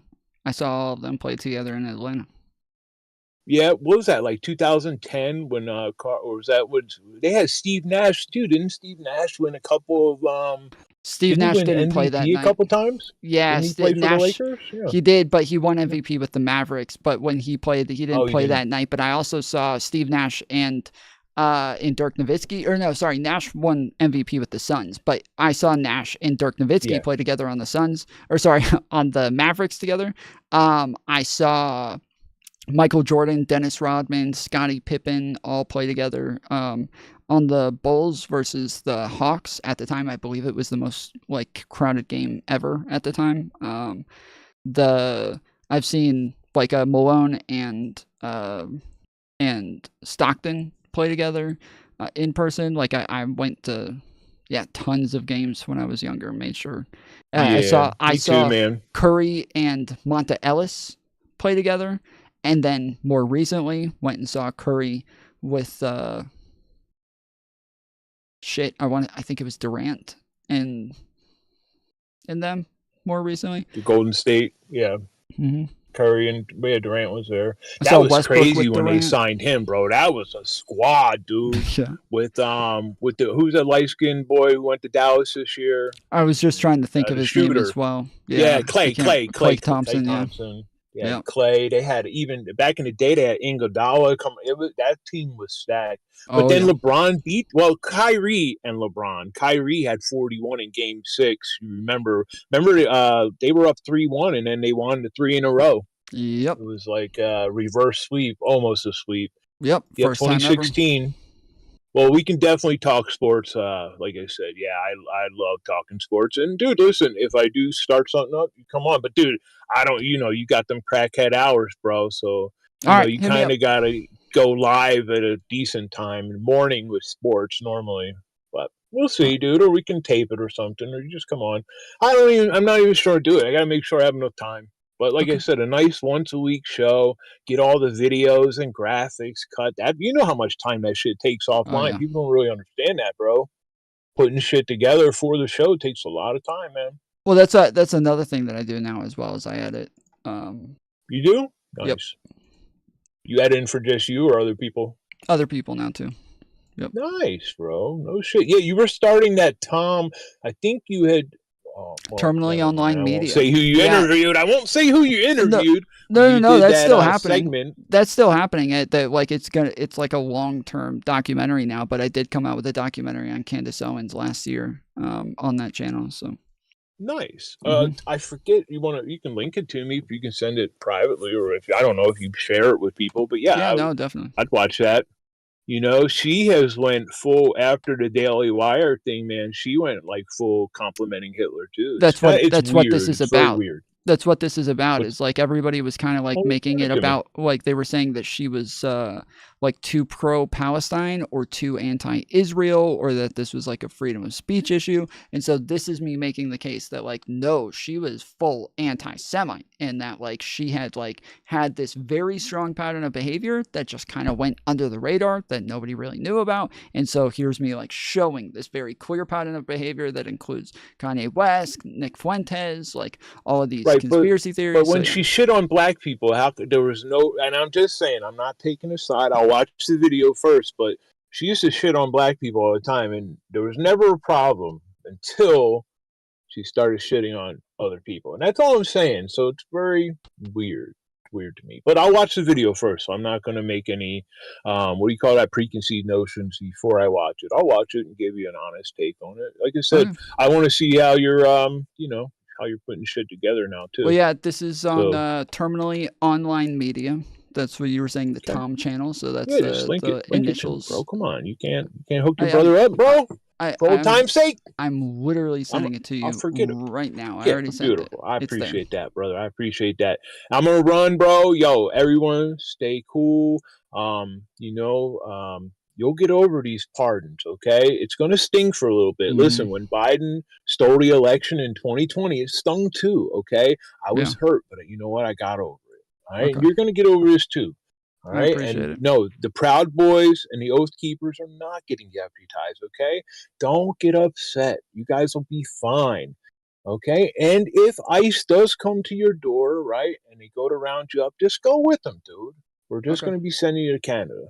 So you guys will be fine. Everyone's going to make it out okay. Maybe Greenland. We might send you to Greenland too, kind of like a bigger Guantanamo Bay. You know what I'm saying? Because that's only, we got 30,000 people that are about to be going there. So we might have to make like a bigger Guantanamo Bay for all you leftists and, people who don't believe in God anymore. So yeah. Okay. That's like 2028 Trump. That's not now. That's when BPF will be his running mate. You know what I'm saying? We'll get BPF in there as vice president. Mhm. Maybe a little JD BPF. Yep. Sound good? All right, cool, man. Hit me up. Yo, good talking to you, bro. No, I'm out. Y'all have a good one, and then I'll text you about doing that. A couple weeks, bro. We'll do it in a couple weeks. You know what I'm saying? Give you time to get all your shit together. All right, cool. Hit me up. All right, man. Later, homie. Take it easy, homie. Yo, See ya. one. Zach. Yo. What it do? What's up? I am, for one, in favor of the crackhead hours. So, Yeah. somebody's got to. Yeah, people. So Take a like graveyard when shift. I feel like the best times are when I start around like, maybe like 5, 6, 7, 8 p.m. somewhere in there, and then stream into like 2 to 3 a.m. That seems to be like the best times to do it, but Yeah, for sure. I like staying up late and sleeping late, but actually the freaking tax office asked me to like come in tomorrow, and I wasn't planning on it. So I'm like trying to wrap it up a little bit early tonight. So yeah, I just figured I'd hop on for like 5 minutes. I wanted to pick your brain on I'll go straight to it. Crypto is like downstream from blockchain technology, right? I know how you are like hesitant about crypto, but I'm gonna try to maybe open up your mind a little bit. Okay, let's hear it. Yeah, so it's just like a form of technology that's like still relatively new. It's like very like libertarian shit. It's just peer to peer transfer of information. And then, like I said, money is kind of like a layer like on top of it. There's like different layers of it. So essentially, like the whole idea of like if I want to send you something, whether it's information or money, whatever, don't need like a middleman to kind of. I mean, there are certain situations in which you might need. Hang on, the dog. The dog's going. Prince, no, you don't. Where's your bone? So yeah, like I said, it's just very like libertarian type shit. Like, I mean, I know that like you talk about like trusting our institutions and stuff, and it is kind of funny when people talk about like the IRS, like defund the IRS and shit. I don't know if Trump actually said anything about having the ERS and taxes or tariffs replacing income tax, which is like absurd. It's interesting because I've always been sympathetic to libertarian arguments. And of course there's like a spectrum of different projects as far as like, it's all open source. So anybody can create their own thing. And there's ones that work more with government, regulations, like XRP is probably the best example. They have like had a couple cases in court as far as the legality of their, it's just interesting for the last like couple years when I do taxes, I have to ask people like if they own crypto. Technically, I mean, large majority of my clients like don't have any, but and then even if you did, like it's kind of like similar rules as far as like capital gains for right now, as far as I know. Okay. And so I'm like, I don't have to worry about paying tax. I didn't make any money with it, but I did buy into some of the stupid NFT craze, but. That's sad. Yeah, I know. I mean, yeah, it is. I think a lot of scams make this shit look really bad.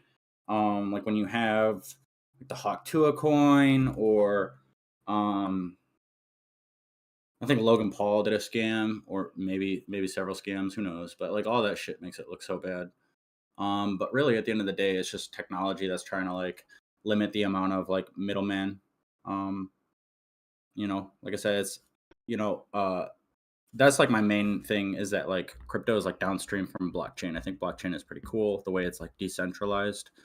Obviously, there's like the higher level question of like it aims to like go right for the authority of like the central bank to distribute currency or something like that, right? So when it's decentralized, it's kind of like Wikipedia. Anybody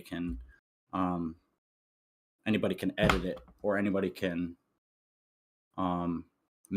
you can make an address, you can make transactions. You can make projects. It doesn't mean they'll work necessarily, but just give me like I know that I don't want to like what's the word when somebody talks forever in the filibuster. I don't want to filibuster. Is there any like what would be your like knee jerk reaction as far as the main thing with 'Cause I crypto know that I don't get is the mining. Like, it literally makes no Okay. sense to me. Because every time That somebody is tries to where- yeah, explain it it does to get me, it technical, literally yeah. makes no sense. And I've had people explain it to me like 100 times, and it literally doesn't make sense to me. I had a bunch of friends who were like big in the crypto, and they were always like trying to buy more graphics cards so that they could continue Yeah. mining. And that I just don't understand. Yeah, There's I like, actually turned my laptop into like a very I don't get a whole lot of rewards from it, but essentially the idea is that the network is just any network requires a certain amount of computing power in order to so it's distributed between different nodes, which is essentially a computer. And that can be it doesn't just have to be like a proper PC. It could be like like I said, I turn my laptop into like I get a few cents like a day, but I think that this right, so particular the coin that the I'm thing that mining, doesn't make sense is that like they're saying that like you're mining blocks, right? Okay, so where do the blocks come from? How do they get there? How Yeah, because so it supposedly like you is mine a a block and distributed. well, just real quick, there's a couple of questions before. Is a block is just like a thing that it has to be like dismantled, and that's what the graphics card is for, and that there might be a chance that there could be something in the block. Is that what it is? Or are all blocks like equally valuable, or what? Yeah, so that's a good there's a couple like words that once you start learning it, it helps it, at least for me. So with the blocks, the way that I understand it is that and this is where like the term blockchain comes from, is that you start with one block that is like basically it just has memory of different, like I said, information. I'm maybe not doing the best at describing it. And then the next block, it verifies all the information in the first block, and then it has its own, and the next one after that, like I said, if I pulled up the wiki on Bitcoin just to cheat a little bit, but that is where it gets a little bit, well, not just a little bit, but very technical. But yeah, there's what is called a consensus mechanism. The blocks have each node, each PC computer has a The way I picture it is like Minesweeper. I picture it like Minesweeper, where there's like a bunch of different like little like things, and that like you just going and like starting to like clear one, you don't know what is going to be there, and so once you clear it, That's a it good could analogy. have like it could have like one of the red guys behind it, or it could have one of the gray bomb things behind it, but you're not really sure what's there. Is that correct? Yeah, that is a good analogy, actually. Just because I was having a hard finding the block or finding the information that it's like an algorithm. Finding the piece that fits in the puzzle requires a bunch of computing power, and that's like I said, the technical aspect. I'm not super, and I'd like to get into more. Like personally, I want to take time to study because this is why I say like different projects have different what's called consensus mechanisms, where they take information from each of the different nodes and figure out, okay, what is right and true and which is consistent with the other information in the other blocks, basically. So like I said, different projects have different ways that the network is set up so that they verify the previous information. And then, like I said, this is where a computer software engineer would probably do a lot better job of explaining it. But you have a hash, right? Which I think is like the hash is like inside the block contains a certain amount of information. So like the next block validates all the hashes in the previous one type thing. So I just kind of wanted to pick your brain on it a little bit. Didn't have to go into like any super technical Well, I'm sorry. stuff, Yeah, 'cause- I'm not really getting any details. Like, I'm trying to understand, like, what the heck is it? Like, so you're mining a block, and I'm asking, like, does that mean that, like, when you mine it, is there something? Because the first question I want to know is, yes, is there something like just randomly put there by some sort of algorithm that, like, there's this field with all of these like things on it, and whichever one you start mining, like, you just luck of the draw whether or not it's going to have like something more valuable in it? And yeah, how do they get there? Like who's putting them there? Who decides? How much is in each one? Okay, yeah, sure. That might be something that I have to look into a little bit better myself, as far as I know that so the purpose of mining is not only to uphold the network with your computing power, but also I will say that to use like the analogy or the metaphor, if you're playing like Minesweeper, when you find the proper block or the proper hash that fits the algorithm, you are rewarded with like the token, essentially.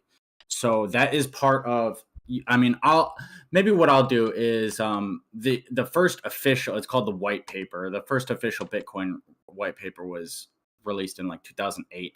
It was like right after the financial crisis with the banks. And that's kind of like what, like I said, is very like libertarian type shit that people were like, just tired of the fucking banks being, shitty or whatever. Not that's what I said, not that justifies anything like on a fundamental level, but it's interesting to see that like the progress that has, I mean, in terms of like the individual value of one has gone up, like to the all-time high recently, past 100,000. And then, a couple years ago, El Salvador adopted it as its part of legal tender.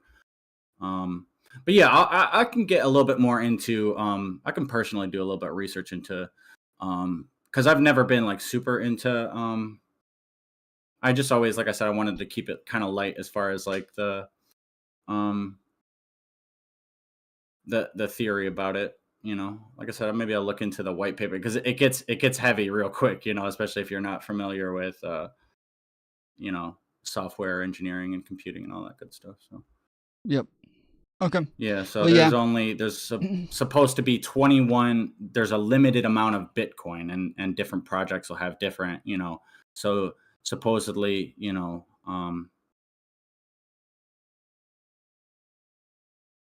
yeah, it's interesting. You see that the Silk Road guy got pardoned recently. Seems kind of random. I don't know what kind of motive Trump might had for that. Yeah, no, I mean, it's again, it's just going to be like the main question is just, yeah, how they get their value and like how they mine it. So that's really all.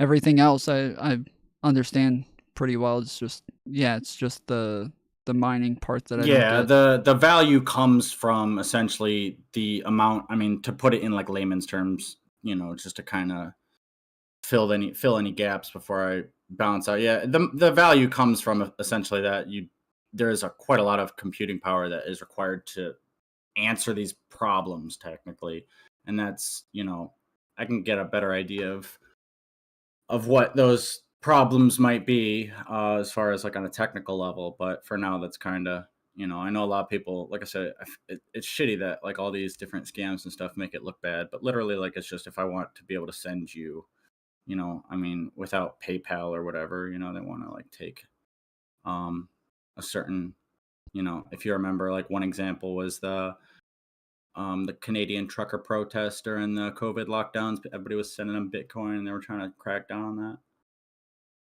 No. I didn't know about that. Yeah. Oh yeah, no, because they were trying to protest the Canadian truckers protesting for something, I don't remember, and then yeah, people were like sending them crypto. It but was like the Canadian government didn't like that. I think it was the vaccines. Yeah, yeah. Well, Okay. anyway, like I said, they wanted me to come into the freaking tax office tomorrow, which I wasn't planning on, so I gotta get up a little bit early. But I just wanted to pick your brain on that. Like I said, keep it kind of light. I don't, you know, I'm not super technical into like the software shit, but because I know, like I said, I can say that there's different like consensus mechanisms that different projects, you know, there's Bitcoin, there's Litecoin, there's Ethereum, you know, they have different consensus mechanisms as far as like how to calculate. And I'll do a little bit more.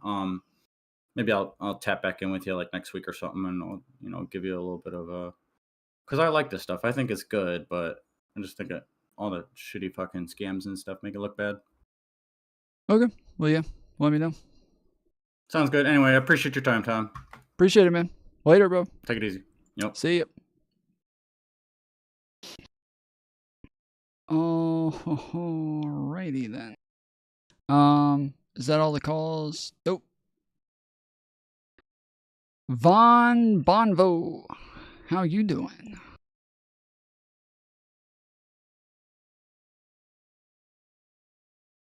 Hello? Doesn't this happen every time?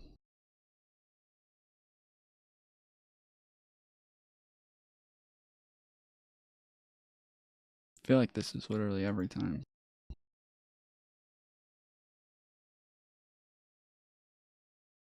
Hello? Hello, hello?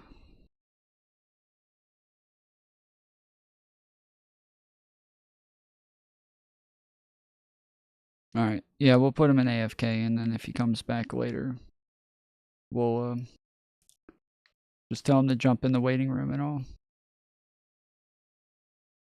Devin, was he saying anything to you? Because he was listening music I showed him. Wait, just now? So wait, so when I pulled him in, he was in the middle of talking and then just stopped talking when I pulled him in?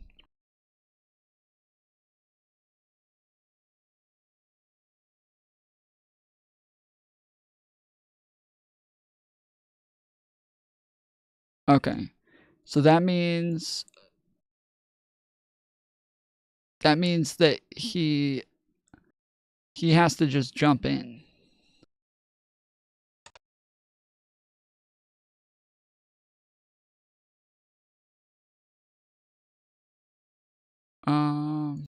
Yeah, I gotta give him permissions so that he can just jump on.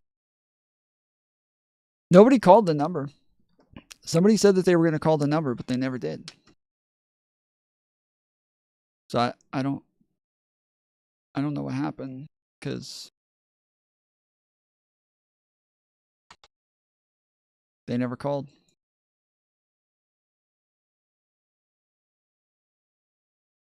I was gonna call. I mean, you can. Oh yeah, if you don't have anything, better save it for another time. Okay.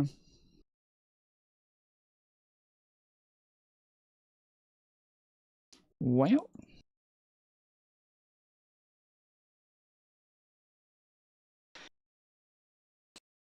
This is literally what I made my first logo on. Just made it on Paint, just like this. Just exactly like this. Just made it all with Paint.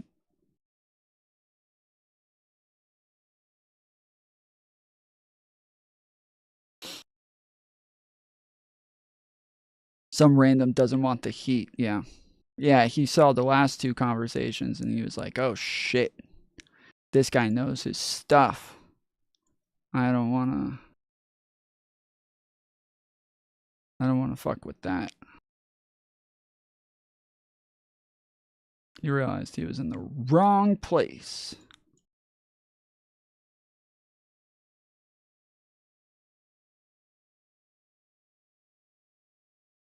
This isn't one of those fucking destiny orbiters.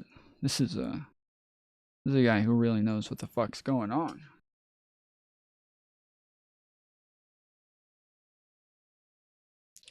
Dude, Slow-Mo's so annoying, dude. Like, he just like rambles about the most like off-topic shit and he'll just go off forever about something just so irrelevant, and then he finishes like, okay,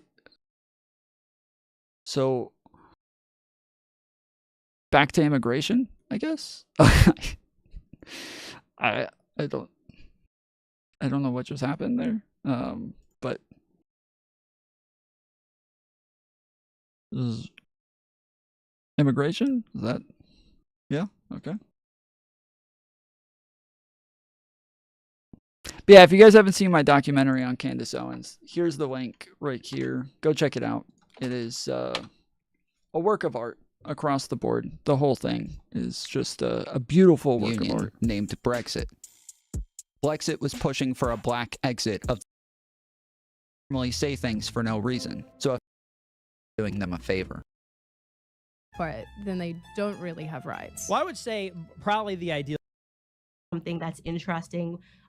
We disagreed on the COVID vaccine. Emphasis on the medieval, because so often when she's talking about Jews, oppress or otherwise injure them. Yeah. It may also go check it out. Prejudice or stereotype. It's very good. Very good. Wants to genocide Jewish people. This does not represent the beginning of the Holocaust. That's if you're an. So yeah, hit it up.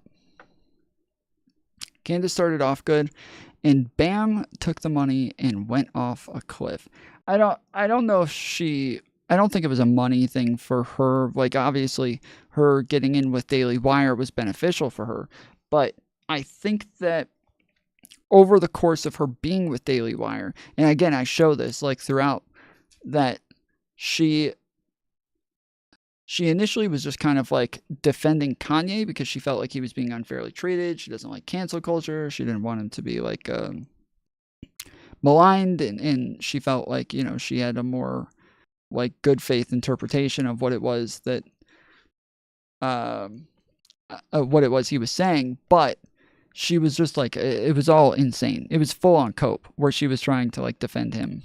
Are you moderating Andrew versus Jola? I don't know. We'll see.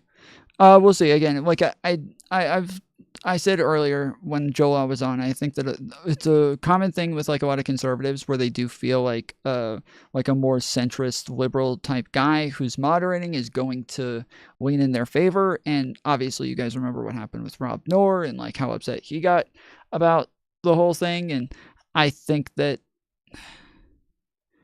it just is very common that, yeah, people are a bit put off by those sorts of things. Now, again, Andrew said, like, he obviously trusts me to moderate and doesn't have a problem with me moderating. He just, so we'll see.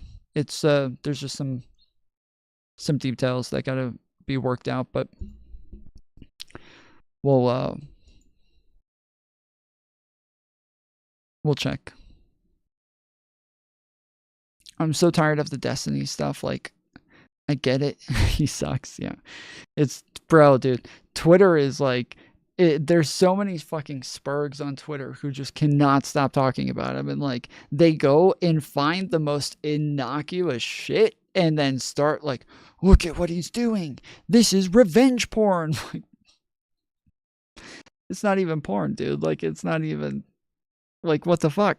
This is insane. Like, you guys are retarded, but I do think that that's like a problem for Destiny because, again, in my conversation with him, he did equate like leaking sexting to revenge porn and said that they were pretty much the same, which I obviously do not think that, but I think, yeah, there's just so many people who are so fucking unhinged and just like full haterade. Like,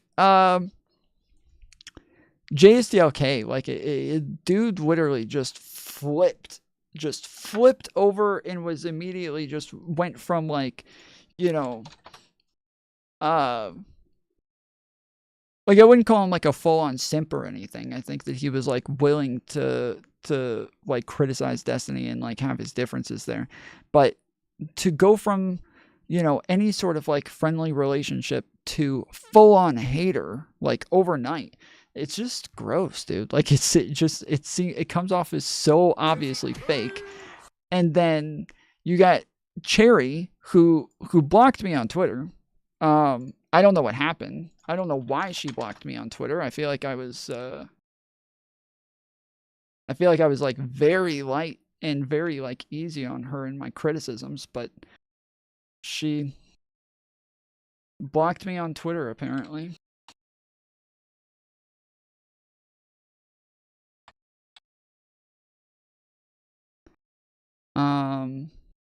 Yeah.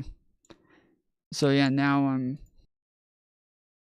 I'm blocked and yeah, she said I am taking care of myself and I'm surrounded by unconditional love and support.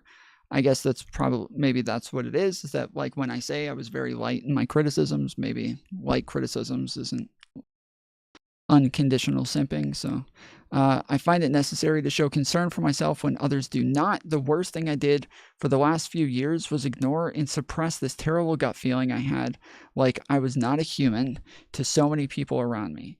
I don't feel vindicated right now. I feel shattered. That's amazing that she continued to stick with JSTLK, the guy who literally just used her like mental breakdowns for content. And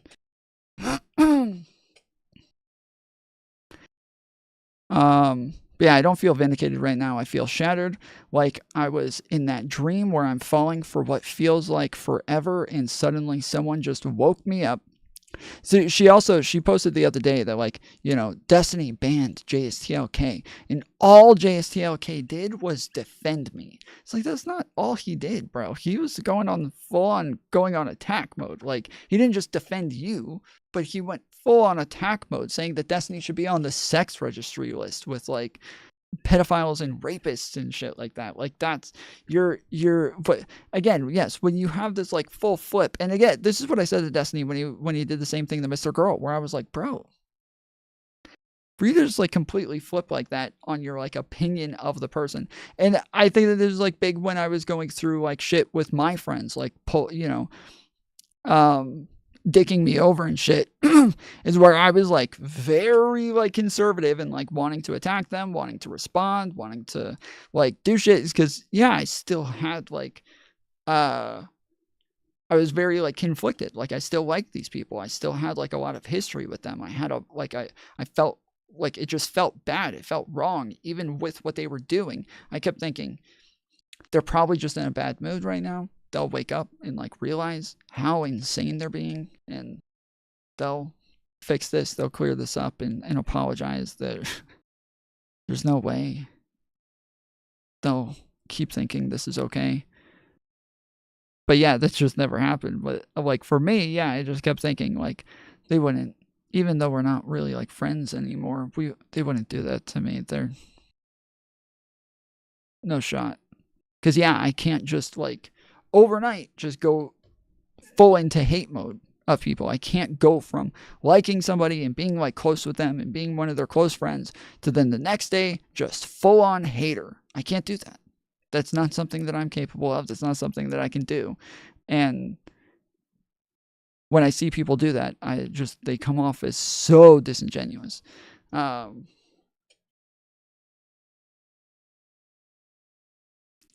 since Tom switched his Republican position, Andrew does seem to be avoiding Tom.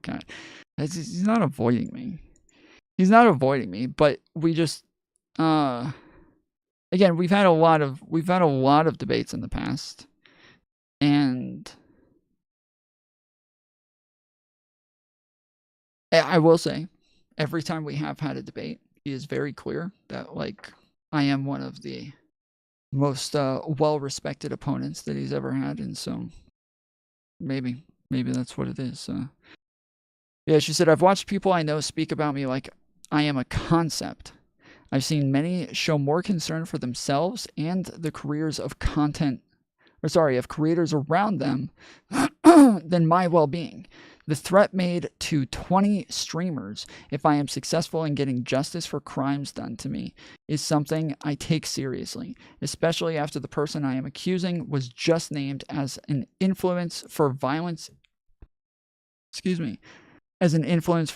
and extremism in a shooter's manifesto last week. Yeah, supposedly Destiny was named in the school shooters manifesto, or I don't know, were they named in the manifesto? I thought that they just found out that he was one of the people that they watched, but he's terrified of how reasonable you are now. I'm way less reasonable now than I was back then. Trust me. I was way less reasonable back then. There was this thing that I always did.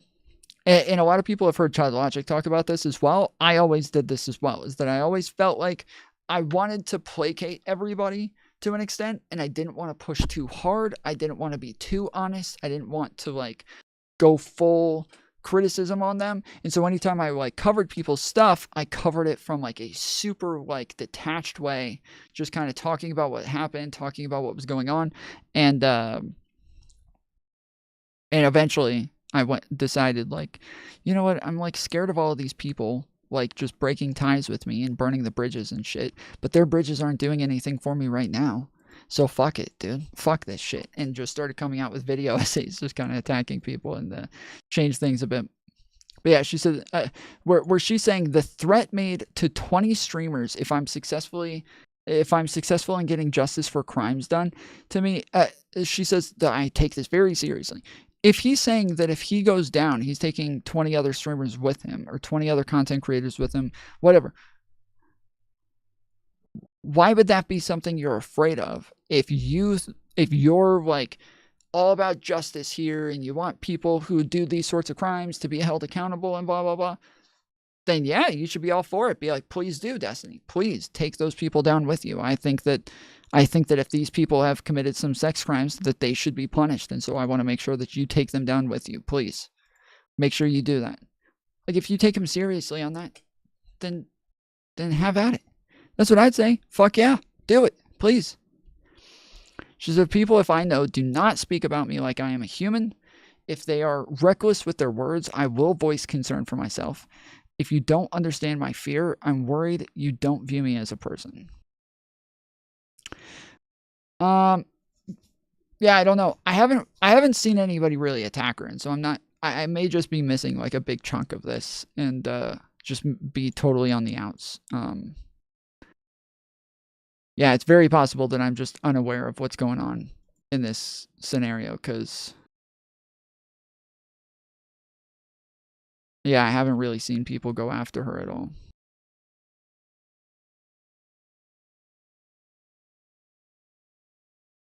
This stream's been going for 15 hours? What the fuck? Advice for the channel. That's Ghost. Yeah, actually, ask Ghosty to live Want to outright. improve the waiting room? Remove Prawn's permission to drag people into speaking channel. True. Let's continue. Well, no. Danny is. You met Danny. You met Danny. Danny can be annoying. Wait, JSTLK is watching me on the panel? Or is... Because it looks like I'm talking right there. If he gets morale, it's over for you, Logub. He'll never get morale. Morale! People all fucking suck. Morale is them not into the sun as well. Sure, Morale is not a fan of Destiny or Destiny Orbiters. Okay. I'm going. Then you're fucking retarded. This is the new DGG After Hours, guys. This is the new lineup. Danny streams. Oh yeah, it looks like it does never play. Here. Can we get a third co-host here? So what's wrong with doing it on Friday night, the end of January?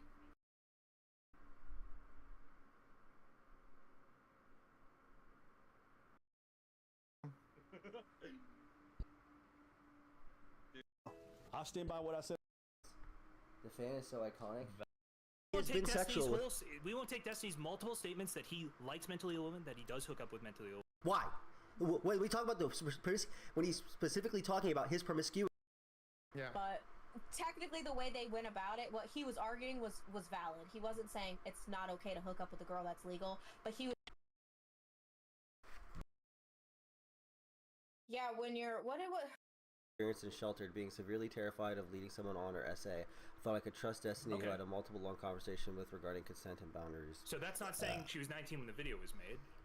She said, when I was 19 over, I was extremely sexually inexperienced and sheltered, being severely terrified of leading someone on, or SA. Yeah. I thought I could trust Destiny. Him as a sexual I thought partner? I could trust Destiny. So were you saying that she had sex with him? To be fair. Do you think she? Who is this person? Is there another fucking manifesto that was released or what?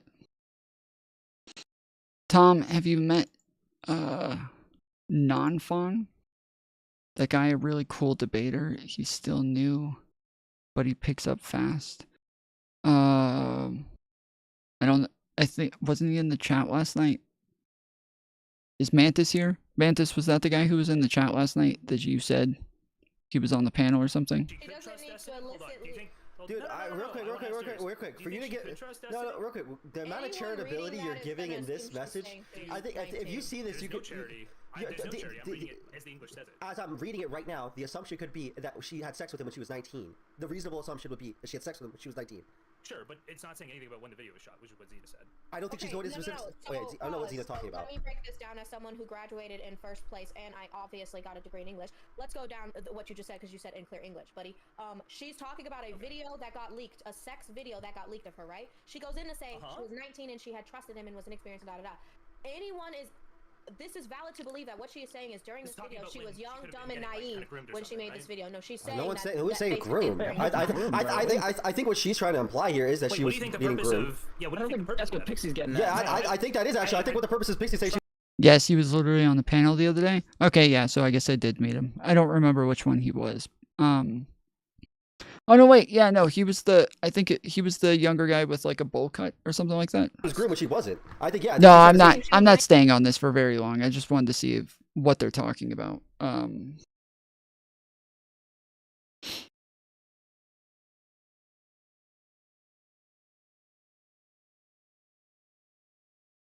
Yeah, I'm not gonna stick on this for very long. Do you think only minors can be groomed? I don't think Pixie got she got groomed there. Let's be more charitable. I think what you're saying, she was somebody who was vulnerable. She was somebody who was vulnerable, and he took advantage of that. How did he take advantage of that? That's not even really Wait, how did he take advantage of it? He says back to her in the DMs, like, hey, when we first met, you had issues with suicidality. How does that have anything? Yeah, she's saying that he took advantage of her friendship. It seems pretty clear. She's saying that he took advantage of her trust. That she trusted him, which is why she allowed him to take videos and things, because she trusted him. And that because he betrayed that trust, that was her saying he took advantage of my trust. This isn't rocket science. Anything to do? How does that? Okay, do I just have to mute other people? Wait, sorry. Can I please just talk to? Wait, actually, don't talk. I just want to talk to Janice. Okay. How is this person? How is he taking advantage of her because she was suicidal? How you have sex with someone who's suicidal? Is that a bad thing inherently?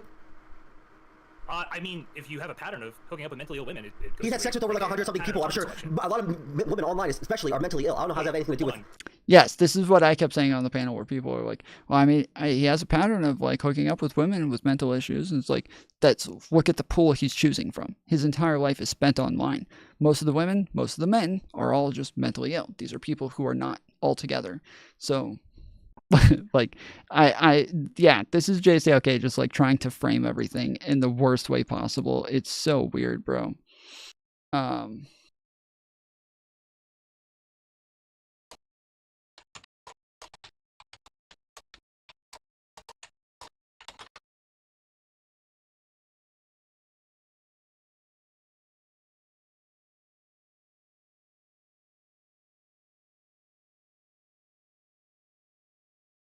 Yeah, I don't know.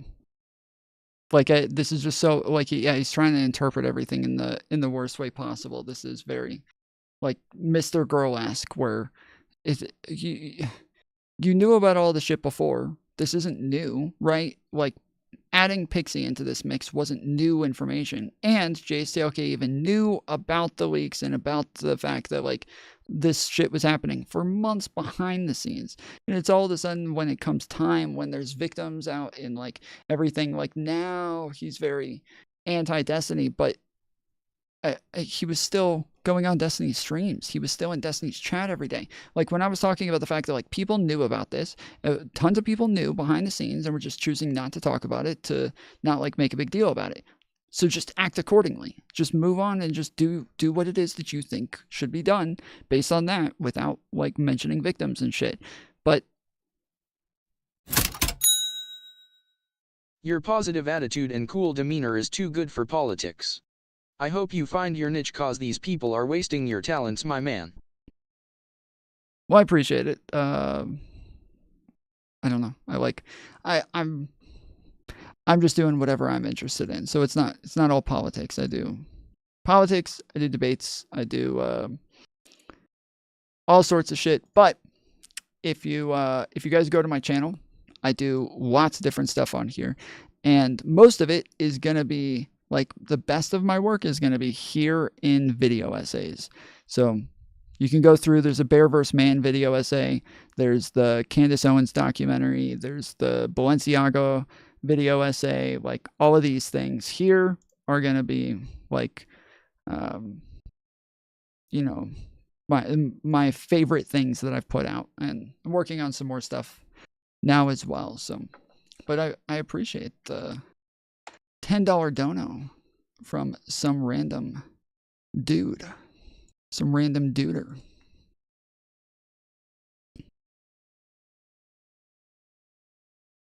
You went on Hinge during this because a friend is involved. Well, right, but that's what I'm saying, though, is that, like, he's trying to make it about, like, the principle of the thing, and it's not about the principle of the thing. It's just not, like, it is just about the fact that, like, yeah, he's getting, like, personally hurt by this because of a friend, or it's a optical thing, because, again, like, he didn't make a big deal about this until all of a sudden the stuff was very public, and he was even, like, DMing Destiny about the leaks and talking to him about it and crap like that. So it just doesn't make sense. It all seems super antithetical to somebody who has, like, real, like, principles on these issues. And I feel like I've been very consistent on this, right? So, like, even when I talk about other people who I've accused of, like, engaging in revenge porn or IDing nudes and passing that shit around, I've never told people not to watch them. And I've never told people that they were, like, horrible people if they watch them. I never said that, like, if you said you would want to go, like, and I've said this 1,000 times. I've said shit like, you know, if you watch, like, somebody like JSTLK or Queeman or Child Logic, like, I don't think that people are wrong for watching them, and I don't have anything against people who watch them. It's not my taste. Never been interested in that sort of shit. Never been in their chats, never been in their communities, never been, like, a super common person around there. It was just never really my thing to watch. But if that's your thing, whatever. Just like, yeah, just don't lie. Don't, like, deny what's happening. You don't have to, you know, make shit up. Strange, I tell everyone not to watch you. Thank you, thing that is. I was just telling somebody the other day, I haven't seen you in a while. And they were like, yeah, I think maybe he's been on vacation or something. I was like, weird, dude. Where the fuck is he? Real life? You're fucking up, dude. Real life is gay. Tom, yeah, I was agreeing with you. He swept it for months only now. He is moral frogging. Right. Which I know that you were agreeing with me. I know that you were saying, like, it's kind of dumb that just because his friend is involved, now all of a sudden he's got a lot to say about this. But yeah, it's just, it is so insincere, and I've heard tons of people, like, behind the scenes saying, like, why aren't more people talking about the way that they treated, like, Mantis during this scenario? And now all of a sudden they have a lot to say. Like, why aren't they bringing up the shit that they did to Yo? While they're all running around acting like they have a huge problem with this shit. Like, this falls in the same area. These are in the same fucking, like, problematic areas. So yeah, it's a thing that I guess people are aware of. But yeah, it's just I think that people get like overly defensive of like content creators as well, and then they start to kind of like make shit up and hyperbolize things just to kind of cope and feel better about who they're watching. You can watch people who are pieces of shit, right? I think I've been pretty clear for a long time that I think that Destiny just does some fucked up shit. I don't his lifestyle has never been something that I'm ever trying to promote or go do myself, but I like the guy's content. I like his character. I like the debates. I like the drama. I like all of it. I enjoy his content, and that's that. Like it's not that hard. I don't have to run around and defend him, sharing nudes without consent in order to feel better about this. I can just straight up say, no, this is fucked up. This is really fucked up. Yeah, no, I'm still going to watch him. This is fucked up. Shouldn't do that.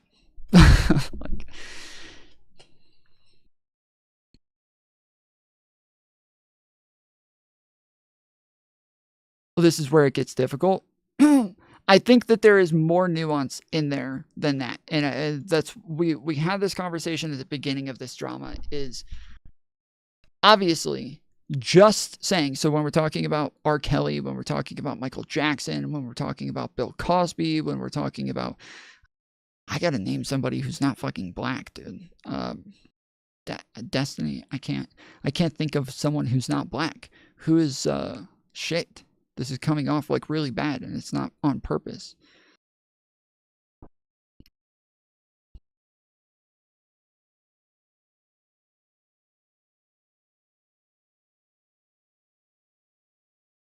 Who watches Destiny, anyone to far blank is off-putting. I mean, I watch Destiny. I just said, like, I watch Destiny. I like Destiny's debates. And that's like the majority of anything that I've ever watched from him is watching his debates. He is somebody who actually focuses on the topic and focuses on the subject and attacks the subject of the debate. And he does try to add in like a lot of rhetoric. Yeah, but Epstein's not somebody that people supported as like a content creator or anything like that, right? Michael Jackson, R. Kelly, Bill Cosby, like Destiny, these are all people who like you support. But my point is that going on in supporting these people afterwards and still watching the shows, still listening to the music, still watching the streams or the debates, still donating, still being a member, like all of these things, going to concerts, like this all still has some sort of like moral quandary in there that is not simple. It is not a simple question when we talk about this, because we're talking about somebody that, yeah, Ben Roethlisberger, Kobe Bryant. Yeah, like this is not a simple question that we're talking about, because you are still giving them money and helping them become richer. And if you're helping them become richer, they're becoming more powerful. And if they're becoming more powerful, now they have more power to abuse. And so there's this big gap in there where in that area, if you're in there, that's not a simple question. That is a moral quandary there. Like, because you can say like, yes, oh, I separate the art from the artist, and so I don't support Michael Jackson's personality. I don't support Michael Jackson's like life decisions. I don't even support his dietary decisions. Like there's nothing about this guy that I support outside of the music that he makes, the art that he makes. That's what I like. That's what I enjoy. And so I'm separating the art from the artist. I'm really just interested in the art, not so much the artist, right? And if we talk about like Edgar Allan Poe was a fucking piece of shit too, but we all he may have gotten famous after he died, so this might not be a good example, but let's assume he was still alive while he was while he was making big bucks, and everybody who's buying his books are giving him more and more power to be more and more of a piece of shit with. And this gives him access to more things. This makes it to where people are more afraid to say no to him. This makes it to where he's able to kind of coerce people more. And so this is where the moral quandary lies, is even just watching Destiny, you're watching the commercials and you're giving him ad revenue, and this is giving him the ability to continue rising in fame and power. It's not a simple question. There's not a simple answer to this. This is a difficult area to talk about. But this is where my position has just always been, especially when talking about people that I really dislike, that I think are just real pieces of shit. People I think are just really immoral fucking losers. I've always said, yeah, I don't hold it against people for watching them. I don't think that you're wrong for watching that person. I don't think that you're doing something bad by watching them. I just don't. Like, I don't have a problem with people who watch people who I think are pieces of shit, even though I do think that they are tacitly endorsing them in some way. I don't think you have to endorse their character in order to watch them. Which is why we've talked about the fact that, like, a lot of the people who are like people like Pisco, people like Not So Erudite, people like Dan, like, they're in a different area where their friendship with Destiny does kind of promote his character. It does kind of say, I like this guy.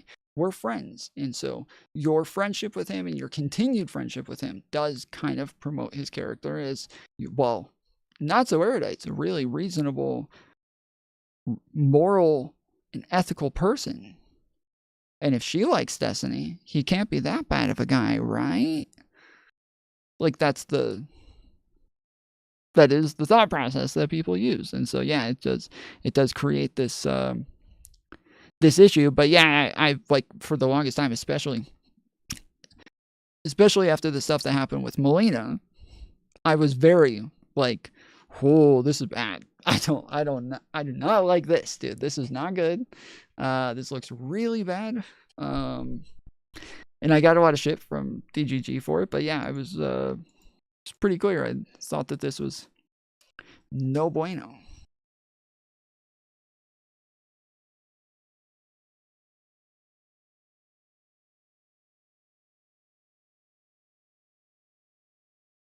Well, if the person is preaching the behavior you dislike, then someone watching would be a problem, right?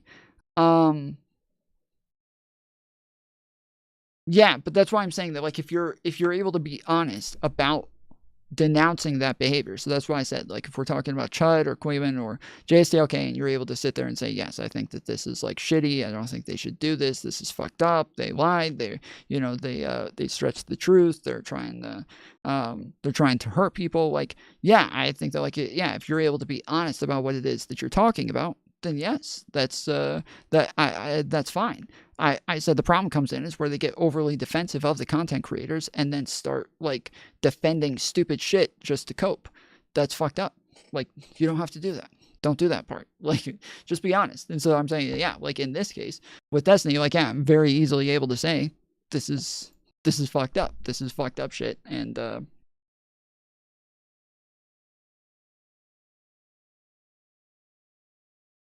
yeah, this is not something that I'm going to defend, and I'm not going to defend the character. I'm not going to defend the actions. I'm not going to defend any of that crap. But I'd still watch him. I'd still review his debates. I'd still go over his content. And so, yeah, it's not... the moral compass of the U.S. is one of degeneracy. Well, sure, I guess. I don't really... The degeneracy arguments, like, as soon as somebody uses the word degeneracy, I automatically, and I'm saying this just to be honest, I'm not, like, trying to, like, target you with this or anything, but truly, most of the time, somebody says the word degeneracy when talking about something, I discount, like, literally everything they're going to say about that topic from then on. Like, done. I don't really... I don't really, yeah, I discount it across the board. Degeneracy is such a subjective line and even a subjective word. Like, even the definition for degenerate just doesn't really have a whole lot of meaning in it. It kind of just means that shit just kind of grosses me out. Like, that's kind of what it means. Like, it just kind of, that's all it means. So that, yeah, that gives me the ick. Like, that's what I hear when somebody calls something degenerate. It's like, oh, that just gives me the ick. Like, that's what I hear. And so when we're talking about like moral things, is my vision blurred or am I blurred on screen? My eyes are freaking out right now over the fact that everything seems blurry as fuck. Is it my camera or shit? I can't tell.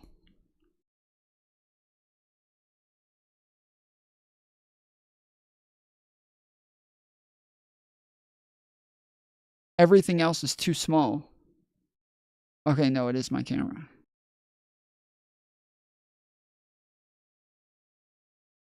Nobody's going to answer my question. I'm literally just sitting here silent, waiting for somebody to answer. And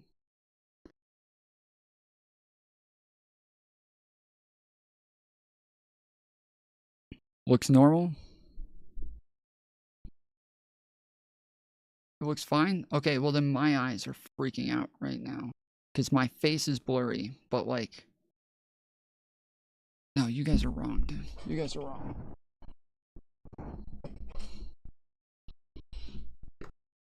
Really? Y'all couldn't tell the difference between that and that? Are you kidding me? For real? Y'all couldn't tell the difference? For real?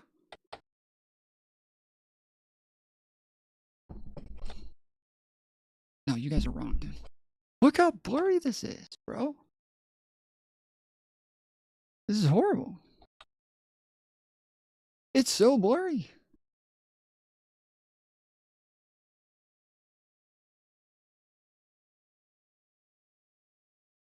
Wow. Can't depend on y'all for nothing. But anyways, yeah, I just, I think,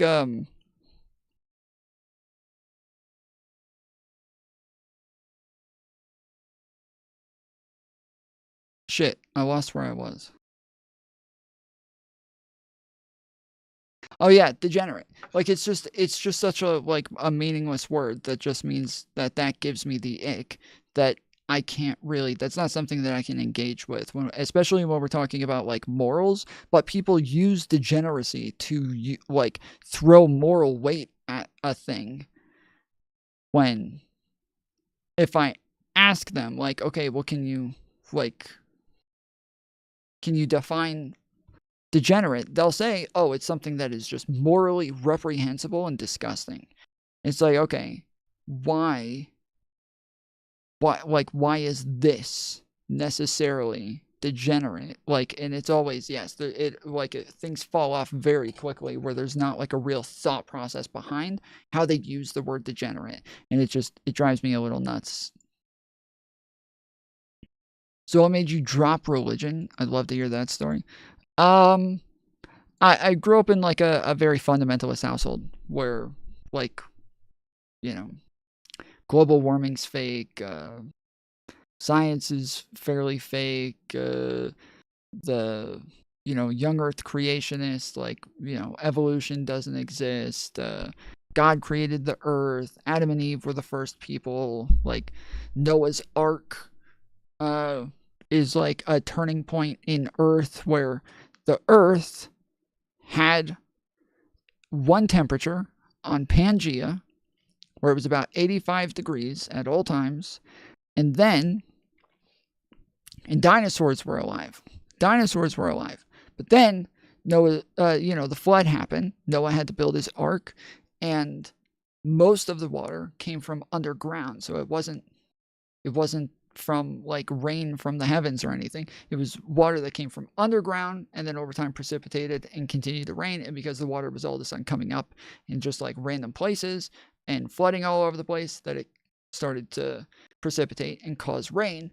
And now that the water is like leveling into different parts of the earth than where it was underground, this put so much weight on one side of the Earth to where it tilted on its axis.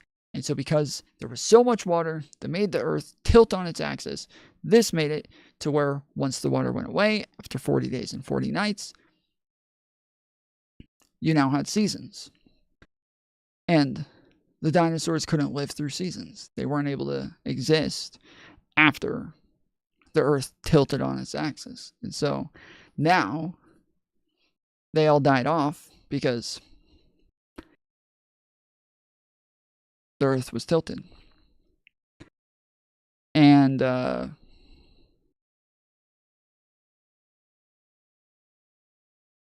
so yeah, that was like it wasn't until I was like 30 that I ever even thought to look into things like evolution, and didn't really care much about it, never thought much about it. It was never something that was brought up. It wasn't taught in schools. It wasn't like, and just everybody that I was around, they all believed that this was just a kooky conspiracy theory. There's no evidence for it. It's just a crazy conspiracy theory that nobody really believes in. No one really believes it. It's just a group of radicals who kind of push this idea. That was what I was taught my whole life, and that's what I believed. And then, yeah, it wasn't until I was like 30 that all of a sudden I think I was watching Not So Erudite. And I'd been a streamer for a while. I was watching Not So Erudite, and she recommended Sapiens. And at this point, I had started to watch a lot of YouTube videos about evolution, about just all sorts of animals evolving all over the world and crap. And I felt bad watching it too. Like, I felt guilt watching videos about evolution. I felt bad. But then once I read Sapiens, that's when I all of a sudden started to realize, oh shit, this isn't just like a kooky conspiracy theory. This is proven. Like, this is like well beyond proven. We have an insane amount of information on this. We have an insane amount of data and history and all sorts of just like, this is well beyond proven. And I was kind of fucked for a while. Like, shit, dude, everything that I believed my entire life is like just been right there in front of me, that it was all bullshit. And I wasn't willing to really look at it. But I was still having like a lot of cognitive dissonance up until that point, because that was in like 2022. But in like 2016, Donald Trump got elected. That's when I really started to question like everybody, everything. Because I was like, there's no way, dude. I've grown up my whole life believing that we, like, as Christians, as Republicans, held like the moral high ground, that like, you know, crazy lunatics who were like very unprofessional, didn't care about norms, were willing to just like, you know, say ridiculous shit out of nowhere and be rude and disrespectful and, you know, overly sexual and just totally disrespectful to the office overall, that like there's no way Christians would ever vote for a guy like this. Never. And then when they did and he won, yeah, I was totally put off by the entire Republican Party and thought of the Republican Party as the party of Christians, and so started to question Christians a lot, started to feel like they were kind of dumb, started to feel like they were phony, started to feel like they acted like they had a lot of values that they didn't actually have, started to feel like a lot of things. But most of that really just was political, and I kept it political and just really kind of stayed questioning the politics of all of it. And then, yeah, eventually I came out with a video called Why I Left the Right, where it literally says, like, in the video, I'm leaving the general consensus on the right wing. The pundits have given us false information and bad arguments for so long. It hasn't always been this way, but now they purposefully confuse their audiences instead of educating them, just to make sure we're always owning the libs. Even if we end up wrong, In this video, I prove that right-wing pundits are giving false information and strawman arguments on a consistent basis, and I only click on random videos. None of this video was scripted. So, yeah, I talk about Candace Owens and George Floyd, Ben Shapiro and systemic racism, Steven Crowder and COVID numbers, Glenn Beck and COVID versus the flu, Glenn Beck and BLM, and then Ben Shapiro on transgender people. And I'm kind of like hitting like all of these like mainstream big name figures and kind of going over the fact that I can just prove they're lying. And I can prove that they're wrong on the facts. But not only that, but I can prove that the arguments that they say liberals believe in are just nowhere to be found. You can't find anybody with these beliefs. They don't exist. You might, I have low chances, but you might be able to find some random TikToker, you know, on like 15-year-old who has those beliefs. But in reality, the things that Republicans argued against were just false. They were just lies. They were just bullshit. And so, yeah, I was like very much like disillusioned by the right wing. And then, yeah, once I think Kyla recommended Sapiens, and I read that. That was pretty much it for me. I was fully off board and fully left Christianity. And yeah, I think it was Halloween of 2022. Sat down, had a conversation with my family, and just kind of told them, yeah, I don't believe this anymore. It's just not a thing that I believe. I don't have a problem with Christians. I don't have a problem with Christ. I don't have a problem with you guys. I don't have a problem with churches. I don't have a problem with the morals. I don't have a problem with any of those things. I don't have a problem with anyone or anything having to do with religion. I just don't believe in it. Don't believe that Jesus died for our sins. I don't believe that there's a God. I don't believe in a creator. I don't believe in any of these things. And I probably haven't believed in it for a long time. And I'm just now willing to admit it to myself. So I'm coming to admit it to you guys as well. I don't believe in this. And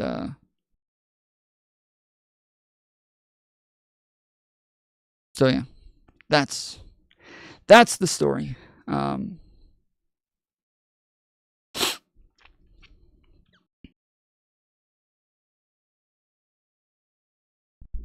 That's how you know Tom was never actually a religious person. He's allowed men's actions to taint God. Typical fool. That is not what I said. That is not what I said, dude. I literally said the opposite of that.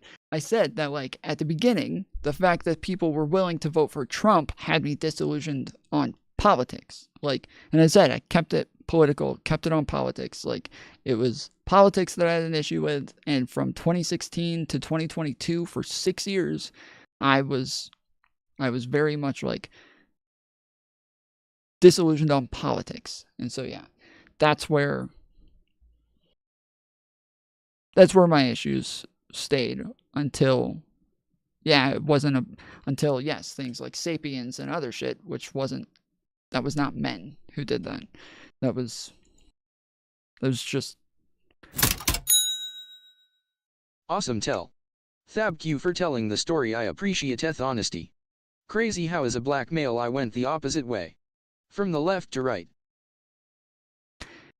Yeah, I grew up in my dad was a pastor, my brothers are pastors. Everybody thought I was going to be a pastor when I was older. That was always like the thing that everyone expected. I taught Sunday schools from like a pretty young age. I was always like coaching football and basketball teams and ran like my own basketball camps at churches. I think when I was 21, I believe, somewhere around there.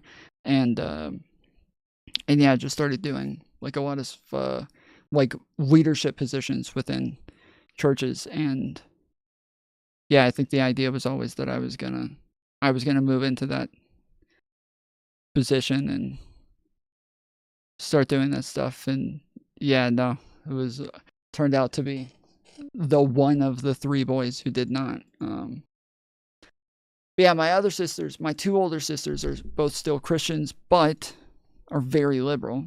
One of my sisters is lesbian, married to a woman, and still devout Christian. Both of them. My other sister is been very liberal for a long time. even like I would say since probably like late high school days, and also still devout Christian and still very much believes in God and shows up to church and everything. And then my two younger brothers, neither one of them really like get into politics very much at all. They're not really into it and don't pay too much attention to it, but they definitely don't like Trump. They definitely do not like Trump and they can't stand him. And even my dad, through Trump's first presidency, could not stand Trump, hated the guy, was so sick of him, especially after January 6th. He was done with the guy, so done with him, cutting him off. That's it. That's it. And then now is full on MAGA, full on the Trump trade. So I don't know, man. Don't know what to do with these people. There's got nothing left for them. Christians are dumb. They will vote for a rapist based solely on one issue like abortion that he's not even clear on. I don't think it matters as much as about his position. What matters for them is that he put pro-life judges in place who made the big decision to overturn Roe versus Wade. So it doesn't matter what Trump believes or what he thinks personally. What matters is that he's going to put in judges who are going to make the difference. That's the big difference.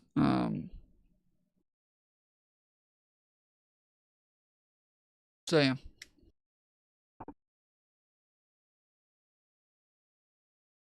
There was a video that I thought I had, and I guess I don't have it.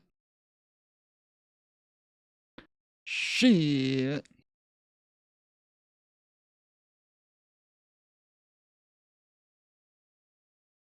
Fuck. I might have it in my clipboard. Let me check. 'Cause yeah, I'm pretty sure I saved it to send it to myself to pull up, and then yeah, now it's not there. I got that one. Oh no. No.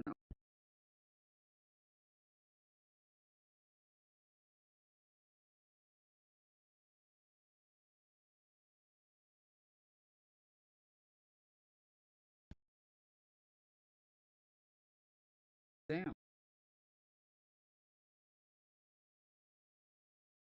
Okay, yeah, never mind. Yeah, I never saved it. Shit. Okay. Well, never mind. Dude, Destiny's son quote tweeted me the other day. It's so weird. So freaking weird. How did your dad forgive Trump for January 6th? What does he think of the creating the ethno state by kicking out brown people? I don't think that they think there's going to be an ethno state, but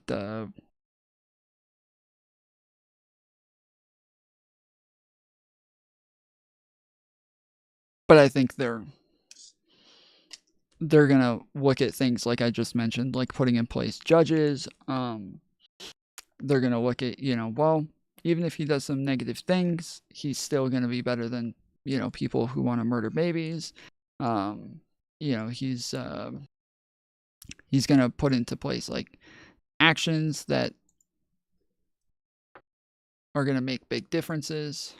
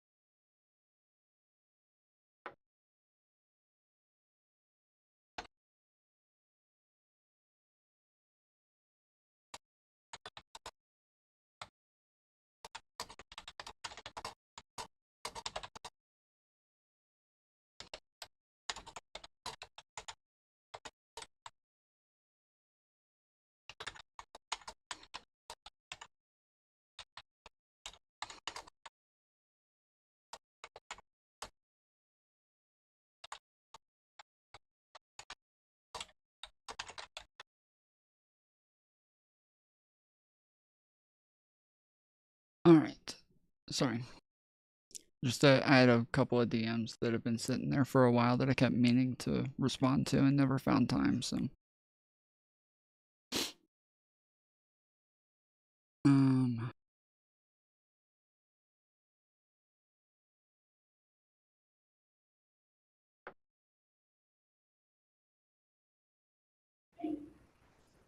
All right, sir, can you give us your name for the record? Stephen Crowder? You are the founder of Louder with Crowder LLC? Yes. Okay. Louder with Crowder LLC is your media company? Yes. You operate a website and make internet videos? Objection form. Yes. I'm just trying to figure out that's what your media company does. That's part of it. What else do you do that you would say that your media company does? Well, it's a general media company. So, yep, there's a daily program. There's a separate, reporting and investigative reporting unit, and the website operates separately where someone writes articles. So, social media, kind of all-encompassing media. Okay, so I've got internet. There's a daily show. Let's start there. All right, that's a video show, correct? Yes, sir. And I know that it's also, you can get it in pure audio format too over podcasts, right? Yes. Okay. As far as those videos, where would I see an episode of Louder with Crowder? So, well, it depends, what point in time. So, usually YouTube, Rumble, and then Mug Club, which is, operated under locals. But for a period of time, it would have been, and pardon me, I'm sick today, so if I cough, I might, I don't mean to be distracting. Would have been under Blaze. So Mug Club was operating under Blaze at one point. You would have been able to see them on Blaze. Okay, and these are audio wherever audio is, available, like Apple, Spotify. In other words, to see your show, I would watch it on the internet. Yes. You're not carried on any cable stations? No. You're not carried on over-the-air broadcast television? Not today, no. Okay. Do you have any licenses with radio stations, anything like that, to broadcast your show? Not today, no. Okay. Are all those answers same truth in May 2023? I believe so. Okay. Did you do anything to prepare for this deposition? No, I watched. I had read the files that were sent over from your attorneys. Well, yourself, I guess. The files. Can you tell me what you mean by that? The documents, the complaints. Okay. In other words, the lawsuit that was filed. Yes. Okay. Have you reviewed any other documents to prepare for this deposition? Not to my knowledge, no. Okay. Have you viewed your May 8th or May 9th show? I viewed at least a portion of it. Yes. Okay. And I'm mostly going to want to be talking to you about your May 8th show covering the Allen shooting. You're familiar with what I mean when I say your May 8th show covering the Allen shooting? Yes. Okay. Before I get into all that, I want to confirm some details on your background. As far as educational background, it's my understanding you attended a couple semesters of college? Correct. Okay. I think it's fair to say you have no educational background in journalism? I wouldn't agree. Okay. Can you explain to me what your educational background in journalism is? Years of experience. They said formal. I knew it. They said formal. Am I crazy? They said formal. I think it's fair to say you have no educational background in journalism. Oh wait, maybe they didn't. I wouldn't agree. Okay. I thought they said formal. Am I crazy? Semesters of college. Covering the Allen shooting. Yes. Okay. What? I could have sworn I heard. Before I get into all that, I want to confirm some details on your background. As far as educational background, it's my understanding you attended a couple semesters of college? Correct. Okay. I think it's fair to say you have no educational background in journalism? Damn, I fucked that up. Yeah, what the fuck? I heard the word formal. What y'all? One of y'all drugged me or some shit. I wouldn't agree. Okay. Can you explain to me what your educational background in journalism is? Years of experience.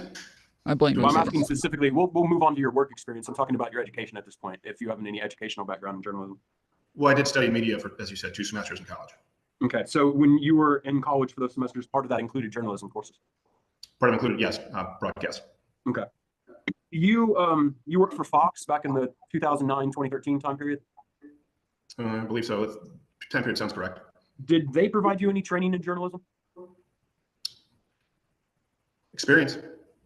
I understand that you did the job for many years. I'm sure you picked up some things, right? But what I'm wondering actually is, as part of your employment, did Fox provide you with formal training in journalism? They did not send me to journalism school, no. Okay.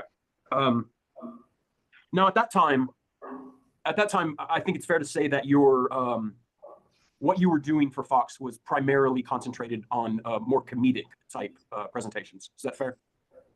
No. So back during the time period when you were working at Fox, would you say you were covering hard news at that point too?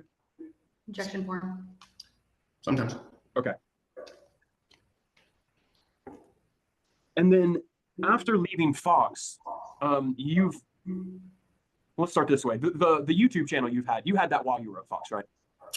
Correct. And you've kept using that as a platform ever since leaving Fox, right? Yes.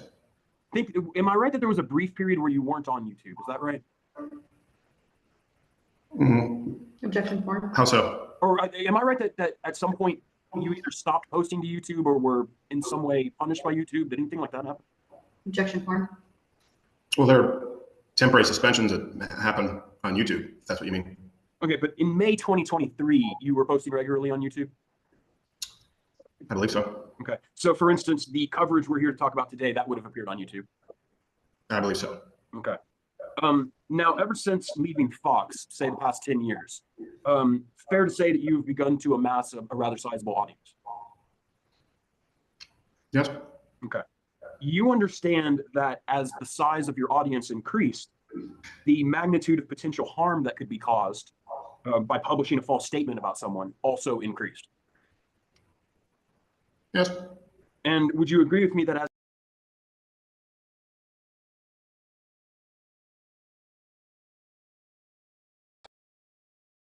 in Fox, say the past 10 years, fair to say that you've begun to amass a rather sizable audience? Yes. Okay. You understand that as the size of your audience increased, the magnitude of potential harm that could be caused by publishing a false statement about someone also increased? Yes. And would you agree with me that as that potential magnitude for harm increased and your audience increased, your responsibility as a journalist also increased? Objection form. Well, I've never labeled myself a journalist, but yes. I mean, well, you cover hard news. We can agree with that. Sure. I feel like he has. I could be wrong, but I feel like at points he has labeled himself a journalist. But maybe I'm just wrong. Yeah, I could have sworn.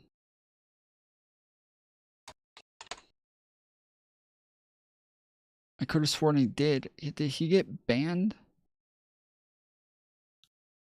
Is he gone?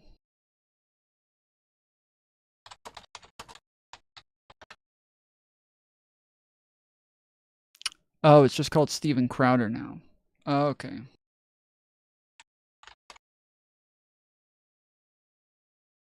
So does Jon Stewart. Sure, absolutely. Right. And let's He's make kind it of clear, obsessed with even Jon today, Stewart. on your show, in which you cover hard news, you also do things that are comedic. Yes. Okay. Now, you would agree with me, for instance, that the sort of care that a person like you needs to show might be different if you're just, say, talking with a friend at a bar versus making an announcement over a baseball stadium public address system. You understand what I mean? I understand. Okay. And so when making decisions about how you run your business, I take it one of the things you do consider is the responsibility you have given the size of your audience. Is that right? Well, I take responsibility regardless of the size of the audience. Sure, I understand that perhaps even when just talking to a neighbor or a friend at a bar, you might be careful about what you say. But what I'm asking is, when you do your job, part of what you consider in how you create your policies, your requirements, etc., is you understand you're going to be talking to a very large audience and that the magnitude of harm from false information could be very great. Is that correct? There's a lot in that statement. We take care to be as responsible as possible, regardless of the size of the audience. Okay.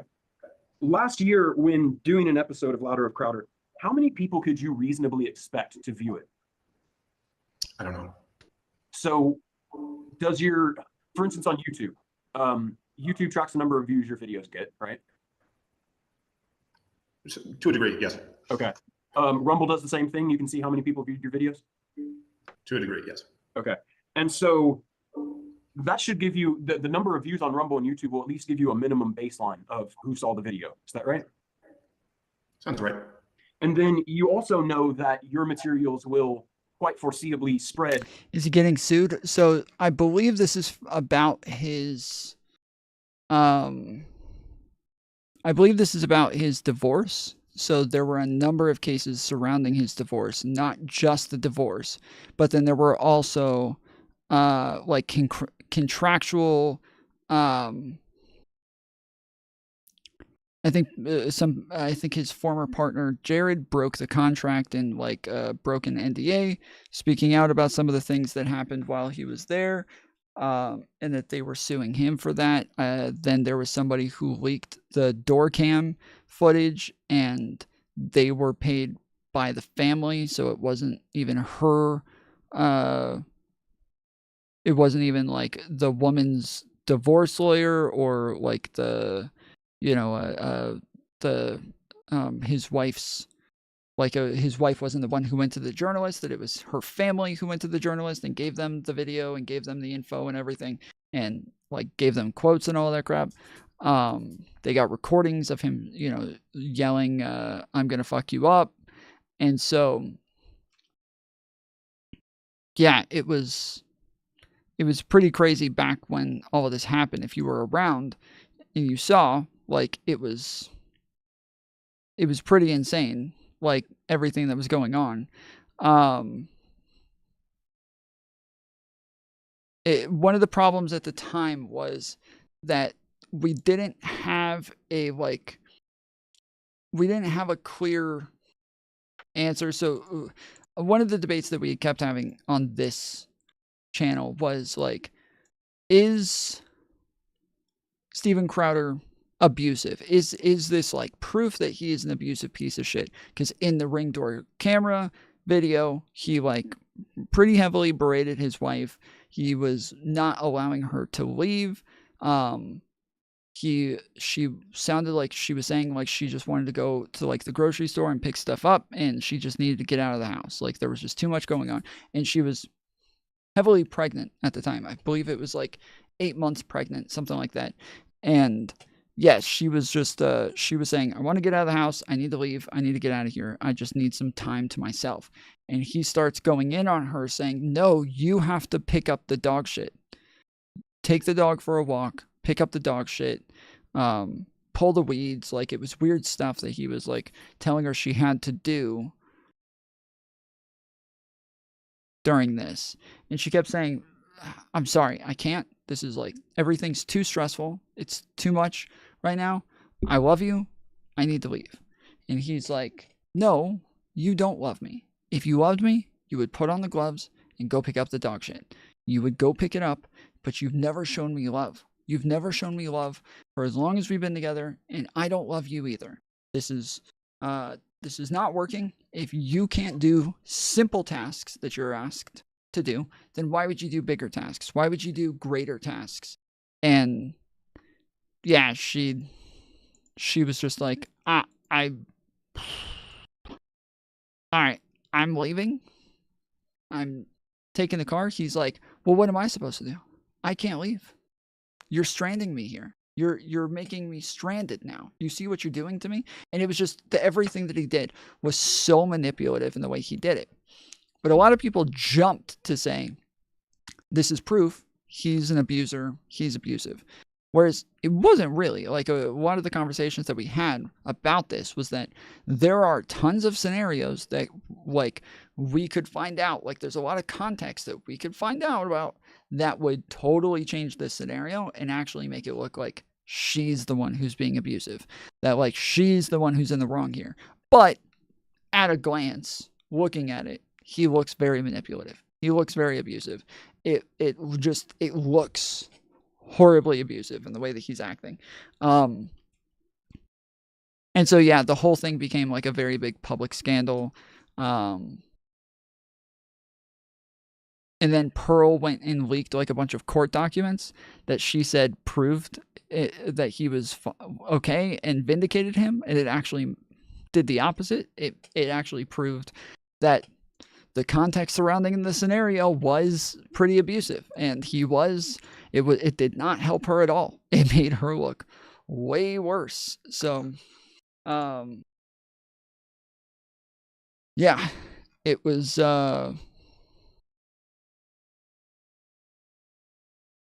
it just made him look so much worse. And Pearl's dumbass in the process ended up like doxing the kids, doxing the nanny, doxing, like, she ended up doxing a bunch of people, going over these court documents on stream that we don't even know how she got them. Nobody's sure how the fuck she got them. It sounded like she got them from Crowder, because the way that she came out just in this full-fledged defense mode for him made it sound like she got him from Crowder. The problem was that even right before this came out, Crowder had just thrown a fit over his Daily Wire contract, where he looked horrible in that. He was such a fucking child. He was so like, just looked like somebody who did not understand like how contracts work. He looked like somebody who didn't understand like how negotiation works. He'd never worked in like the corporate world at all. He just had no inkling of how any of this shit worked, and threw a fit over the fact that their first offer he felt like was kind of low. And it was like, if I remember correctly, I think it was $50 million with enough bonuses for it to be over $100 million. And like the 50 million in and of itself was like guaranteed. Like, it was just such an insane, massive contract. And he was so childish and so retarded through that. So after he threw that fit and looked like a child and looked like an idiot and looked like a manipulator and looked like a crazy person and leaked phone calls with Jeremy Boring, that again, he thought vindicated him and actually just made him look way worse. He's sitting there like, well, I didn't want to have to do this, but I've got the nail in the coffin. I've got the nail in the coffin, so here we go. And it just hits play on the recorder, and it made him look so much worse again. Like, he just ended up taking another fucking L there. So yeah, it was just kind of one L after the other for him, and ended up making the Daily Wire take a massive W there. Even ended up giving Candace Owens a W there, which is really hard to do. I mean, that is not an easy thing to do, to give fucking Candace Owens a W, but that's what he did. So yeah, anyways, like, he looked really bad when the whole thing with the Ring doorbell happened right after. Don't get me wrong, those people are R-word. Like, I feel you, but I'm not shaming a damn capital, but I do care that much. People do crap I wouldn't do all the time. But then again, everyone who loves the U.S. forgets that. Oh, you're talking about January 6th. Okay. Via social media, right? Sure. You're aware people share your videos? Sure, yes. For instance, when getting a video in this case, when I asked for a copy of the video in this case, I was directed to a website that publishes your videos without any of your input, right? That's my understanding. Yeah, the thing with Crowder is that he really is just like a grown child. He is such a child. He is like a grown, like 6'5" bearded child. And it's amazing. Even the way that he's like handling himself in this deposition is embarrassing. Like, the way that he carries himself in this deposition is embarrassing, dude. Why? Why is he like this? Why can't he just act like an adult? Okay. One of the things you offer your audience is fact-checking of the news, correct? Correct. Okay. In fact, let's bring up tab 1.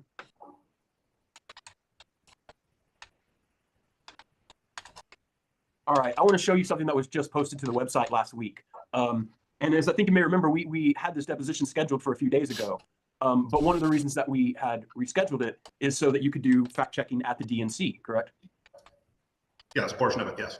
Okay. So for instance, in this broadcast, you'd be telling your audience, hey, certain claims are going to be made at the DNC, and we are going to use our skills to tell you what is real and what is not. Is that fair? Yes. Okay. So your audience can expect that you're going to be talking to them about matters of truth or falsity, right? Yes. Do you agree it's reasonable for your audience to expect you to use the same level of care they would expect from any commercial media outlet? Objection form. Yeah. I mean, I guess what I'm getting at is it's not going to be your position that, hey, I'm just a clown, I'm just a guy who plays dress up, I'm not doing news. That's not what your position is. I don't know if it's gonna do the thing. It's not making the sound. Weird. I will just click on it for it to do it. I bet right as I click on it to do it, it's gonna like overlap, and then we won't be able to Bucky hear has either one. donated $5 and says, how was the brain from Arthur so smart but he's so dumb?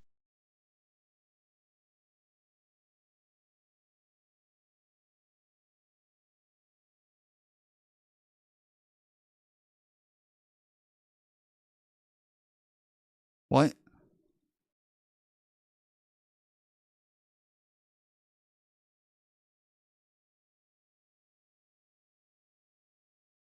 Did anybody understand that?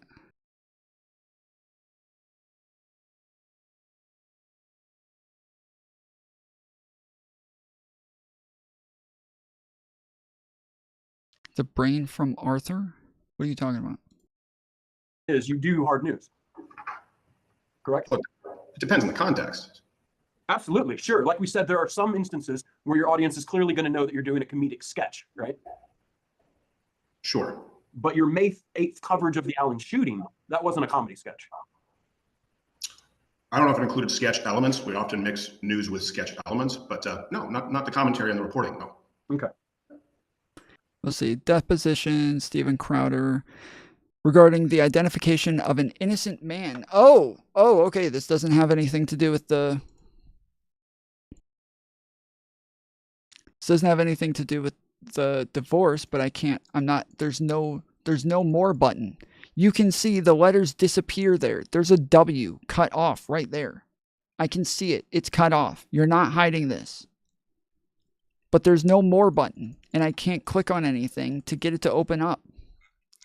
YouTube has been glitching so much lately, dude. Sketch, right? There we go. Deposition testimony of Steven Crowder regarding the identification of an innocent man as a neo-Nazi mass murderer on his show.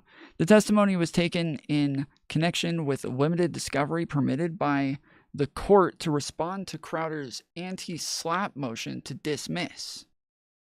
The deposition was conducted by Mark Bankson. Crowder was defended by Kinsey Lakey. Shortly following this deposition, the lawsuit was settled.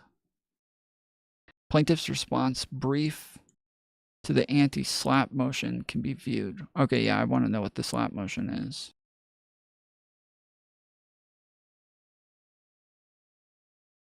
Identification of the Allen Outlet Mall shooter. The defendant, Owen Schroyer, use of plaintiff's image.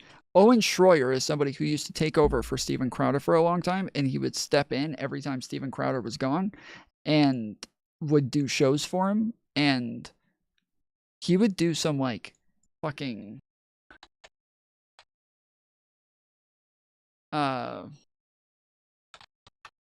he would do some like conspiracy theorist shit. Oh no, sorry. Oh no, this is the wrong guy. Wait, I was thinking of somebody else who was like a comedian who was in like movies and shit and then dropped off because he was too much of a conspiracy theorist. Wait, this is the guy that like Destiny fucking rocked, wasn't it? Because I remember that red face looking stupid against Destiny.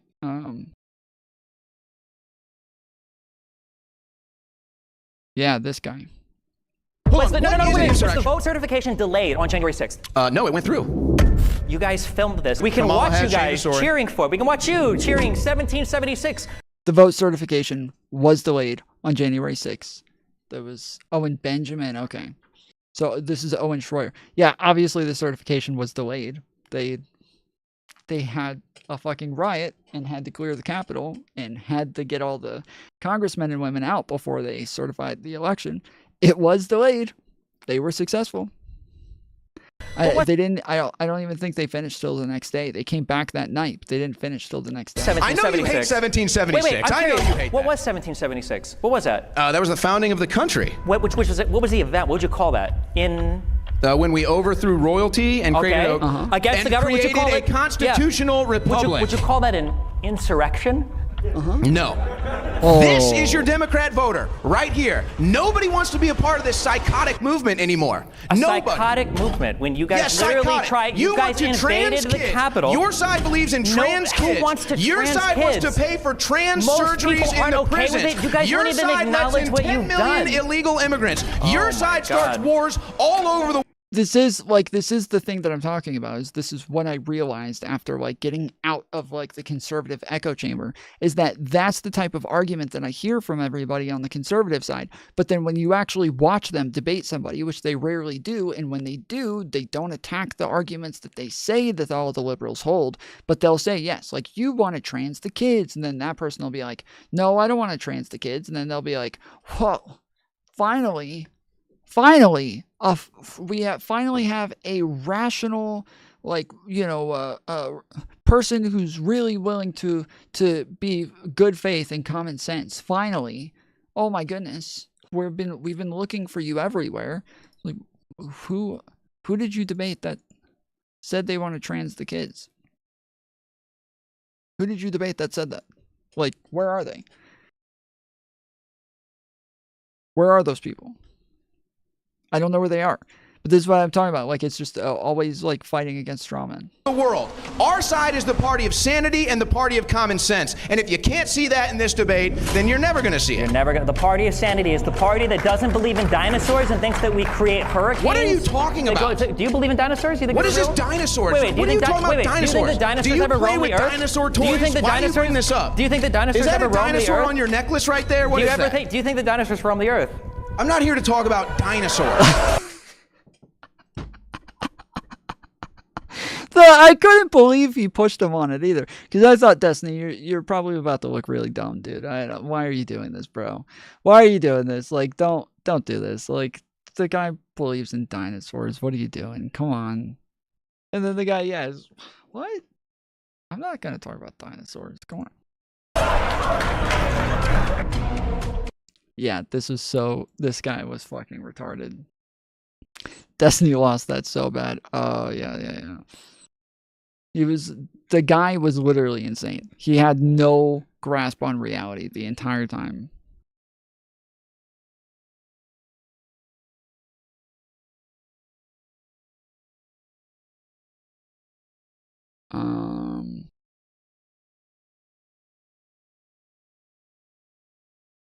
A host of Austin-based InfoWars pleaded guilty today for his part in the January 6th Capitol riots.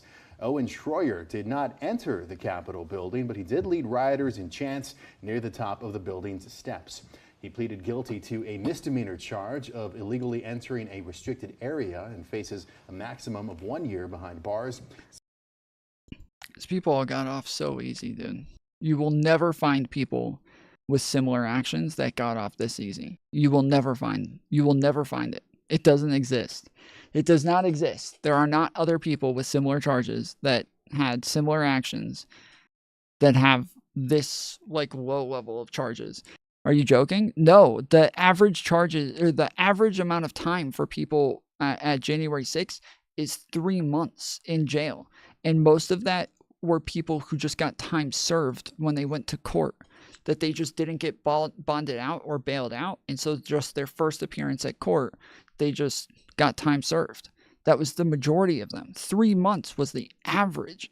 Like, there were tons of people who were way less than that. And that's the average, with 2 people getting 20 plus years. So there's, oh, you just mean for storming the Capitol. Yeah, I'm saying that in general, yes, these people just like, you will not find like so many people with such low level charges with similar types of actions. And so, yeah, when I'm talking about Owen Schroyer, when we're talking, like, they said that he led everybody to the building, he was encouraging everybody and inciting this and planning it and like all this shit, he got a year.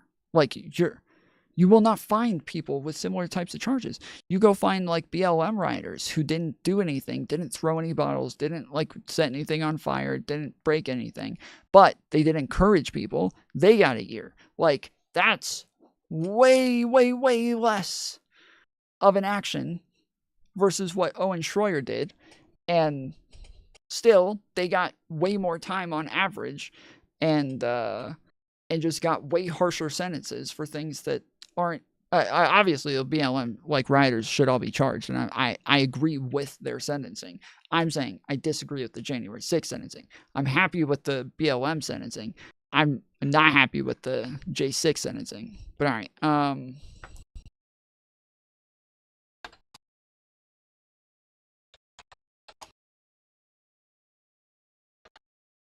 Let's see.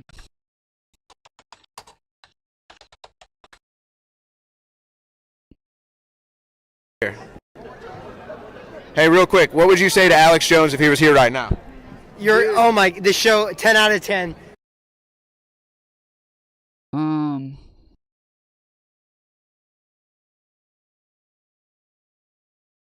Okay, today's date is Thursday, December 2nd, 2021, and the time is 10:41 a.m.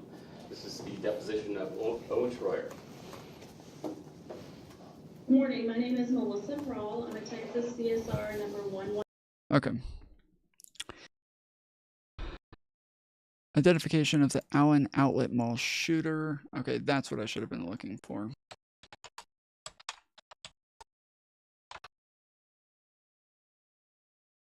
One year since the massacre at the Allen Outlet Mall. A gunman opened fire on a crowd of shoppers, killing 8 people. Several more were hurt. Hundreds were forced to shelter and hide in the back rooms of the stores. They waited more than an hour before they could escape.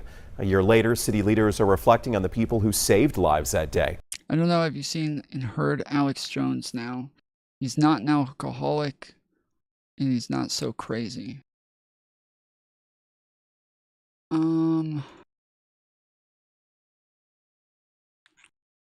Let's see. Alex Jones recently? I think we have a couple of things from Alex Jones recently that we've been over. All you your Glocks and your switches and your shiesties, we need you right now. Matter anymore. Off with it. Someone get up there. I need someone with the Wyans and Beaumont and maybe the. You better pray. I don't have time to explain to you what's going to happen if that happens. But I'm telling you, I am scared of what the people are going to do to you. You idiots think you want death? You don't know anything about death. You think death's powerful because you don't know anything about it. You think it's something that's cool. Killing people is easier than brushing your teeth, sweetheart. There are a lot of people that could break your neck like a toothpick. You talk about precision killing, witch. You know nothing about it.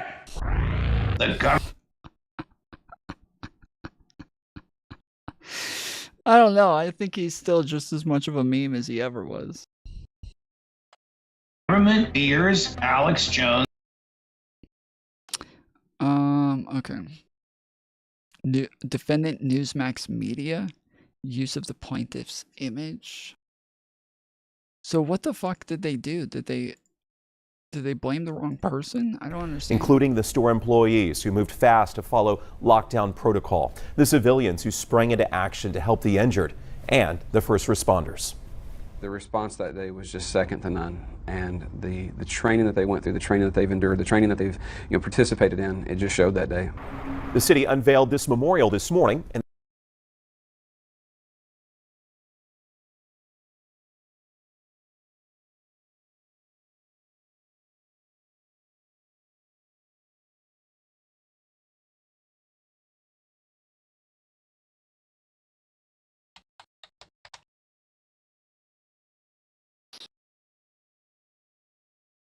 Yeah, I don't see anything about the case. So like this is going to be hard to like listen to if we don't have information about the case.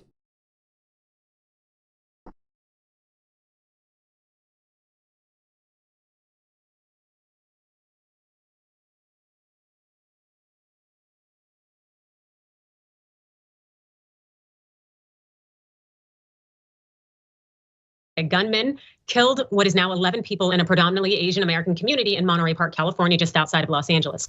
Everyone there was celebrating the Lunar New Year at a dance studio. And we know that at least 10 people were injured. Yeah, there's nothing on this. I don't know how to...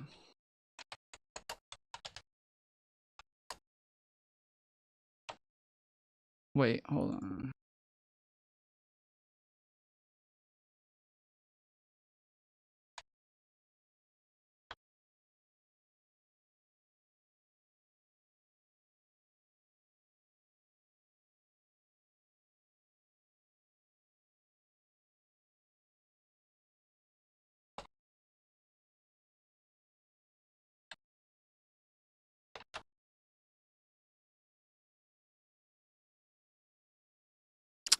Oh, Freddie got the super chat. Okay.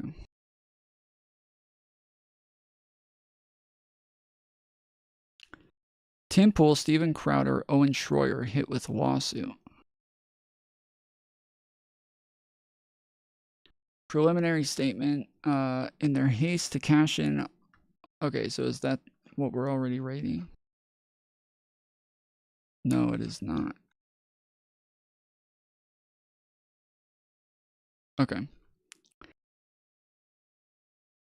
On May 6, 2023, an individual began shooting visitors. Where's my glasses? Shooting visitors to the Allen Premium Outlets, a large outdoor mall in Allen, Texas. In a matter of minutes, 5 adults and 3 children were killed, and 7 other victims were wounded.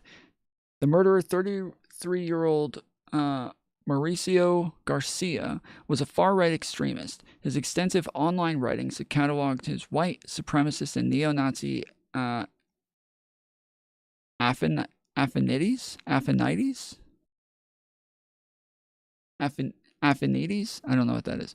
He committed a massacre while wearing a tactical vest embroidered with a RWDS, right-wing death squad patch. His body was tattooed with Nazi symbols, including SS lightning bolts and a large swastika. Crowder is in the image of an innocent man and is being sued. There's a clip of the deposition, 2730. Okay. All right. Okay. I'm going to go back to it and play it in just a second. I'm just going to... Affinities?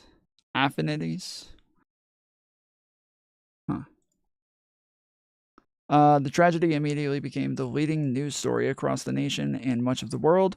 On the day of the shooting, no details were released about the shooter, but on May 7th, 2023, media organizations began to report on his identity based on the release of his name and date of birth by law enforcement. That same day, false images of the shooter began spreading on social media. The false images showed booking photographs of the plaintiffs taken in 2022. Plaintiff shares the name Mauricio Garcia, but he is 3 years older than the shooter. Numerous journalists and social media users immediately debunked the images. Defendant Owen Schroyer, use of the plaintiff's image. Okay. Defendant Steven Crowder, Louder with Crowder LLC. Steven Crowder is a right-wing extremist YouTuber and internet personality. He is known for his internet show on news and politics, Louder with Crowder. He created a company, Louder with Crowder LLC, with which he creates his show and publishes a website at louderwithcrowder.com. Crowder testified that he has a reporting and investigative reporting unit, and one of the things he offers his audience is fact-checking of the news. Crowder testifies, so this is one of the things that I did, is that when I used to watch Crowder, he used to always say, I'm fact-checking them, and I put all of my sources in the description. This is something that nobody else does, because they are cutting everything out of context. I want to be transparent, and I want you to do your own research. Don't take it from me. Go check the sources that I've provided below. Once I started doing that, I started to realize, one, lots of the times, the sources that he provided are not the same sources he read on screen. different and they're shittier and they're like a bit more off base. 2, lots of times the sources that he provides debunk themselves just like after the parts that he reads. Lots of times I realized that they were like the worst fucking sources you could possibly imagine, and that if you looked up that thing, you would find just tons of sources that were like saying the opposite of what these sources were saying. And so yes, it was insane. Once I started to actually go through the sources, started to realize, oh man, this is so different than what it is he said. Crowder testifies that his audience can expect that he's going to be talking to them about matters of truth or falsehood. Crowder through Louder with Crowder LLC covered the Allen Outlet Mall shooting. On May 8th, 2023, Louder with Crowder published an article containing Steven Crowder's video shown. The article was entitled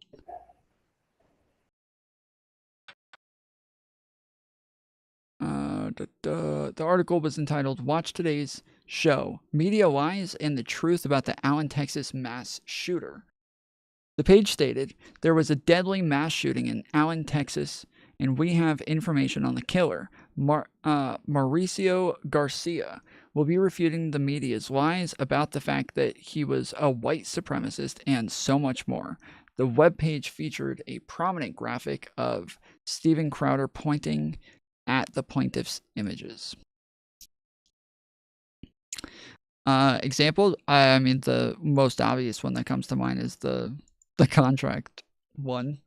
That one, yeah, that one seems to be the most blatant example. Dude, yes, I watched him for so long and assumed the sources were pretty good. I can't remember who said it, but someone asked if I actually looked at the sources before.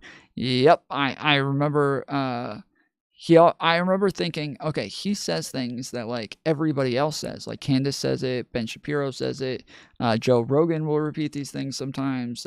Dave Rubin will say the same things, and so it was kind of like, I would believe it by consensus. Like the more of a consensus there was with more people, the more I was willing to believe it, because I would think they can't all be lying. They can't all be illogical. They can't all be missing the facts. They can't all have just not done any research on this. And then, yeah, over time, I started to realize more and more that like that just was the case. And that's not specific to them. Again, this is obviously the case with like all of these lefties, you know, the leftist mafia that we go over as well. And the shit that they get wrong and the facts that they miss and the way that they tell stories, it's just, yeah, very, very similar.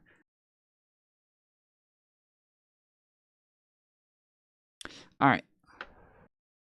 I have to run to the restroom real quick and then I'll be right back. So I got to grab something too. So I'm going to hit play, let this play for a minute, and I'll be right back. Sure.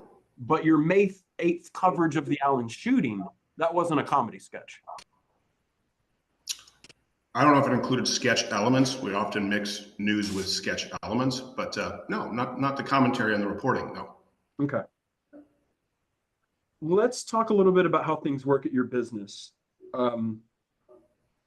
First of all, you're the boss at Louder with Crowder, right? Objection form. I guess. Well, I mean, I'm guessing what I'm asking is, if you're doing things throughout your workday, is there somebody who can come to you and says, Steven, no, you can't cover that. You're not allowed to do that. Yes. Okay. Who would that person be? There's going to be a multitude of people. So there are a multitude of people at Louder with Crowder who have veto power over what you can cover on your show. No, a multitude of people who have, wise counsel. Sure, I have a lot of people in my life who have wise counsel. I listen to them and take their thoughts into consideration, but they don't have control over me.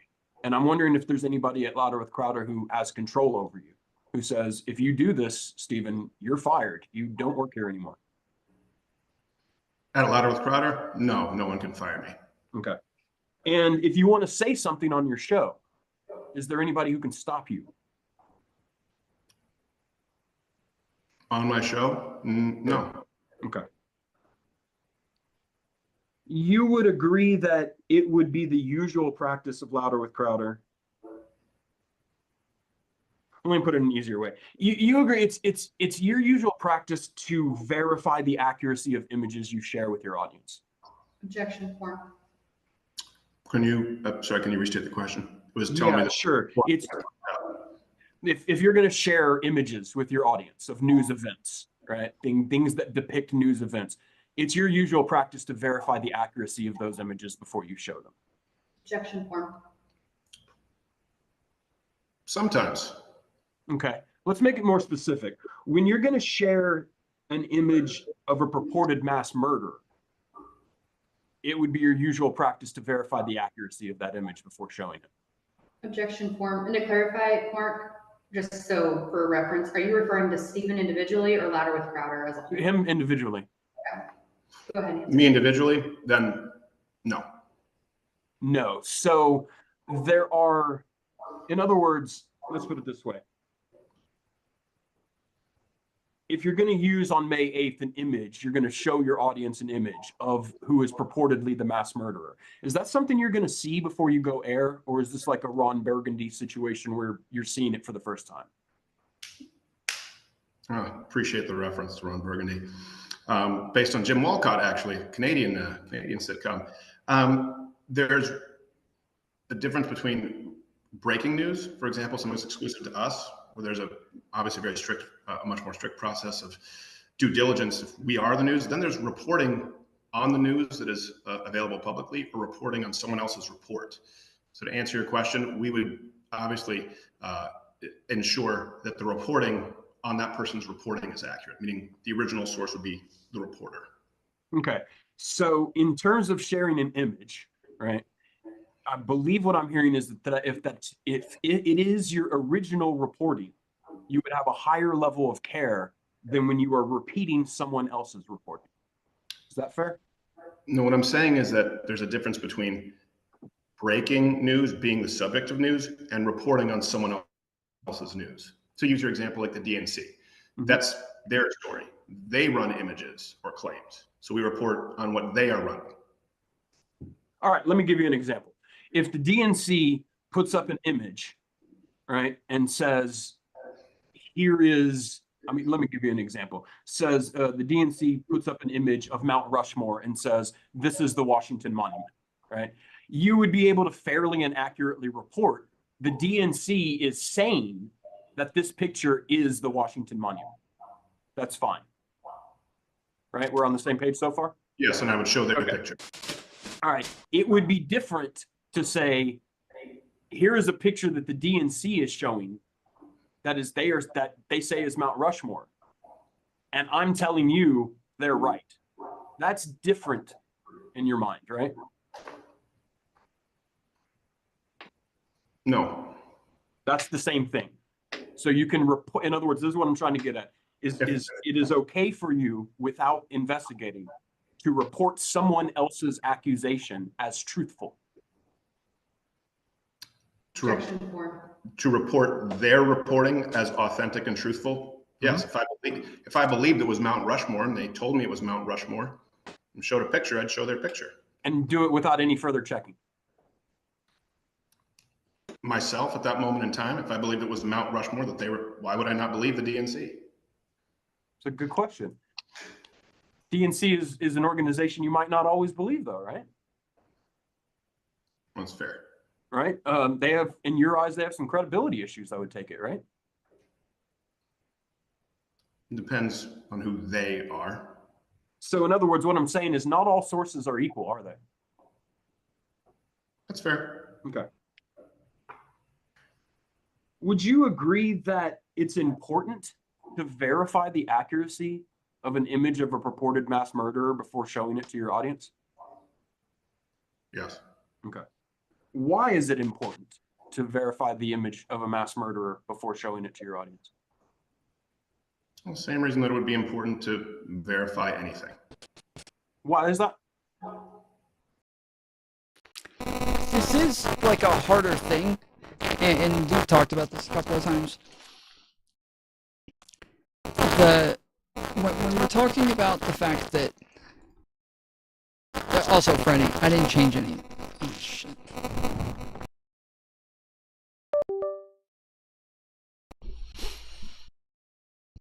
Yeah, Freddie, I didn't change anything. That's just what was on the screen. That's just the video.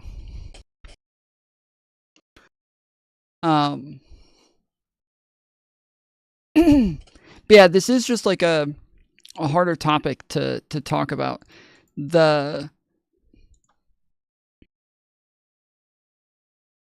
We've been over the fact that, like, yes, there's times where obviously I will be talking about a subject and we're trying to get like this, like we're trying to watch the video, right? We want to watch the video, but we just need some context to understand the video. So we'll just go look something up real quick to try to get the context to understand the video. And so, yeah, we'll go and like maybe watch a YouTube video that'll explain, what happened at the outlet mall, or we'll go and look up like a quick article that'll tell us, maybe about the lawsuit or something like that. And then, yeah, okay, we got some information. Now let's go back to the deposition. It's obviously, I'm not going to go through like 3 or 4 sources for each one of those things. I'm not going to go through 4 different videos to see if it's a real shooting that actually happened. I'm not going to go through 4 articles to see if this is a real slap suit. I'm not going to go through 4 different, like, you can't do this. You can't, like, I'm going to go find 4 sources to make sure that the information about the slap suit is all correct. Like, it's not that easy. And so there's times where, like, this is a problem that I had with like a Philly a couple months ago, where we were watching a Fox News video. They had a Fox News article that was calling out Hassan, and somebody told me to watch it. I got on and they were like, hey, you should watch this. And so I was like, okay. So I got on, I pulled it up and I started going over it. And then as soon as I started reading the article, somebody's like, here's videos that show all of their evidence. So I was like, okay. So I pulled up the videos, watched the videos, then read the rest of the article. But as soon as I started reading the article, STV Philly sends me a DM and says, hey, as soon as you're done watching this, or as soon as you're done reading this article, I'm going to jump on and talk to you about it. So, okay, cool. No problem. So I read the article. As soon as it finished, I pulled Philly on. And he comes on and he's like, so what do you think about the article? And I was like, it's interesting. Looks bad for Hassan. And he's like, it's all fake. I was like, what do you mean? We watched the videos. He's like, yes, all of those videos are out of context. Look. And he went and showed me other videos that showed all the context and all the places that it was out of context. And I'm like, oh, damn. Okay. Yeah, that's crazy. He's like, I can't believe you were just willing to spread misinformation like that. You know, Fox News is a propaganda website that they're going to push misinformation, and you just read it and were willing to just move on and just go on about your day like that, and that, like, you just didn't care that you just spread all that misinformation like that. I was like, first off, I have no idea what I was going to do. I didn't even start reading the article before you told me you wanted to come talk to me when I was done with it. I have no idea what I was going to do. You wanted to talk as soon as I was done. So that's all I planned on, is I knew when I was done with this, I was just going to talk to you. If I thought, like, and he's like, oh, but you did no fact checking at all. You didn't try to check anything whatsoever. I was like, well, no, I did. I went and got the videos that showed all of the clips that they were talking about. So they could have just made shit up, but they didn't. We went and looked at the videos and watched them, and those did substantiate the claims to some extent. He's like, yeah, but they were wrong. And I'm like, yeah, they were wrong. Correct. He's like, you're okay with that? You were just going to spread false information. Like, I don't know, bro. There's a chance that we would have like gotten through it, and then I would have thought, well, there's some weird stuff here. Let's check this. Let's check that. Or hey, let's go see if Hassan has a response to this. Or let's go see. Like, I have no idea what I would have done. I just know that as soon as I started reading, all I thought was, as soon as I'm done with this, I'm gonna talk to Philly about it. And then other people like reviewed it afterwards, and they're like, wow, Tom got fucking destroyed here, dude. Like, this was fucked up. Yeah, he did. He just read that article and just moved on, and that was it. Like, he was just gonna spread misinformation like that. Like, I'm sorry, but first off, that article did not change my opinion on Hassan whatsoever. If it was right, my opinion didn't change. If it was wrong, my opinion didn't change. I already thought all those things about Hassan, regardless of that article, before I ever read that article. Those are my thoughts on him in the first place. So it didn't change anything for me. I didn't feel like it was something that was like really important. But again, yeah, it's just totally possible that I would have gone and done those things anyways. Just, I ended up having somebody who said that they wanted to talk to me as soon as I was done reading the article. So that's what I did. And so, yeah, just like you can't always do that. You can't, we just can't. There's not a way for us to like go find numerous sources for every little thing. Sometimes we're going to have to like move through things. And I do depend on an audience that I'm doing this in front of live to kind of question me sometimes and say, hold on, Tom, I'm not sure if that's true. Or hold on, Tom, I got another source that says something else. Or hold on, Tom, maybe check another one. Like, you know, I do depend on my audience to sometimes have some information to be able to question things that I just don't have enough information to even know to question. And so, yeah, it's just that it is a difficult thing where he's saying he's sourcing other people. They said this is the case. He got the information from them. And then he just says, according to Tim Pool, blah, blah, blah, you know, according to OAN, X, Y, and Z, like, I don't know. That's a hard situation because now you're not really saying it. You're sourcing them. They said it. You're just showing that they said it. But showing that they said it is endorsing them as the ones who know what they're talking about. Otherwise, you wouldn't show them. So yeah, it's like it's hard. It's hard. I don't know. Do we know how aggressively Crowder was pushing the wrong guy? Could be the difference between a mistake and malice. Yeah, maybe. Well, maybe we'll hear. Look, I just got 4 messages from people telling me to review a video. I don't have much time left, and so I feel like if I'm going to review it, I need to do it now.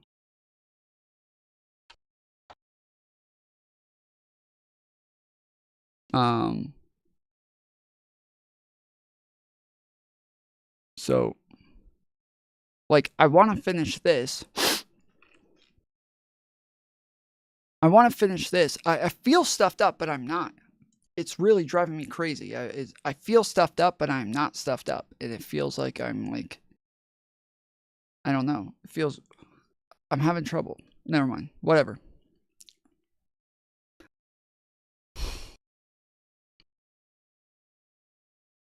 All right. Yeah, we're gonna skip this. Maybe we'll come back to it.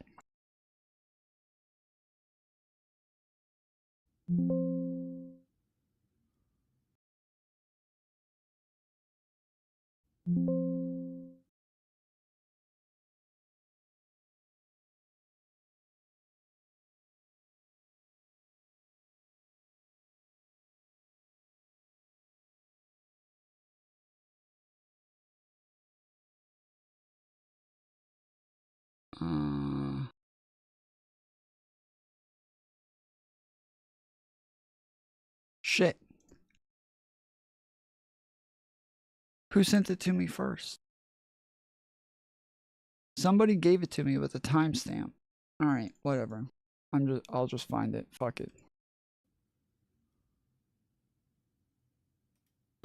This is Westside Tyler. This is the guy when he was watching something having to do with a $5. He was watching something having to do with, thank you, Lobster. For the $5, we have achieved another goal. And so, for no reason, other than the fact that I am already over... Oh, shit. Okay, I do have to go to 4 then. Fuck, I didn't even realize that. I sent you the timestamp? Oh, okay, maybe it was you. My bad. Numerous people sent it to me, and okay, 3:26. Okay, so yeah, I guess I just realized, yeah, I do have to stay on longer. I thought I was about to get off. Shit. Okay, well, I got 2 hours left. Fuck.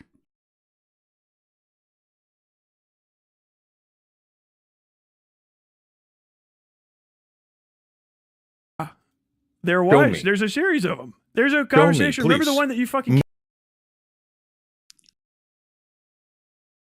Okay, hold on. I'm just going to watch a little bit ahead just to see what the fuck this is. Just for the hell of it. So don't get mad that I'm not starting at the place that I was told to start at. I will. Tom Foolery show, please. I need a criminal opinion. Is getting arrested worth it in this situation? In content suggestions, just 30 seconds. Okay.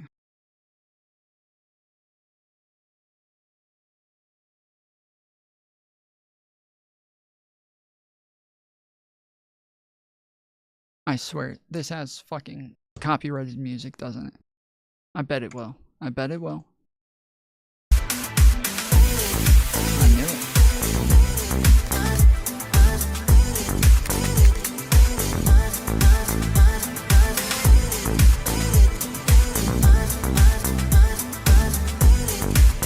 If I'm taking a fucking copyright for a meme,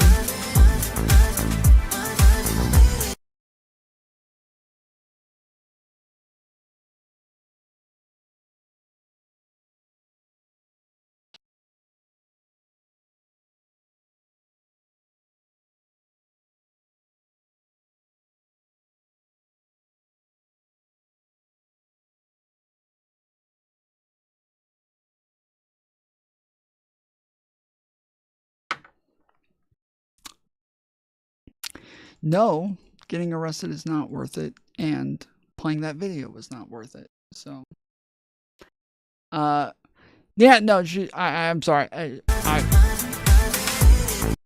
don't want to, like, I'm hoping this isn't your video and, like, you're taking videos of, like, your girlfriend or something, but just not really my type. Not my thing. Not even somebody I would look twice at. Not even somebody I would be like, wow, she's a police officer? Oh, just not my thing.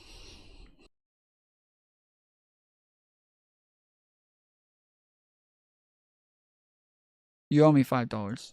I just lost, well, 2 streams, $10. As I was saying, I'm going to go ahead and just add more to this just because.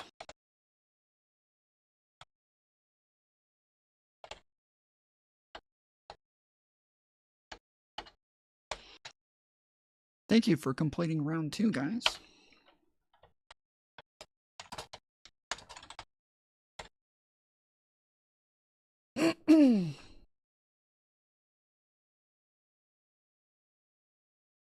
Not my video, just random cop in Czech Republic. Okay. Alright, well good. Then she's fucking disgusting, bro. What the fuck? Oh my goodness. Alright. Yeah, so this is the guy who freaked out. I was on a panel. I was on the Hippy Dippy. He hosted it. And he kept having trouble with the audio. And I kept telling him, bro, just turn me up on Discord. And he's like, well, no, I need you to turn yourself up. And I'm like, I keep telling you I can't. I can't turn myself up. I need you to just turn me up on Discord. That's it. Just turn me up on Discord. I can't do it. And he wouldn't do it. And then later when he was reviewing a video of Kid Not Kin, where it turned out Kid Not Kin knew what fascism was, knew a bit more about it than heated, and he's like, oh, I don't even know who this guy is, dude. This is some small nobody content creator named like Kid something. I don't even know, bro. He said something, he reviewed my video, and so I figured I'd just give it a look-see and just see what's going on here. And so let's see what he's saying. And he pulls it up, and before it even gets to the point where Kid Not Kin is like disagreeing with him on what fascism is and is like explaining fascism, before it even gets to that, he pauses and is like, yeah, so he's going to go in and talk about fascism. And so I just went ahead and took a little bit of time before stream, and I prepared this document, and just brings over this fucking massive document that he prepped for this stream called Fascism. And is like acting like, oh, Kid Not Kin, this nobody. I guess I have time. I mean, I don't even know who this guy is. Yeah, I just heard he said something, so I'm just gonna, we'll just check it out. We'll just see, before fascism is ever even mentioned, he pulls up his fucking document that he spent days on apparently, and acted like he just typed it up real quick before stream. And so that was just so, it was so brain dead. Like the way he tries so hard to act like he's like cool and cooler than other people, and he's just a dweeb. He's kind of a dweeb. He's kind of a nerd, and I think he would be so much better off if he just owned how much of a fucking dork he is. But because he was in the military, he gets it in his head that like he's like the cool, hardcore, masculine military guy. But he's more of like a Hans of Harkir kind of like, just spurred sort of weirdo. We used to call him President Sunday, the new President Sunday, or President Sunday's clone. He accuses people of all sorts of shit that he doesn't understand, like copyright and, shit like that. And then somebody in his chat during that video mentioned, there's Testicle Johnson. Somebody in the video mentioned, they said, oh, Kid Not Kin, he's a tomfoolery orbiter. And he's like, oh, I knew there was something about this guy I didn't like. Tomfoolery. I yelled at him for not getting his audio correct. So if he's a tomfoolery orbiter, I fucking yelled at that guy for fucking up his audio so bad. And he thought he was so cool. He thought he was so cool. He yelled at me because he didn't know how to turn somebody up on Discord. And so he threw a fit, and like the whole time. And then at the end of the fucking panel, says he couldn't hear anything I was saying the whole time. He didn't understand anything that I was saying, and that he was a bit lost. Because he couldn't figure out how to turn me up. So he yelled at me, dude. He's a cool guy. Super cool dude. But yeah, it's just he's another President Sunday. Just kind of a douche nozzle, know-it-all who ends up, as soon as he starts talking, just ends up sounding retarded. The dog fucking pedophile. Let's bring up a clip from Beckett to see what Beckett has to say about age of consent. Let's see if he's got any odd things to say about it. That would be a strange thing to find out, wouldn't it?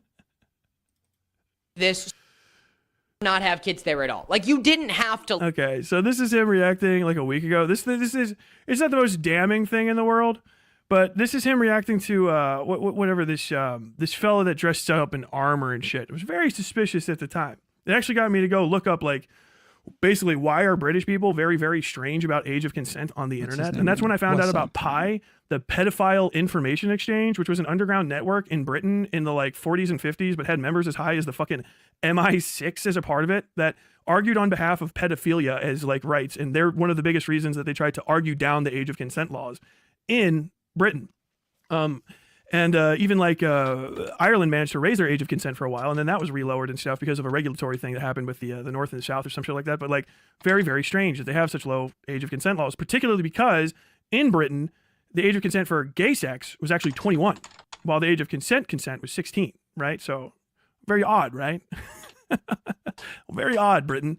So British people have a strange relationship to this whole deal in a general sense. I've noticed that with a bunch of the commentators. There's, Queeman, does the the pedophiles are gonna start raping kids if you don't give them more CP. I don't know what he means by the pedophiles. If it's him, friends of his, I don't know who he's been talking to get that information.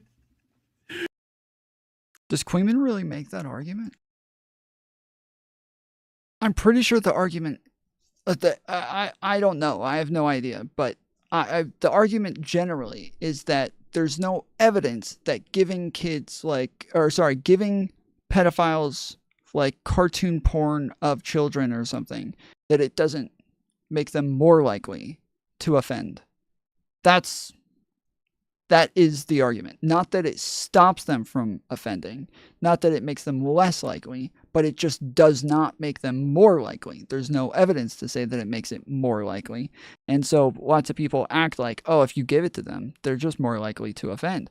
Well, where did you get that from? Well, it's common sense, bro, obviously. Well, no, it's not. Like, if that's common sense, you playing Call of Duty means you're more likely to go fucking shoot up a bunch of people. Like, if that's the common sense that we're using, then like that's obviously the case. But that's not the case. We don't think that you're more likely to go shoot up a bunch of people because you play Call of Duty. So, yeah, I have no idea what fucking Queenman argues on this, but I know that, yeah, that is not a good argument if it is. I don't know. Chud knows all these guys. Fucking technically, Sunday's a fucking subject of the Crown as well. So very odd that all these non-Americans have this very bizarre relationship with this stuff. But let's see. Let's see.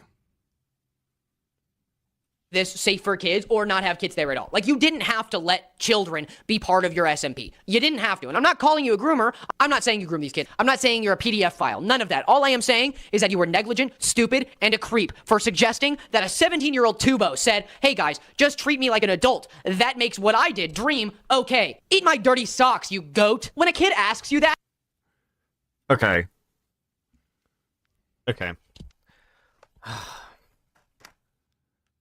17-year-olds are not kids. I know. Hear me out.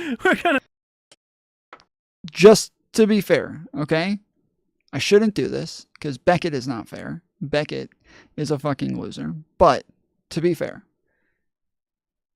it's different over there, okay? Age of consent, I believe, is 16 over there. So just, it is a little bit different, and I don't think it's like age of consent is 16 with Romeo and Juliet laws or something like that. I believe it's just 16. I'm fairly positive. The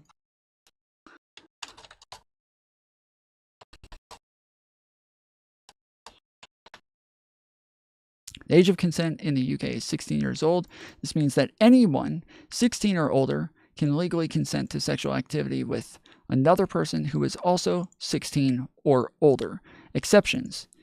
It's illegal for someone in a position of trust to have sexual conflict with someone under 18 who is in their care. So they're talking about like doctors, teachers, people like that. Like that's where it changes. A short stack goblin with the 100 sec. Short stack sex with short stack goblin. Dude, Vosh is getting more and more jealous of me by the fucking day, dude. I'm having sex with short stack goblin. $9.07. Close enough. I'll take it. Thank you, short stack goblin. Appreciate it, homie.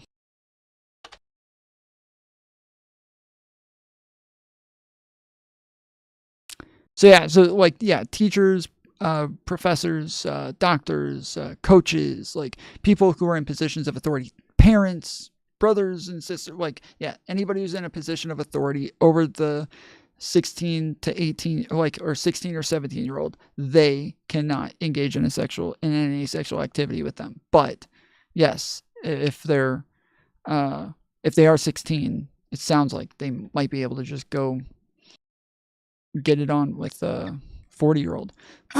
Yeah, this includes teachers, social workers, doctors, and care workers. Okay. It's illegal to have sex with someone who is asleep, unconscious, or too young to consent. Wow. Okay. Well, that really changes things on the age of 16 then. Damn.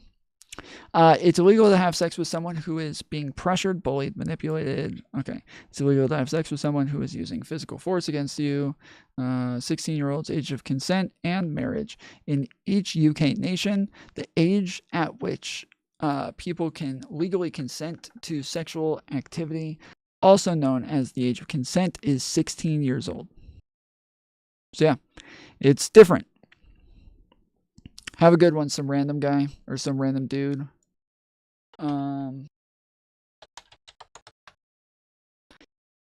Ireland is 17. I thought that there was one. I thought Ireland was 15. Anyways, okay. Well, let him finish, but god damn it. I was just literally listening to this in the background, doing something else, and I went, hey, what? What? What? What? What? 17-year-olds are not kids. I know. Hear me out. They're minors, sure. And maybe I'm Brit-pilled, and the age of consent here is 16. Let's be honest. Teenagers look up porn, Lewis. I'm just... But that's not the point. The point is... What the fuck? The point isn't that teenagers look up porn, which is a truism. But that's a deflection from the fact that teenagers are not supposed to be getting porn from adults or going into adult spaces to have access to pornography as kids.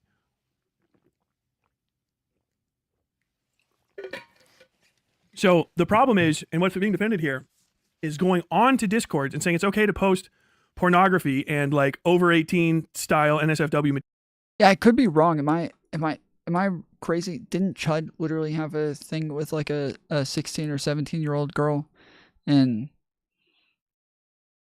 everybody flipped out about it, and then it turned out that, well, he lives in the UK, it's legal, things are very different there. Material, because it exists and it's okay because 17-year-olds aren't kids. So first off, that is a crime, by the way. Giving a 17-year-old pornography as a person that's over, it's usually 18, sometimes says it's 19 in America, is an act of, it is a sex crime. It's an act of either obscenity and transfer of obscene material to a minor, which is usually like a class B, C felony, if not worse. If it's across state line, ask a child to draw pornography for you. That is a crime. And yeah, the law is in the dictionary definition shit with he off. Fuck all the way off. I'm just done. I'm done. We're calling people pedophiles over fucking nothing, and I'm tired of it. Yeah, like people calling somebody a pedophile for having sex with a 17-year-old is stupid. It just is. And based on the age of the person who's doing it, that'll really like change things as well. Like legally, it's illegal pretty much everywhere for a 21-year-old to have sex with a 17-year-old.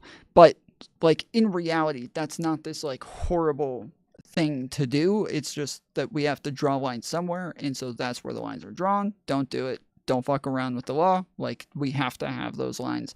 And it's necessary most of all because that's when they're like graduating high school and like, you know, getting kind of like ready to start their adult life. And so, yeah, you don't want to get them like stuck in an area where they are worried about like getting married, having kids, like shit like that, when, yeah, this is time for them to be focusing on like their schoolwork and, you know, important shit that's going to really affect the rest of their life. But yeah, I wouldn't consider it this like horrifically immoral thing. Just, yeah, it's illegal. It should be. That's that.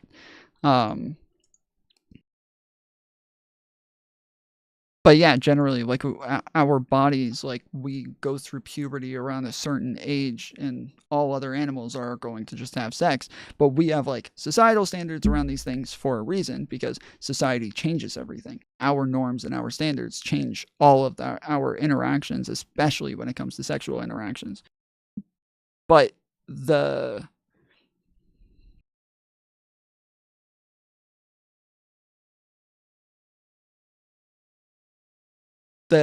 idea that a lot of people use is like, oh, well, our brains aren't fully developed until 25. So I think that we should raise it to 25. All of you who disagree with me are pedophiles. Look how great I am. Oh, you thought 18 was good? How about 100?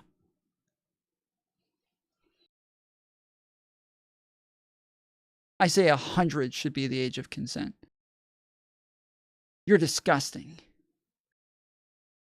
Anybody under the age of 100 is a child. You're disgusting. You disgust me. You're a fucking pedophile. It's kind of the way that, yeah, a lot of people do this shit. It's like, all right, dude, chill. Like, it's, is the idea that a lot of people do this with you. Your brain's not fully developed until it's 25. Okay, can you show me something that, like, 25, though, is the part where the development of the brain that, like, has to do with, like, you know, understanding consent and, like, ramifications, that, like, that is the part that's not fully developed? And if it is, can you show me that it needs to be fully developed in order to consent? Because I would imagine there's, like, a scale here, and that it can be, like, developing from the point that you're born, or that you know, that your parents had sex, and then all of a sudden, you know, maybe around here, it's, like, developed enough to where you can consent. And even though it's not fully developed, like, you can still... I don't think people should be able to play basketball until they're 21. You're not done growing until you're 21. Should not play basketball. Okay. Are you advocating for sleeping with 17-year-olds? No, I literally just said the opposite. I don't know. Anyways, and there is a big difference as well. If you're trying to start a relationship with somebody who's like 16, 17, and you're in your like mid-20s, yeah, that's fucking wrong. Yeah, this is something that people miss a lot as well, is when it comes to, like, coercion and shit like that, like, relationships are where most of the coercion is going to come in. If you're not actually engaging in a relationship with somebody, and you're just having a fling with them, it's just like a, you know, one night stand or something like that, that there is way less that goes into that. Like, way less chances of coercion, way less risk there. Not nearly as big of a deal as somebody who's, like, trying to get somebody, like, you know, into a marriage and put a ring on it and, like, you know, really put a whole ball and chain on this motherfucker. Like, yeah, that is very different. I'm going to shut down the Shorts chat, so anybody in Shorts chat, if you guys want to stick around, head over to the other stream, because we're going to finish up over there. So here's the link in chat, and I'll see you guys on the other side.